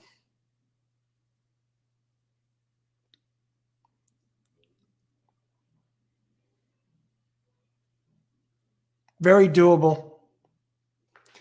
Okay.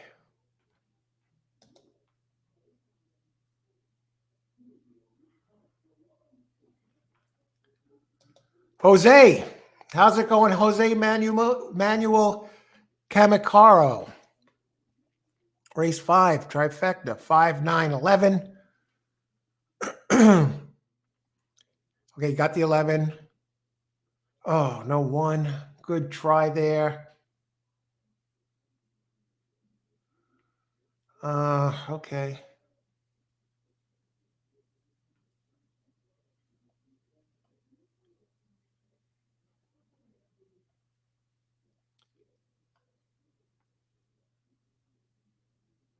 Stack the try box.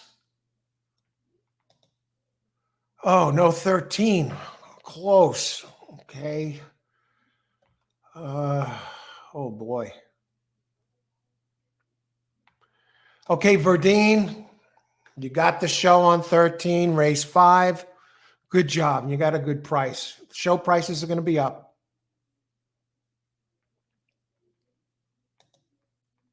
I'll tell you what that show price is here, by the way.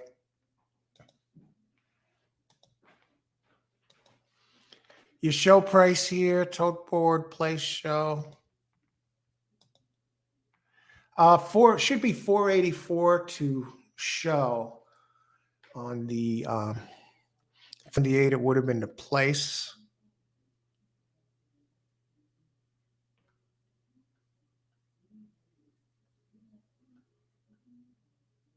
Can't get off the chalks here, folks. Yeah, you thought I was surprised. I thought the 11 was going to get overhauled. Had pressure the whole race. Great job by that 11.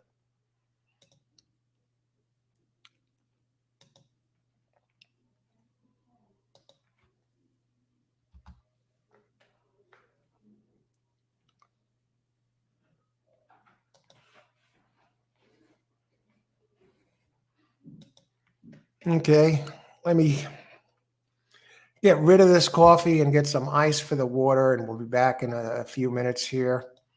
This barn burner of a race didn't live up to the billing. Race 6 preliminary contenders. We're down to the late pick 3. Prelim, win contenders.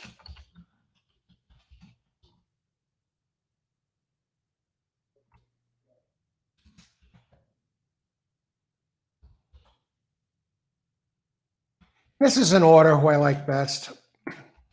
I thought 6 is a little interesting for third. And I think if one runs its race from a race a few back, it can beat the 4. But let's put it, these are the ones I have in order. 4, 1, 6. And I'll just be back in a few. As we head into the last 3, an error return. I'm getting an error now.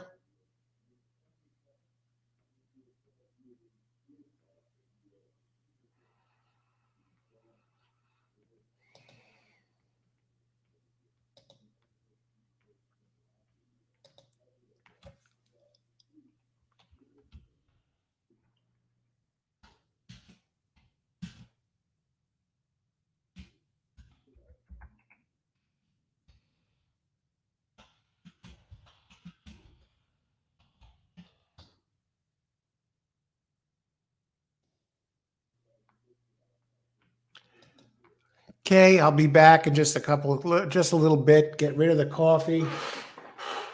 Need water, ice for the water, and a little more water. So we're entering the late pick 3 of a very chalky day at Keeneland, but that could all change in one race. So let's see what happens here.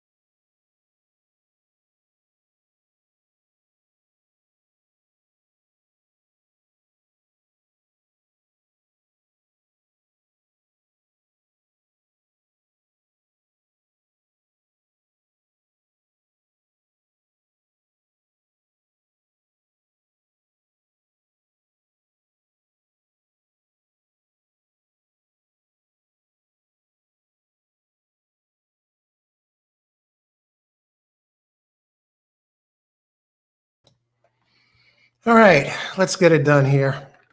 Got the ice water ready to rock this. It's been a chalky day. It's been personally a bad break when my got knocked off the race, charging at 29-1 by the one. They didn't even take it down, the one, but that's horse racing. So otherwise, I'd be up substantially for the day. So let's see what happens.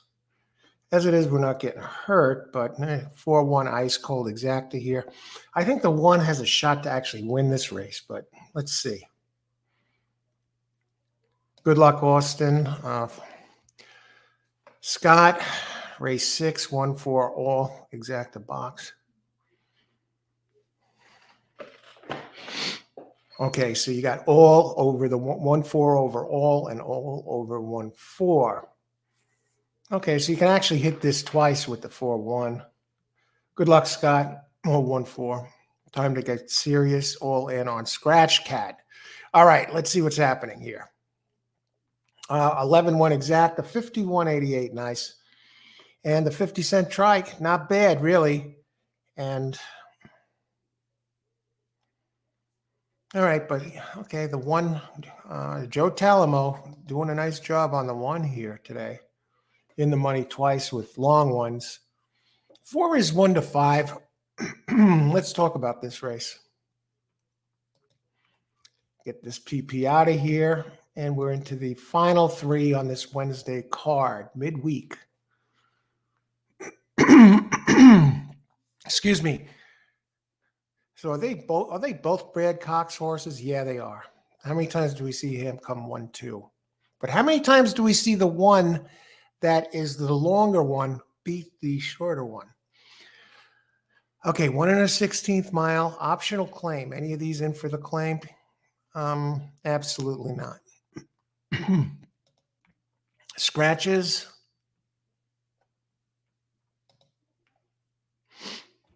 Here's the thing.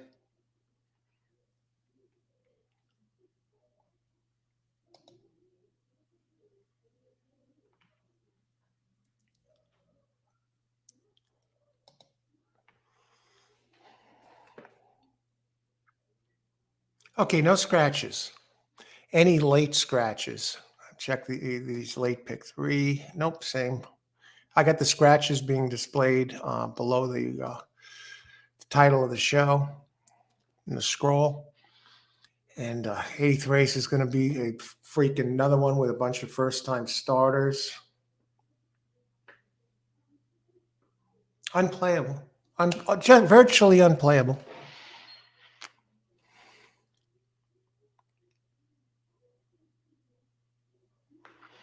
I mean, the late pick 3. We could get the longer one home next race, but the brown one looks really tough, the 5. Okay, so here we go.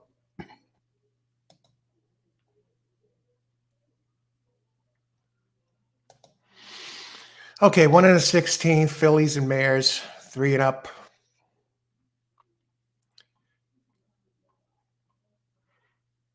So the 4 is a 3-year-old, so it gets spotted some weight. 4 comes off of a G1 race where it finished second. He's running great. Keeps the jock Flavian Pratt. And did run that race here, but it's been laid off a long time, April 7th. But the good news is that gives this one time to mature, so it can come back faster unless there was something wrong with it. By the workouts, it looks like it's pretty healthy.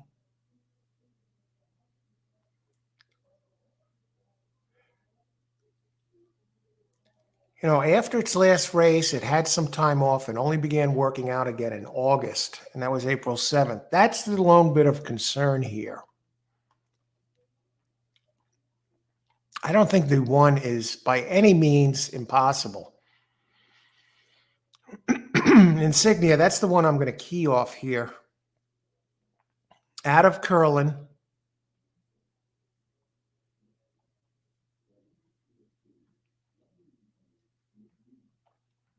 The class drop on the one.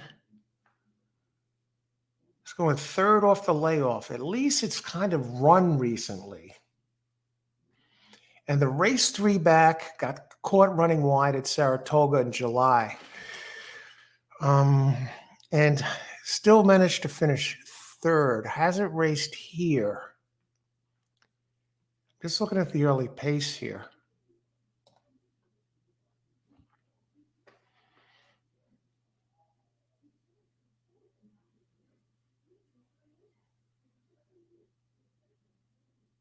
I mean, 3 looks like the pace. Jag Warrior, but it looks too slow. It does have one race that is fast enough to contend here, where it ran big early fraction, and guess where it was? It was last October, a year ago, October 7th, at Keeneland, where it finished second by a head. Now it has the evil Martin Chuan riding for Dale Romans. He's the one that cut off the 2 and wasn't taken down. And he's ridden this one 3 times in a row. Now it won. Get this. We're just talking about that he wasn't taken down last time. The one time he did win at Keeneland, they show it 1 for 1. We ran the big early fractions on last October of 2022. He finished second, but he was placed first through a disqualification. This guy is charmed at this place. So he gets a win by disqualification. But he doesn't. He gets a win by disqualification.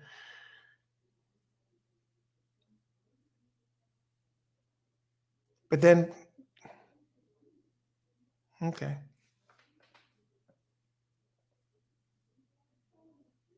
But then he doesn't get taken down when he does something wrong.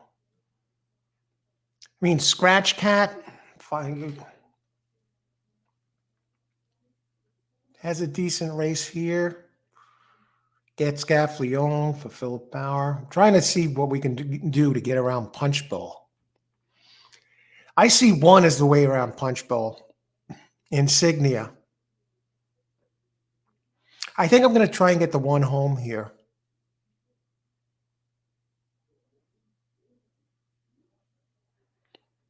It's another Cox entry. Jockey's been horrible here, 0 for 21. Corrales has a little bit of pace, so it'll be stalking.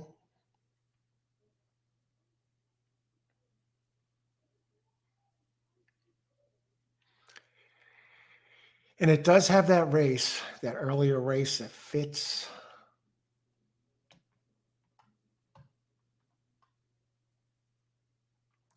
Race 3 back before the long layoff. July of 22 at Saratoga at 1 1/8 miles.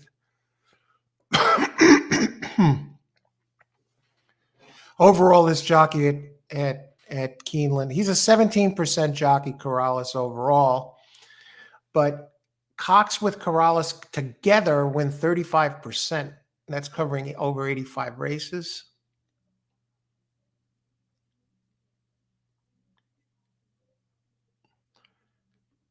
The one I thought is a little interesting and is slowly getting better is number 6, Music Street. I mean, its last race was not bad. It was at this level. Finished 4th, got stuck running kind of wide.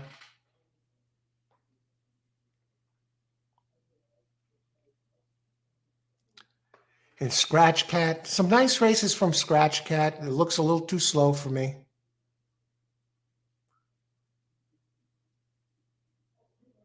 Although it goes second off the layoff, finished second at this level, has run G2 2 races back. Tyler Gaffleon. How many minutes to post? Race 6, 8 minutes to post. I think 2 to 5 is too low on this one.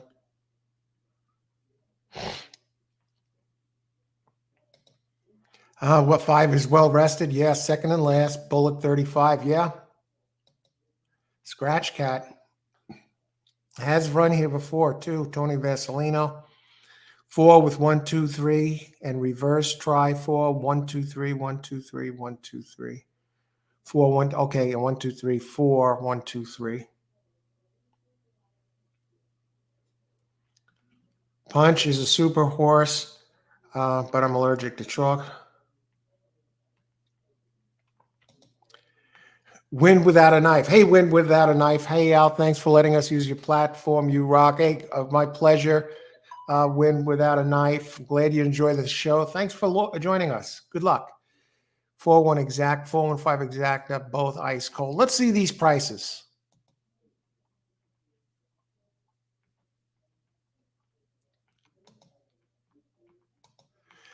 Four, 1, 830.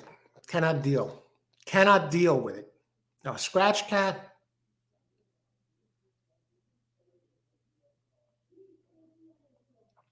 One, 4, 1650.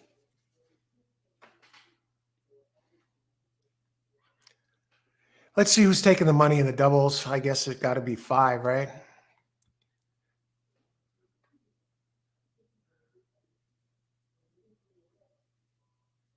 Huh. 4, 5. Get these numbers. 666. $6.66. 1, 5 is 33.86. Now 5's taking a brunt of the money next race.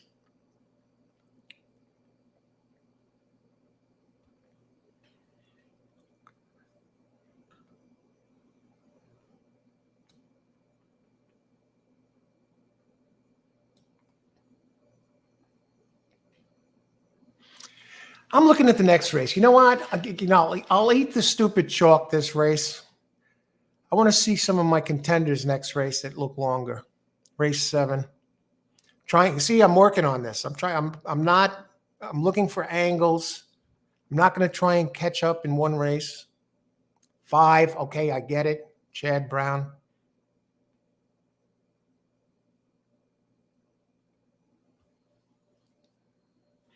I think 9, Mint Edition, is actually live next race. Okay, so I'm going to use 9, and 9's a long one. It has multiple races quick enough to contend.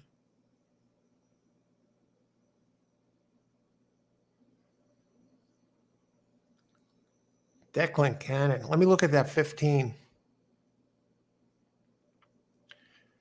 Be My Sunshine. Now, let me make sure that this one's in that next race.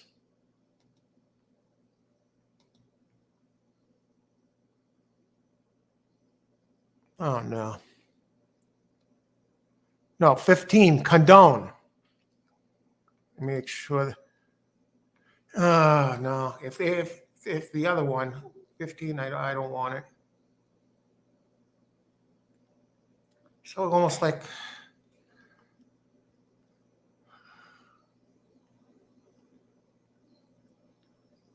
Charlie O.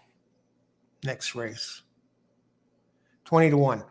Okay, 9, 8.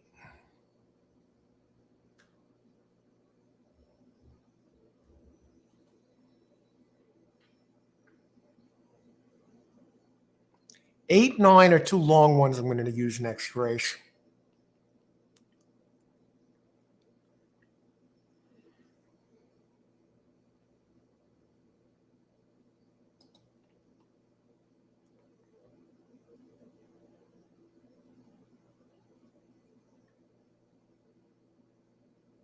What about 1?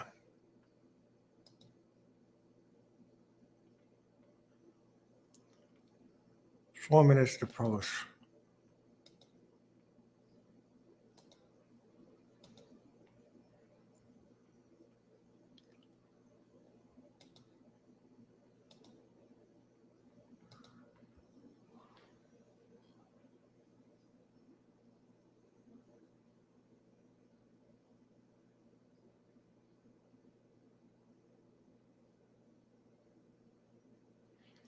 Let's take a closer look at 10. 2 is a gray.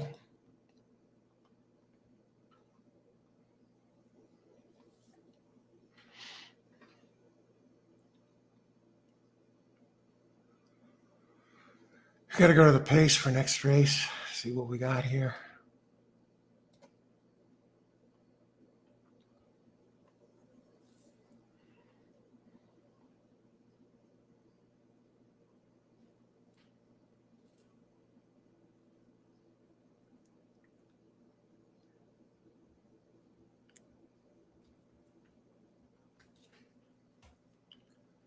This is where I could get hosed by going off the favorite, but let's look at it.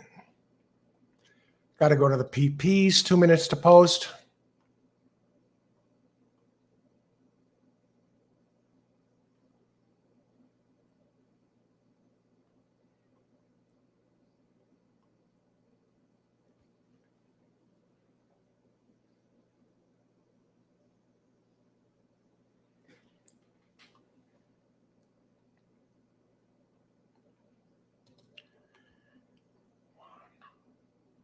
Probable. So one.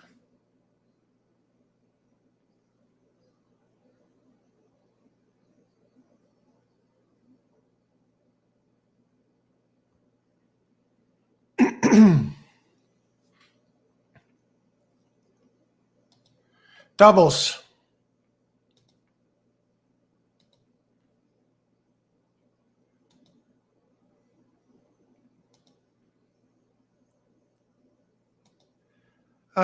Daily double.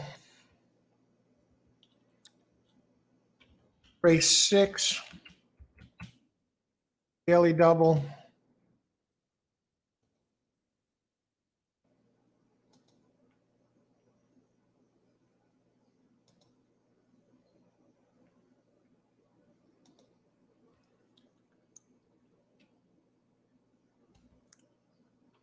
One with 1, 4, 8, 9.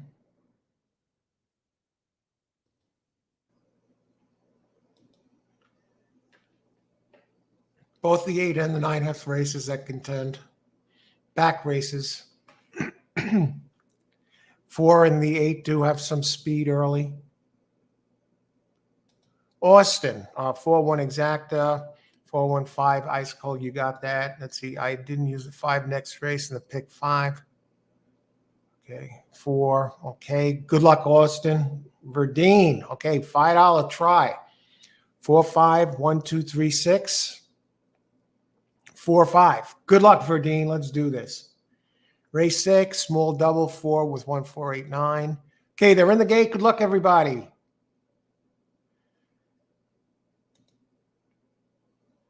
Now I'm going for the 1 here, and there's the early speed duel we expected between 3 and 4. Now the 4's been off a while, and let's see what happens here. 4 is 2 to 5, 1, 7 to 2.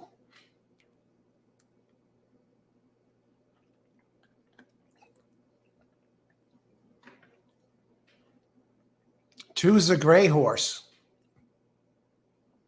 1 is running well, looks nice and smooth on the track. 5, trailing field. Early pace up front, 23:47.34. Here comes 5, shooting through at 7 to 1. 1's still looking for position. Questionable ride here. I don't like him between horses like this. Here comes the 6. Got a dogfight up front. 1 shifts to the outside. 4 is now trying to put it in gear. Oh, geez. Can this guy do anything right? Is this Corrales again, that idiot, or Chan?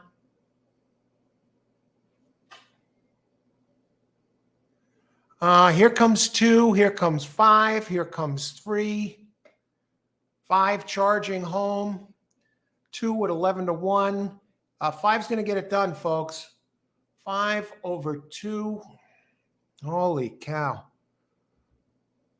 5 over 2. Oh!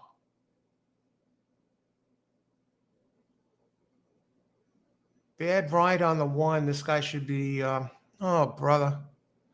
Who got 3rd? I think some of you have this here. Let's see. We had the right idea, but the wrong horse. I think 5 over 2, 3.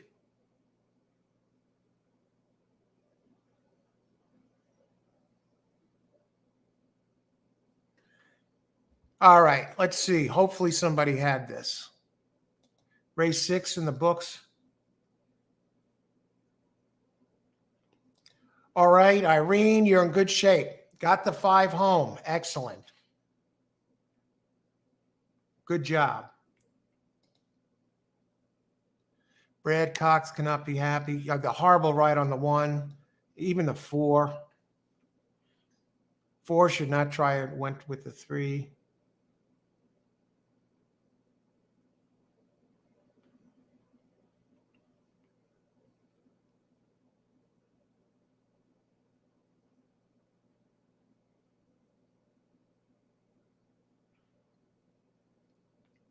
WA DePonte, great job on that 5, WA. Nice.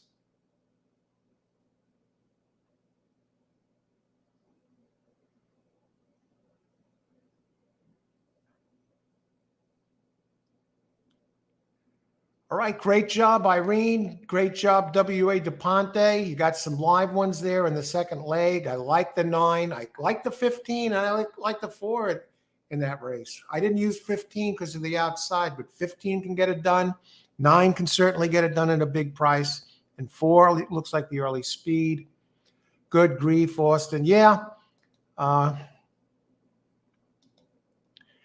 misses the board at 2 to 5. And this 7-2.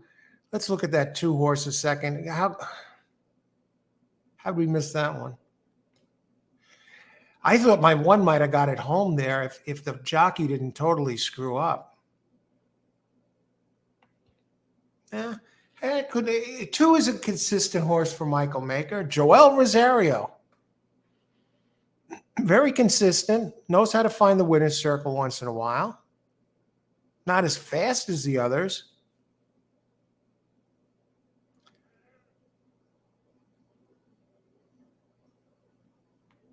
I mean, Scratch Cat wasn't as fast if you go back to the races of 2 years ago. But, wow. You got to say this one's a head scratcher, but great job, everyone. Objection. Oh, that's going to be the one objecting against somebody. Let's see the objection, what the hell it is.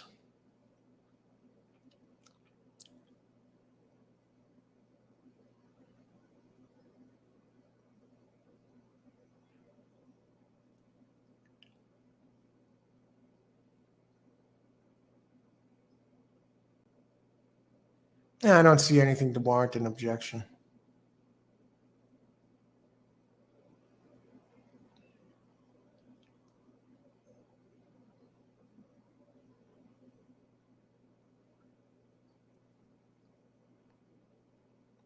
Ooh, wait, it came out on the 1.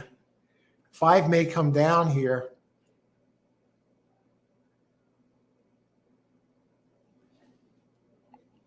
I don't know.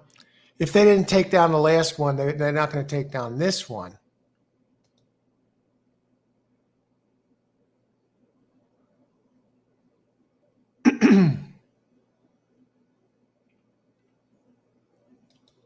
It looks like there's an objection. Yeah, it looks like. I mean, I think it would be a valid objection. But if they didn't take a horse down last time, they're probably not going to do it here. But hopefully they make the right decision. I didn't think it looked. I thought that the objection last time looked much worse than this one. Ice water in the veins. Yes. Hopefully they don't take too long to figure this one out.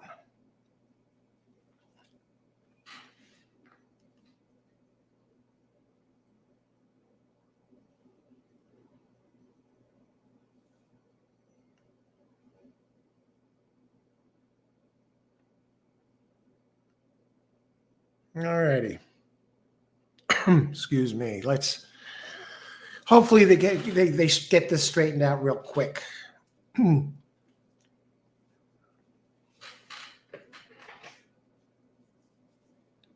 I mean, the only good thing with this would be is it brings those who have the 4 in keys back into the picture for the try of those who had the 4 in multiple positions and included it in third. Michael Maker. So this objection is against, who's the jockey of the 5? Gaffleone. I don't know if they take Gaffleone down. What do you think? Does this stay up? Yeah, that's what it looked like to me. Obviously interfered with it, Austin.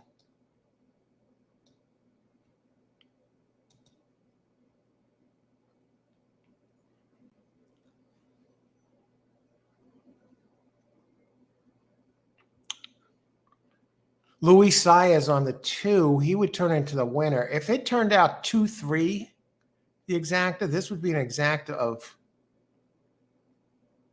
$443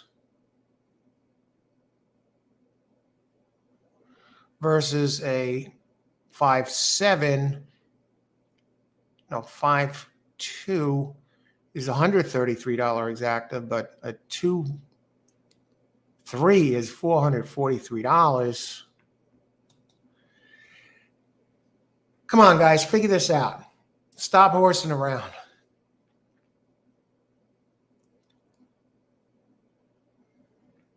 Now, it did interfere with my horse, which knocked me out of a potential double here. So one was starting to really roll. Granted, the one jockey already looked like he was making some mistakes, but whatever happens, happens, folks. Ice water in the veins. Just like Verdine says, ice water in the veins. You win with this or it knocks you out. Hey, it happens. You don't see me with an expression change when I had my 2 knocked out that race at 29-1. Couldn't tell whether I won or lost. Anyway, seriously, and I mean that seriously, you want to be grounded. You want to be set going into the next race. Prepared. You don't want to be about a train wreck, emotional basket case going into the next race. And if you are, maybe you want to pass that race. Get your bearings back. Get your sea legs back.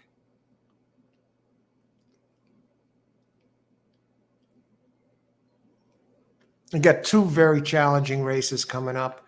8th race, 1 million first-time starters. Next race, you got some long ones that have a shot, 8 and 9, especially I'm talking about, even the 15 and the 4 and the 1.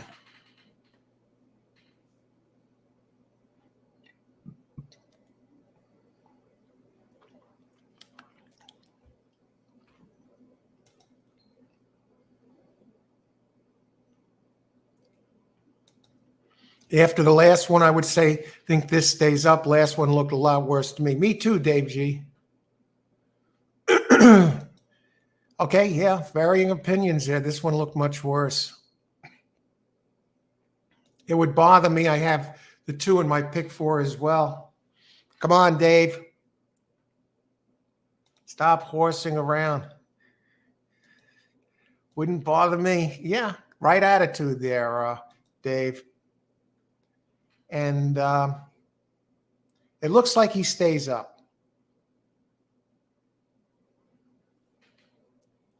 So Scratch Cat, okay, great job, everybody who had it and benefited from this foul.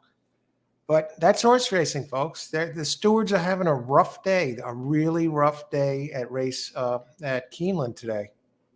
They seem to be missing the boat, folks. But, you know, congrats to everyone who benefited from the mistakes. Just telling it like it is.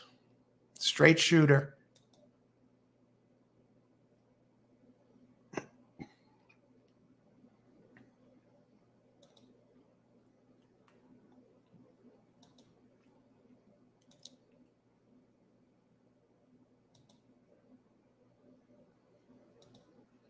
Let's see, wouldn't bother me. Irene, Tyler Gaffleone got back up on the horse for the pick. All right, you're still alive, Irene. W.A. DuPonte, it's official. I'm a genius. Thank you, Lucky Stars, W.A. DuPonte. You know it, but hey, sometimes you win some, you lose some by that. You made a mistake. I think 1 wins that race, maybe. if he doesn't interfere with it. Okay, on to race 7. And 4 stays out of the money. Let's look at the odds here. Chad Brown, number 5, 2-1. Let's look at the 8 and the 9 here, 17-1, 34-1. The 4, the likely early speed at 5-1.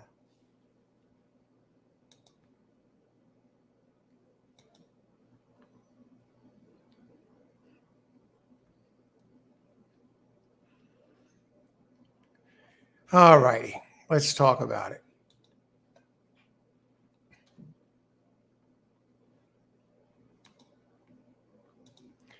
Okay, race number 7. Scratches this race? I don't think there's any scratches this race. Yeah, there is. 3, 13, 14, and 16.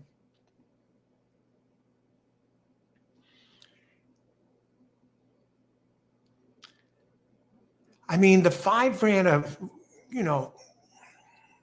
excellent race last race, all considered. Gonna be favored.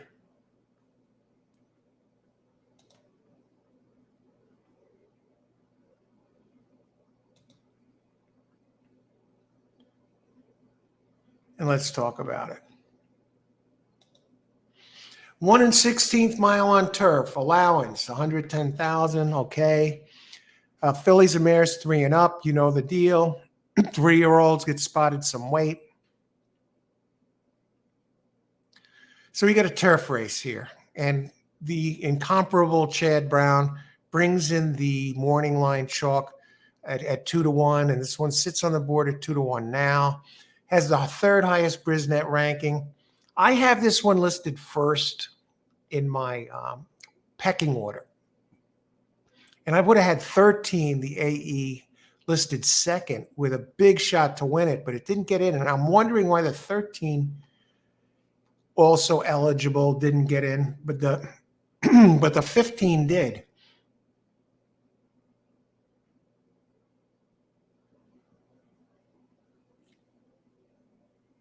Maybe it has something to do with the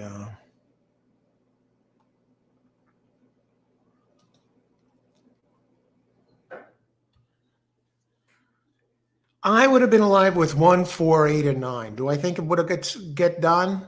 It would have been a long shot, but it would have been some prices.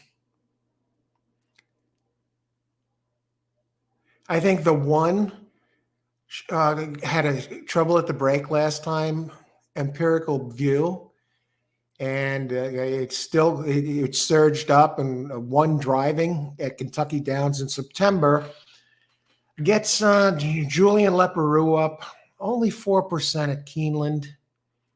James DeVito, 11% at Keeneland out of 80 races. And he won with a long run, a long one with DeVito and Leperoux, one with a long one together, 1 for 5, 20%. But the ROI is impressive, 6.64. I think the 3 would have been very dangerous. Tituba, the Michael Maker entry, but was scratched. Now 4 has some early speed. And you get Sayas up here. It's not as fast as the Brown entry, but maybe the pace would help it out. So I was looking for something there.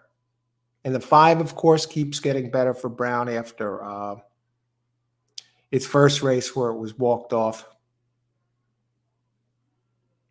Here's where it gets a little interesting.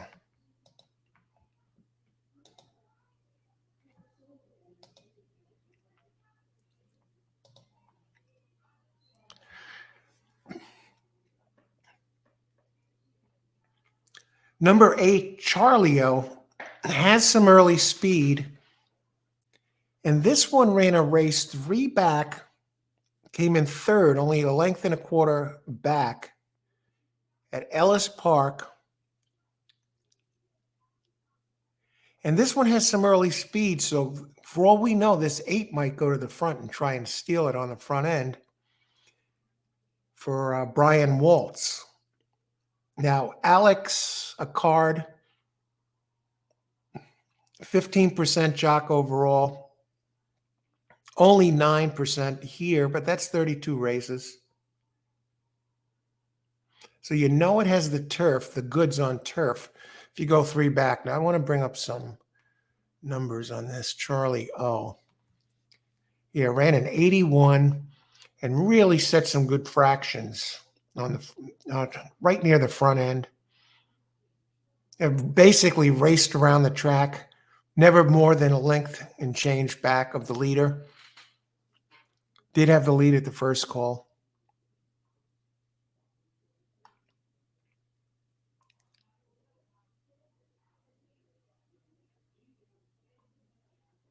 See, now that one's more natural speed, early speed type than the 4.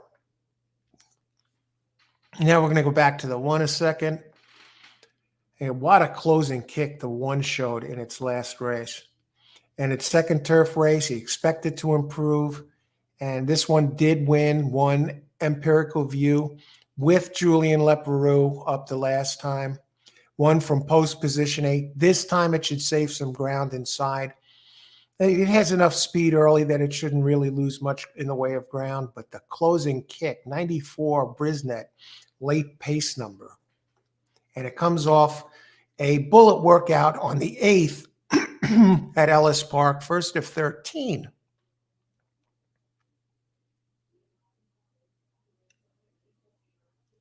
Oh, in the workout, in the 4, it's a recent workout, 14 of 34.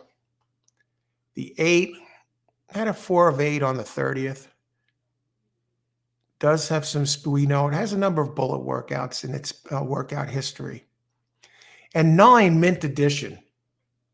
Here's where it gets tricky.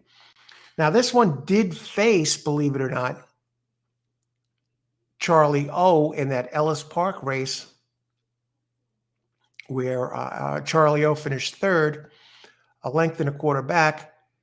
And mint edition also ran a race quick enough to win that, got stuck, had some trouble, was ranked, running between horses. And that race, mint edition, finished 5th, but only 3.5 back despite the trouble, and making up, entered the stretch 5 back and finished only 3.25 back. So was making up room despite a troubled trip. Opens 30-1 with Declan Cannon, and in the 8 opens 20-1. So you got 2 prices on some horses here that have races fast enough to contend. One is a very fast early, the other one is a closer. And you got the 1 horse with Leperoux getting the rail, comes off an 88 speed figure.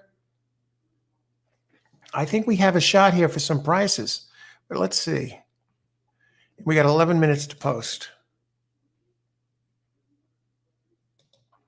Late double, 10, 15, 2, 6, 7, 10. 2 and 6 are the 2 I like best next race. But there's so many first-time starters. Good luck, Austin. 10, 15, I think has a shot.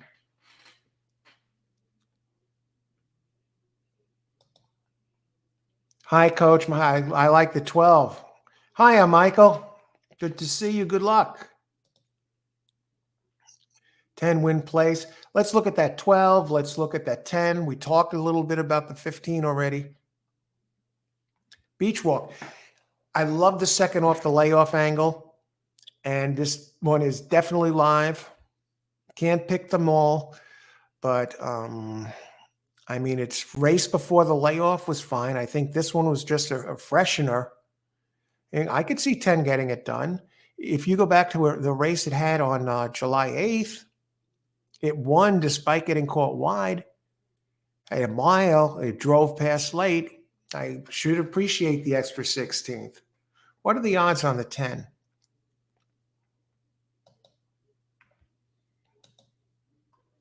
You're getting a nice price. Wow, the 1 is at 6-1. The 4 is at 9-2. My bombs are not really there. 8 is at 19-1. 9 at 31-1. Now the 12,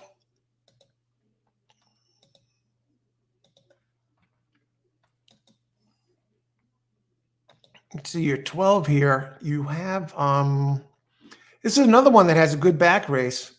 Jenny Lind, and you get Steve Asmussen, always dangerous, teamed with Joel Rosario. And get this, together, Joel and Steve hit 21% together. Over 470 races, 21%. Joel, 16% here at Keeneland. He's seems to be a new man. He was at a Funk at Gulfstream last winter. Yeah, the race 3 back at a mile and 16th, Indy. It's another one. Seemed you could almost throw the last 2 out. This one, it looks like a Kentucky Downs.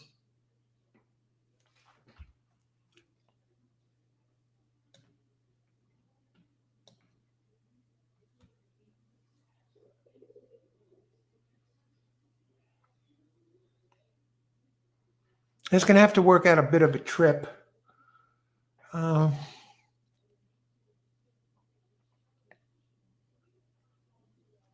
15 is going to have to work out a trip. Really almost devoid of speed. One of the slowest ones in here early. 10 beach walking. Interesting race. Let's see what we can do. What do we do? Something double here. Tony Vasilino, race 7, 1489, exacta box. Eric exacta and try, show bet 8-9. Okay, good luck, Tony Vasilino.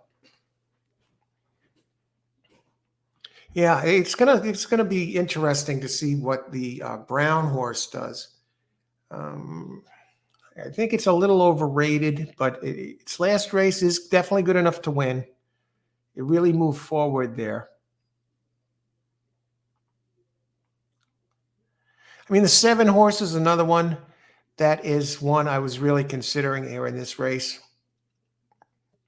It's one of those that I was trying to beat.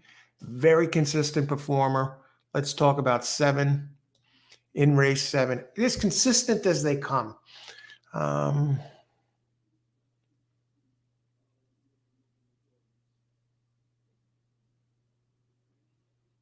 Yeah. Steadily moving forward, gets spotted a little weight as a 3-year-old. And the good jockey trainer combo of Brian Lynch and James Graham, they're 21%, but the ROI, eye-popping, 2.89 ROI. Very rarely do you see them. When you see an ROI over 2, they mean business. So you bet win bets on them.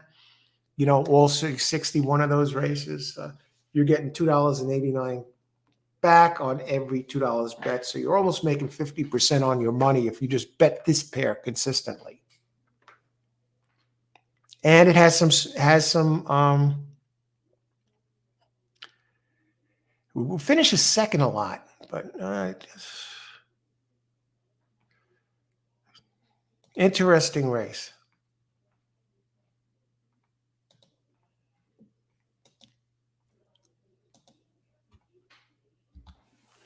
I'm going to see what I can do with this 8th race.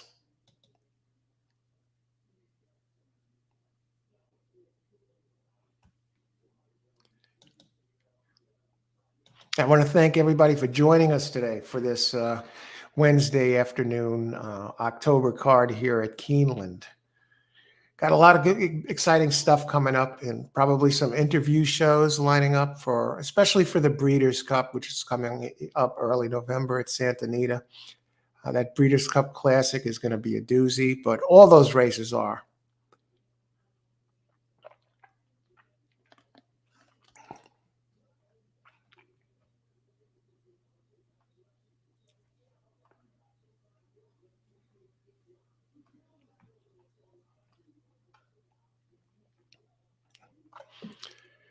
All right. Okay, 5 minutes to post. Let's look at the board here. Holy Goddess holding steady at 2-1.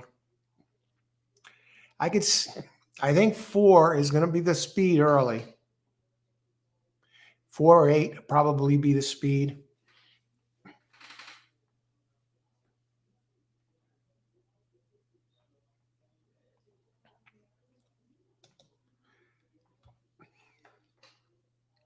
I mean, the two opening chalks are 5 and brown and 7, 5, 7.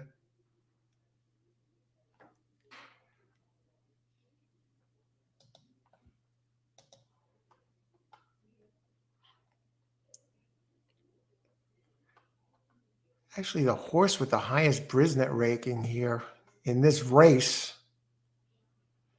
is number 13, and it didn't get in.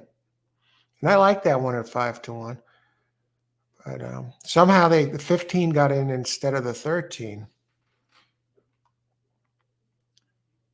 But 15's not bad. I mean, you know, if it improves second out on turf,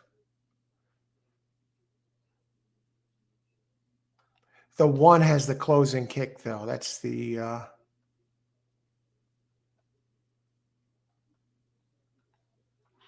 what I'm really looking for is the 8 and the 9.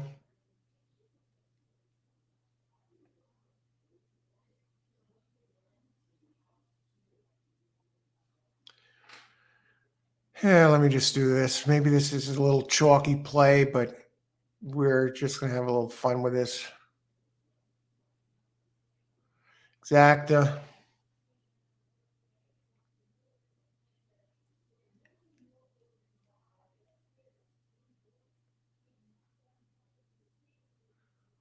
We'll go exacta 5/189.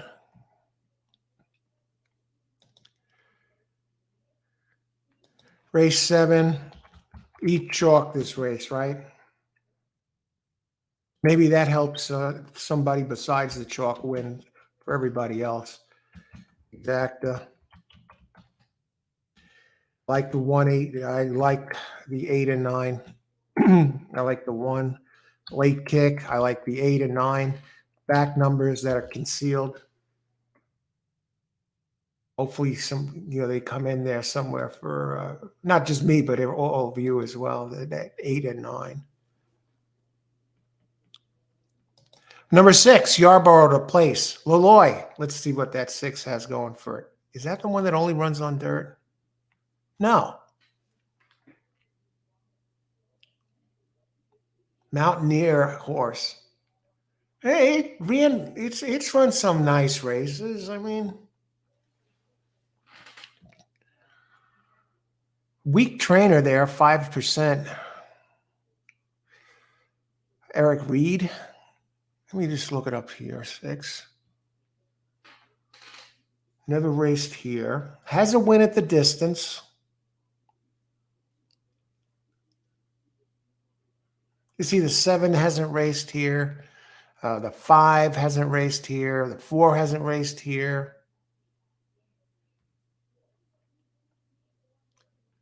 1 hasn't raced here. 8 and 9. 9 has raced here.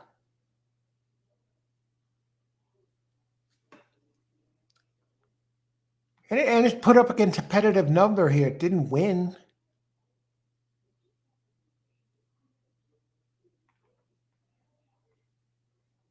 At least it pitched to 79, which fits.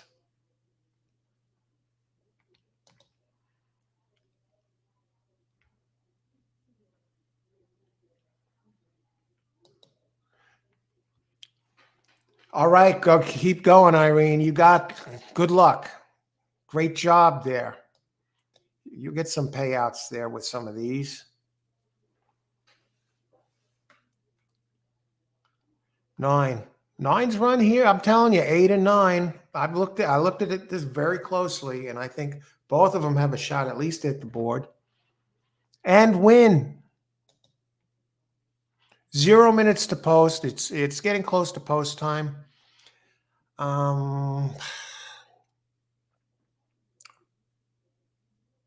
It should be a hell of a race. Look at this place. 2 huge delays, and they're running on schedule. I love it.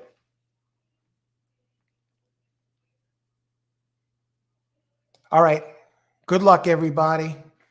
What a beautiful day at Keeneland. 11 wants no part of this, folks. Oh, he goes in. 6 is all sweated up. Not a good sign, because I don't think it's especially hot there. 12 gets in. Here comes that 15. Nice color. All right. And they're off in race number 8. Chad Brown's favored, number 5. 4 and 8, I expected to be out front, but they're not. 1 is around. 5 is 6-5 now. Geez. I hope you get one of you get your bomb home, unless I get a 5-8 here. 8 is 30-1. 9 is 48-1. They're up there, folks. I would have had 1, 4, 8, 9 if that one got home last race, and they're all up there like a team. 2 is up there at 28-1.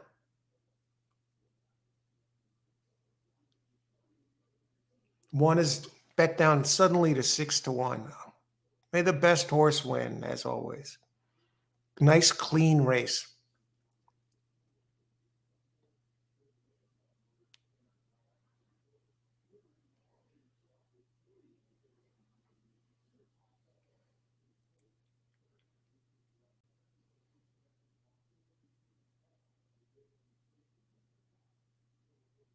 Here's the 9 coming. Watch this. Now it'll be 1, 8, 9, and here comes 8 at the price. Here comes 4. Here comes 5. Here comes 9.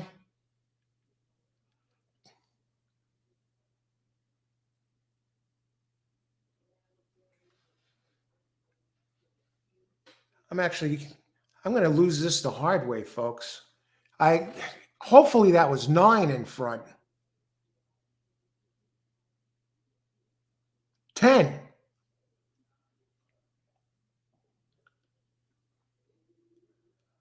Oh, brother. Okay, I don't feel too bad. Where's the 9? 9's on the outside. 5's coming. 8's coming. 4 is there.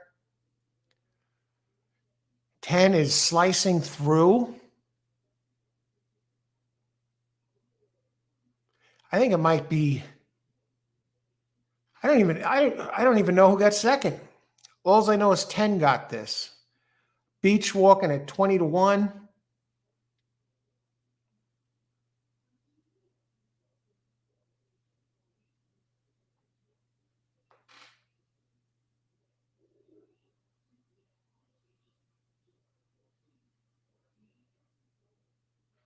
$10-5.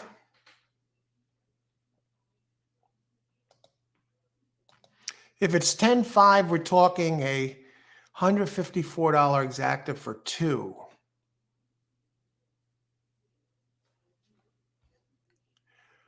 Wow, thought we were in good shape here.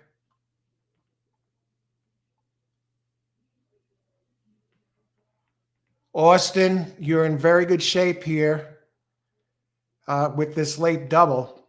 Tremendous call. Tremendous call. Congrats on that 10.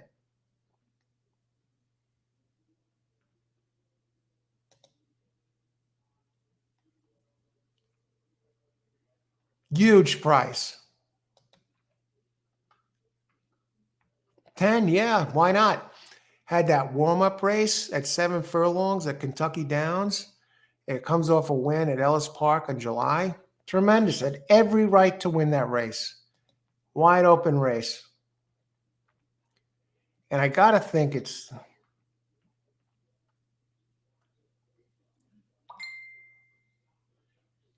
See, in Austin, yes, great job there, Austin. Beautiful. That's how it's done. In Austin, those curious, 2, 6, 7, 10 to complete the double. And I like 2 and 6 and 2. Those have experience. Those look like the best ones there. See, nice, Austin, Dave G. Let's see the finishing order. 2 slips in there, 28-1. I tell you what, I had all of my horses in there heading for home. But turf races, that's how turf races go. It's like a stampede to the wire.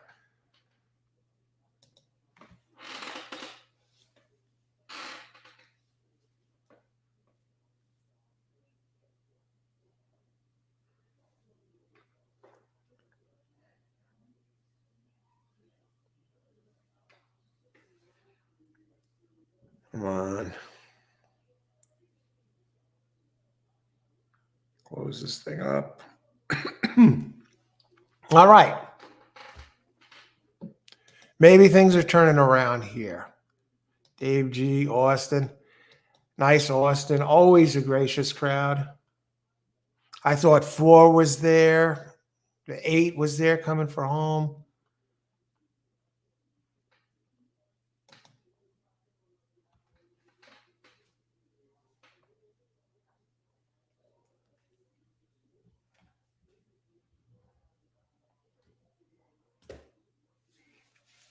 All right. I'll make the picks this race, but I'll probably sit it out here. It's not my type of race, the 8th race, but I will talk about it and give my best as to what we can get done here. As I see 1, 2, 3, 4, 5, 6, 7, 8 first-time starters out of 11. They give us a real doozy here for race 8.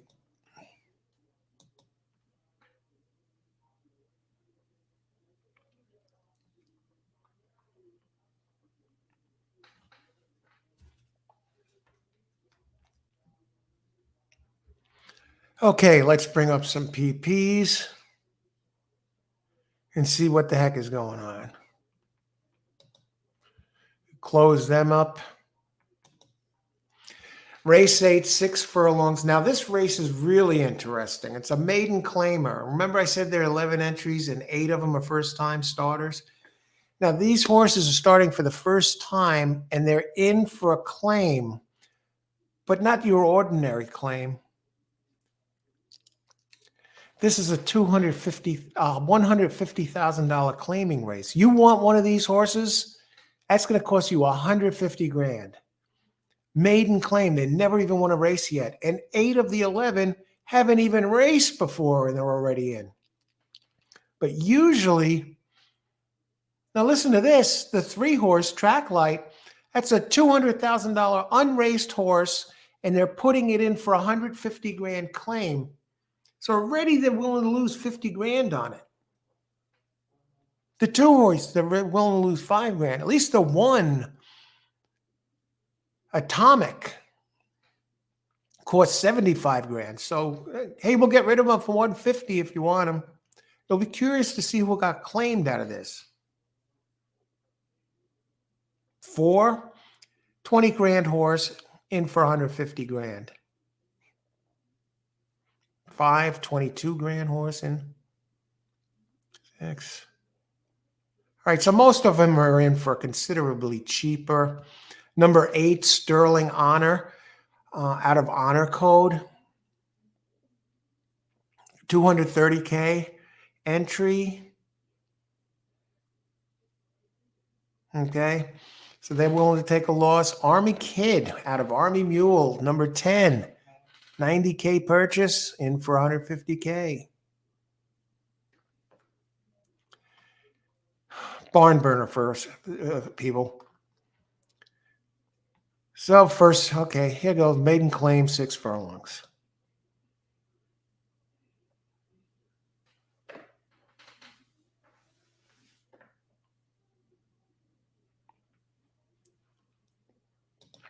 Let's see. One race can make you a winner for the day. Absolutely, Austin. We're rooting for you here. Let's get it done. I can still get 4 or 5 in the pick 5 and a sweet double with 2, 6, 7, 10. Great. Okay, let's get it done here. Let's look at these. I mean, 6 is going to be really tough. And 2, I think 2 can beat the 6. So, and 7, 10.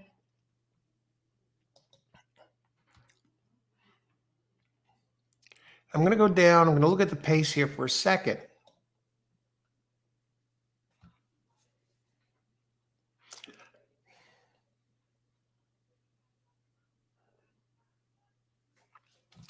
Let's check something on this. Am I seeing correctly?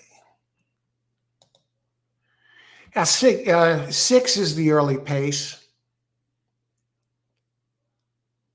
Tyler Gaffleone. And 2 makes its second time start. And that has, am I seeing correctly?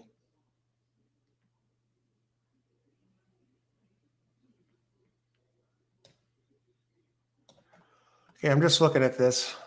I listed 6 as my first choice, 2 as my second, simply because those had some experience. And 6 has a quick race 2 back at Saratoga. It's run at the maiden special weight level. You got Norm Cassie, trainer. First time we're hearing Norm's name today. He's 22% at Keeneland with a 2.21 ROI and 25% with Tyler Gaffleone out of 75 races. And Gaffleone, going back over 230 races, he's 22% at Keeneland. Last race was not that good. Got off to a slow break. That's in September at Aqueduct.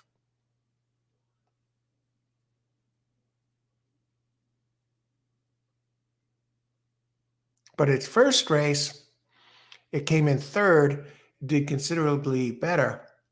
And 2, I'm looking for some improvement. Now it's turning back for Albert Stoll Jr., 17% trainer at Keeneland. Gutierrez up in the saddle, 10% here, 14% overall. Ran wide last time. But get this, September 22nd, it ran at the same level, maiden claim 150K. And that's the 155K purchase. So didn't run all that bad. But 6, if 6 goes back to the same early speed and that it showed in its first race, I mean, it's going to be out there running alone, unless one of the first time starters gets it done. Let's look at some of the others. Austin is looking at the 7 and the 10 here. So, we'll give him some here. Nick Storm. Some nice workouts, some fancy numbers here. September 22nd, 47 flat here at Keeneland. Been working steadily at Keeneland. First of 120. You go back, a 47-3 bullet on September 6th. I mean, it's really working up to this one. Juan Machado up for Ben Colebrook, 1 for 4 at Keeneland, 12% overall.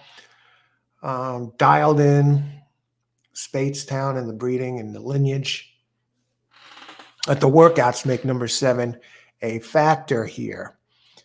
And let's just see what kind of money the 7 is taking. 7-1, I got to think that's going to come down. That's got to come down. And 10, Army Kid out of Army Mule. 18% sire with first-time starters. Working well for this. Very well for this. Here at Keeneland on the 11th, 3rd of 17, 101. Now you're talking about some of these first-time starters here, the breeding. Now Dialed In is the sire of Nick Storm. Now with 2-year-olds, they win. Dialed In sires win 16% of the time, but they're in the money 46% of the time. First time out, they're in the money 38%. I think the exciting part is going to be the Army Kid. Now listen to this, 2-year-olds out of Army Mule. Talk about the breeding. We've talked about this before. Army Mule, first time out, in the money, offspring, 48%, and they win 19%. Are you kidding me? First time out, win 19% from Army Mule, in the money, 48%. But it hasn't had many,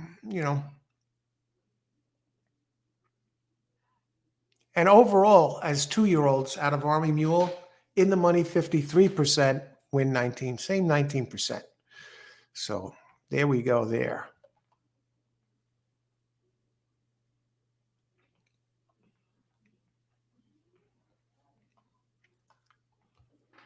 And that one opened 20-1, currently 13-1.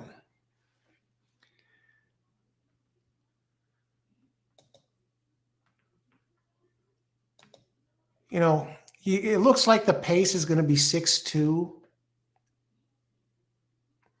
but you don't know what these others are going to do.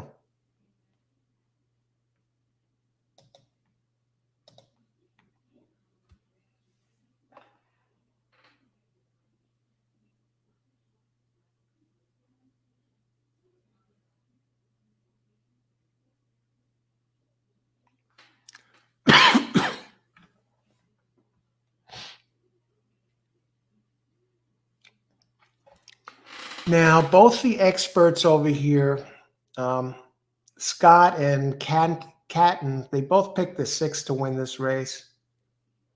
And Scott picks it 6-10-2, and Catton picks it 6-7-9.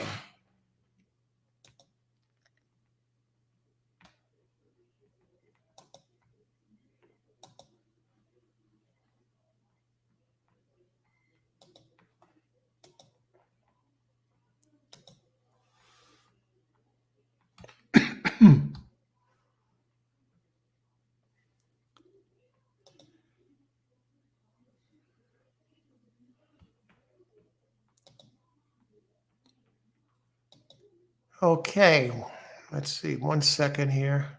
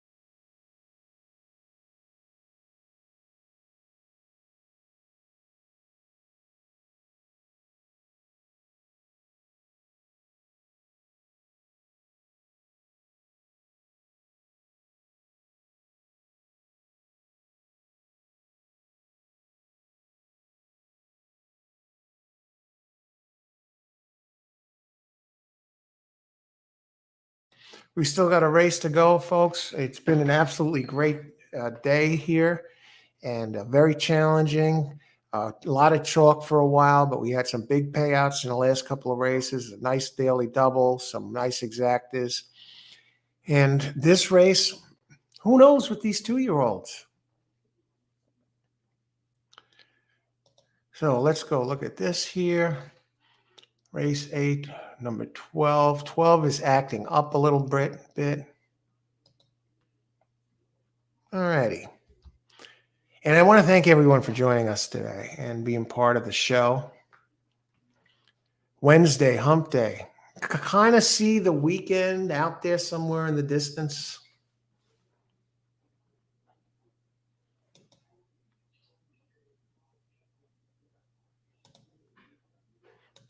We've been out here since 11 o'clock. We got out here. We started a little early today.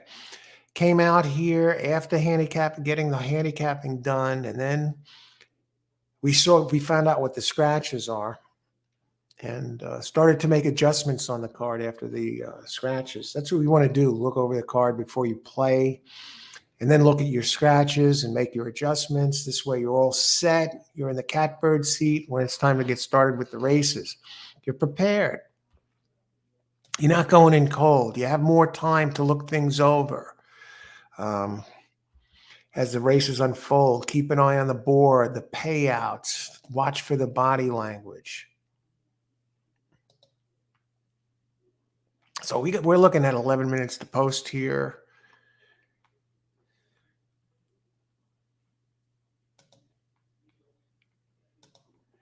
And we're still going back, looking at some angles here, some workouts as we tend to the final race here. Unusual workouts.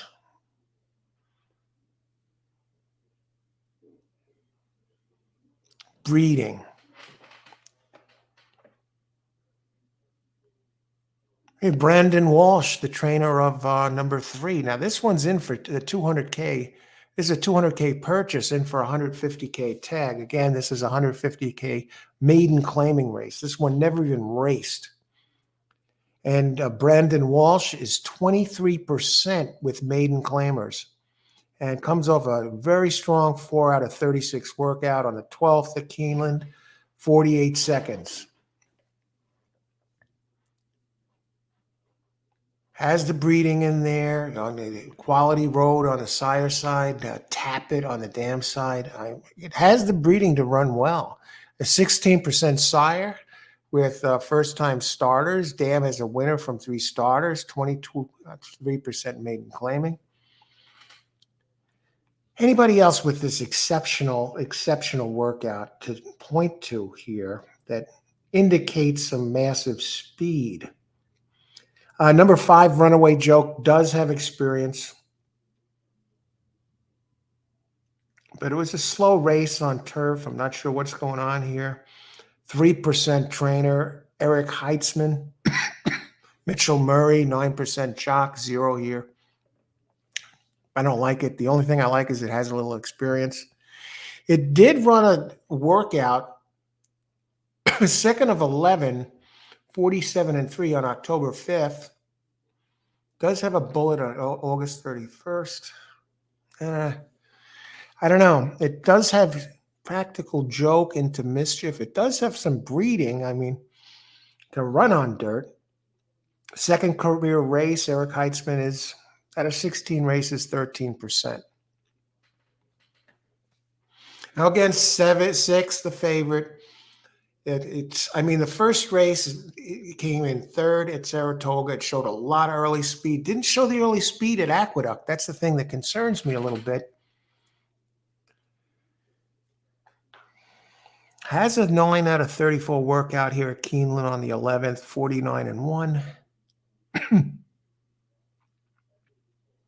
Norm Cassie's 19% shipping.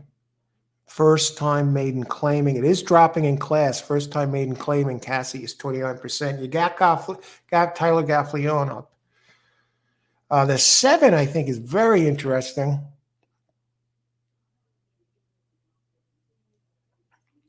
Because of the workouts, really.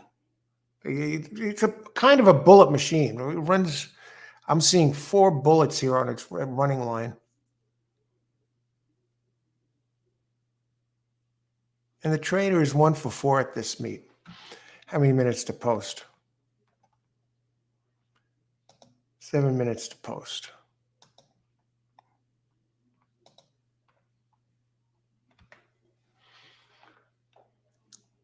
Eight, Sterling Honor out of Honor Code. This is another one, a 230K purchase. And now they're in to take 80% loss on this. Has some nice works. Number 8, Florent Garoa, 16% at the meet, 21% for the year. Sterling Honor, Number 8. What are the odds on number 8? 10 to 1, open 6 to 1.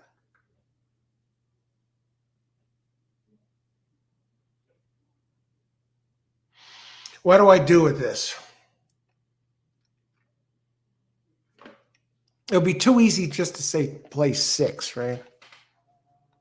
The only thing about the 6 is I'm not crazy about its last race.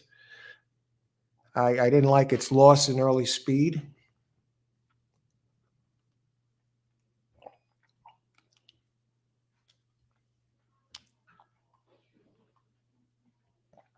I want to drop down to the 11 real quick with Luis Saez up. Comes off a first bullet workout last time for a 13% trainer, Robert Medina. Saez, of course, 18% here for the meet. Excellent everywhere he goes. 19% for the year.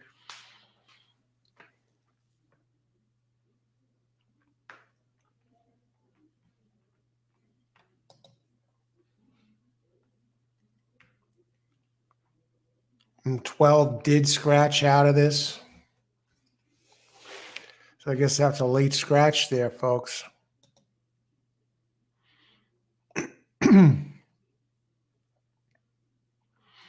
Okay, who do we got here? On break. Hey, on break. Good luck. Thanks for joining us. Good to see you. Rich, boxing 2, 3, 6, 7 exacta, and try drinking ice water. Yeah, I got the ice water going now. The coffee was no more mushroom coffee for a while, but we got the ice water. Good luck, Rich. Let's take a look at Rich's 3 there for a second again. We talked about it. Oh, yeah, that's the one that's also Brandon Walsh. Nice. Okay, good luck. I think you should. Big threat there, at least for the exacta. Was 12 a late scratch? Yeah, 12 was a late scratch. I'm seeing, why is the 12 not there? It's an AE, not an AE. That wasn't there earlier in the day. How would 12 have looked anyway? No. Too slow. Decent trainer, but this time blue. I wonder what's up with that.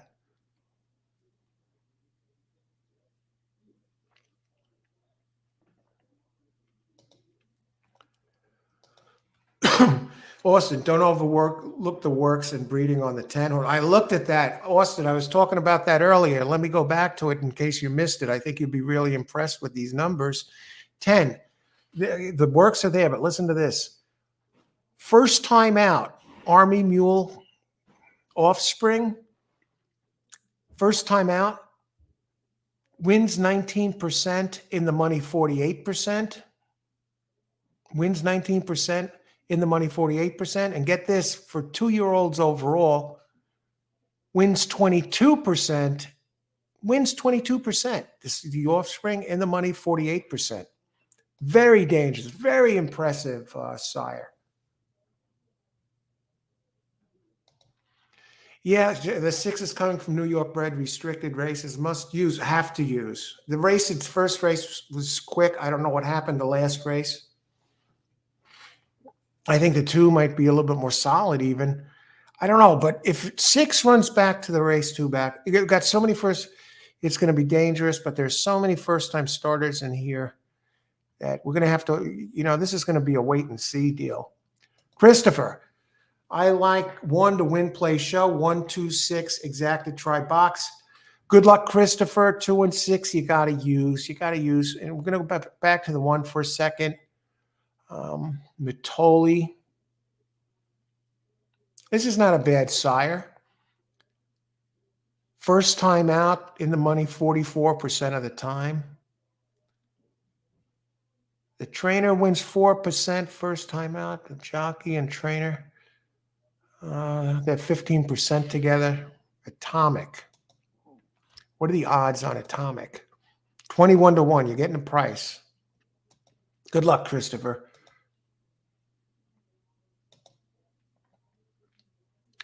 I'm very interested to see how the 10 does here. And the 7. The 7 has tremendous workouts. 7 is Bullet Machine. Nick Storm.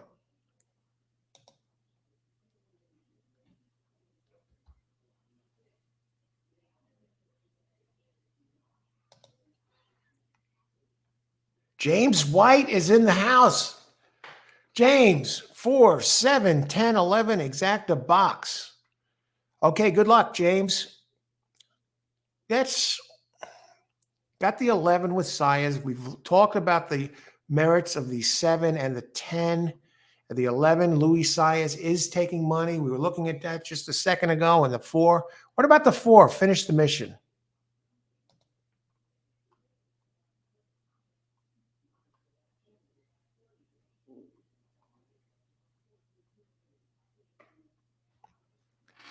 Hell of a trainer, Thomas Amos. Noble Mission. You got Edgar Morales up. Together, these two are 21%. Morales and Amos. That's covering 381 races. But even more impressive, Thomas Amos wins 25% with first-time starters. And they're starting to get in. I just want to see if that one has any massive workouts. Yeah, it's okay. It has some couple bullets in the line there. And Amos can always dangerous. You're getting a price 12 to 1. I don't think it's going to be as simple as 2 or 6, considering we got 8 first-time starters in this race. But hey, I don't have a play this race. The 2 I like best were 2 and 6. If I had to play 3, I don't know. I had 2 and 6, but no bet for me here. I like the 7 with the workouts. I like 3 a bit. 4 has a high percentage trainer. This would be a pass race for me at this point. Live to fight another day. But listed on my page of notes, I had 6 first, 2 second. But I don't think it's going to be that simple. So no play. Good luck, everybody. Let's get it done here. Let's close on a winning note and enjoy a great evening. Okay, and 4 goes to the front. And 3 is there. I don't see 6 showing any of the speed I expected. 2 is coming. Now 6 is knifing his way through. 4, really? Where's Army Mule? Army Mule on the outside. Here comes 7 now, coming right after the 4. Mike Amos is somebody else is coming. 6 is starting to roll.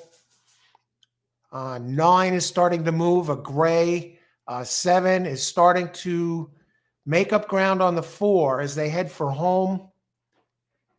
And here comes 6. And Army Mule starting to come into the picture. And the 5, get the 10 in there. Hopefully somebody gets it.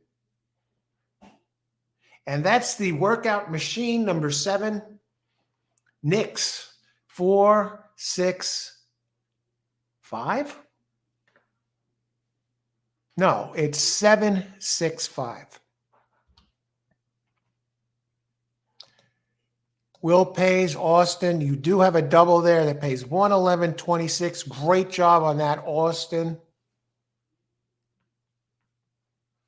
Scott, we got that there.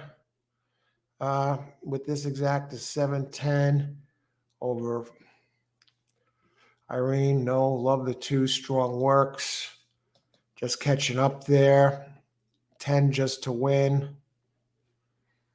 4, 7, 10, 11. James White. Austin, great job getting that done. Let's see. 6, 7, 6. Exacta. Who got 3rd? Was that 5? Yeah.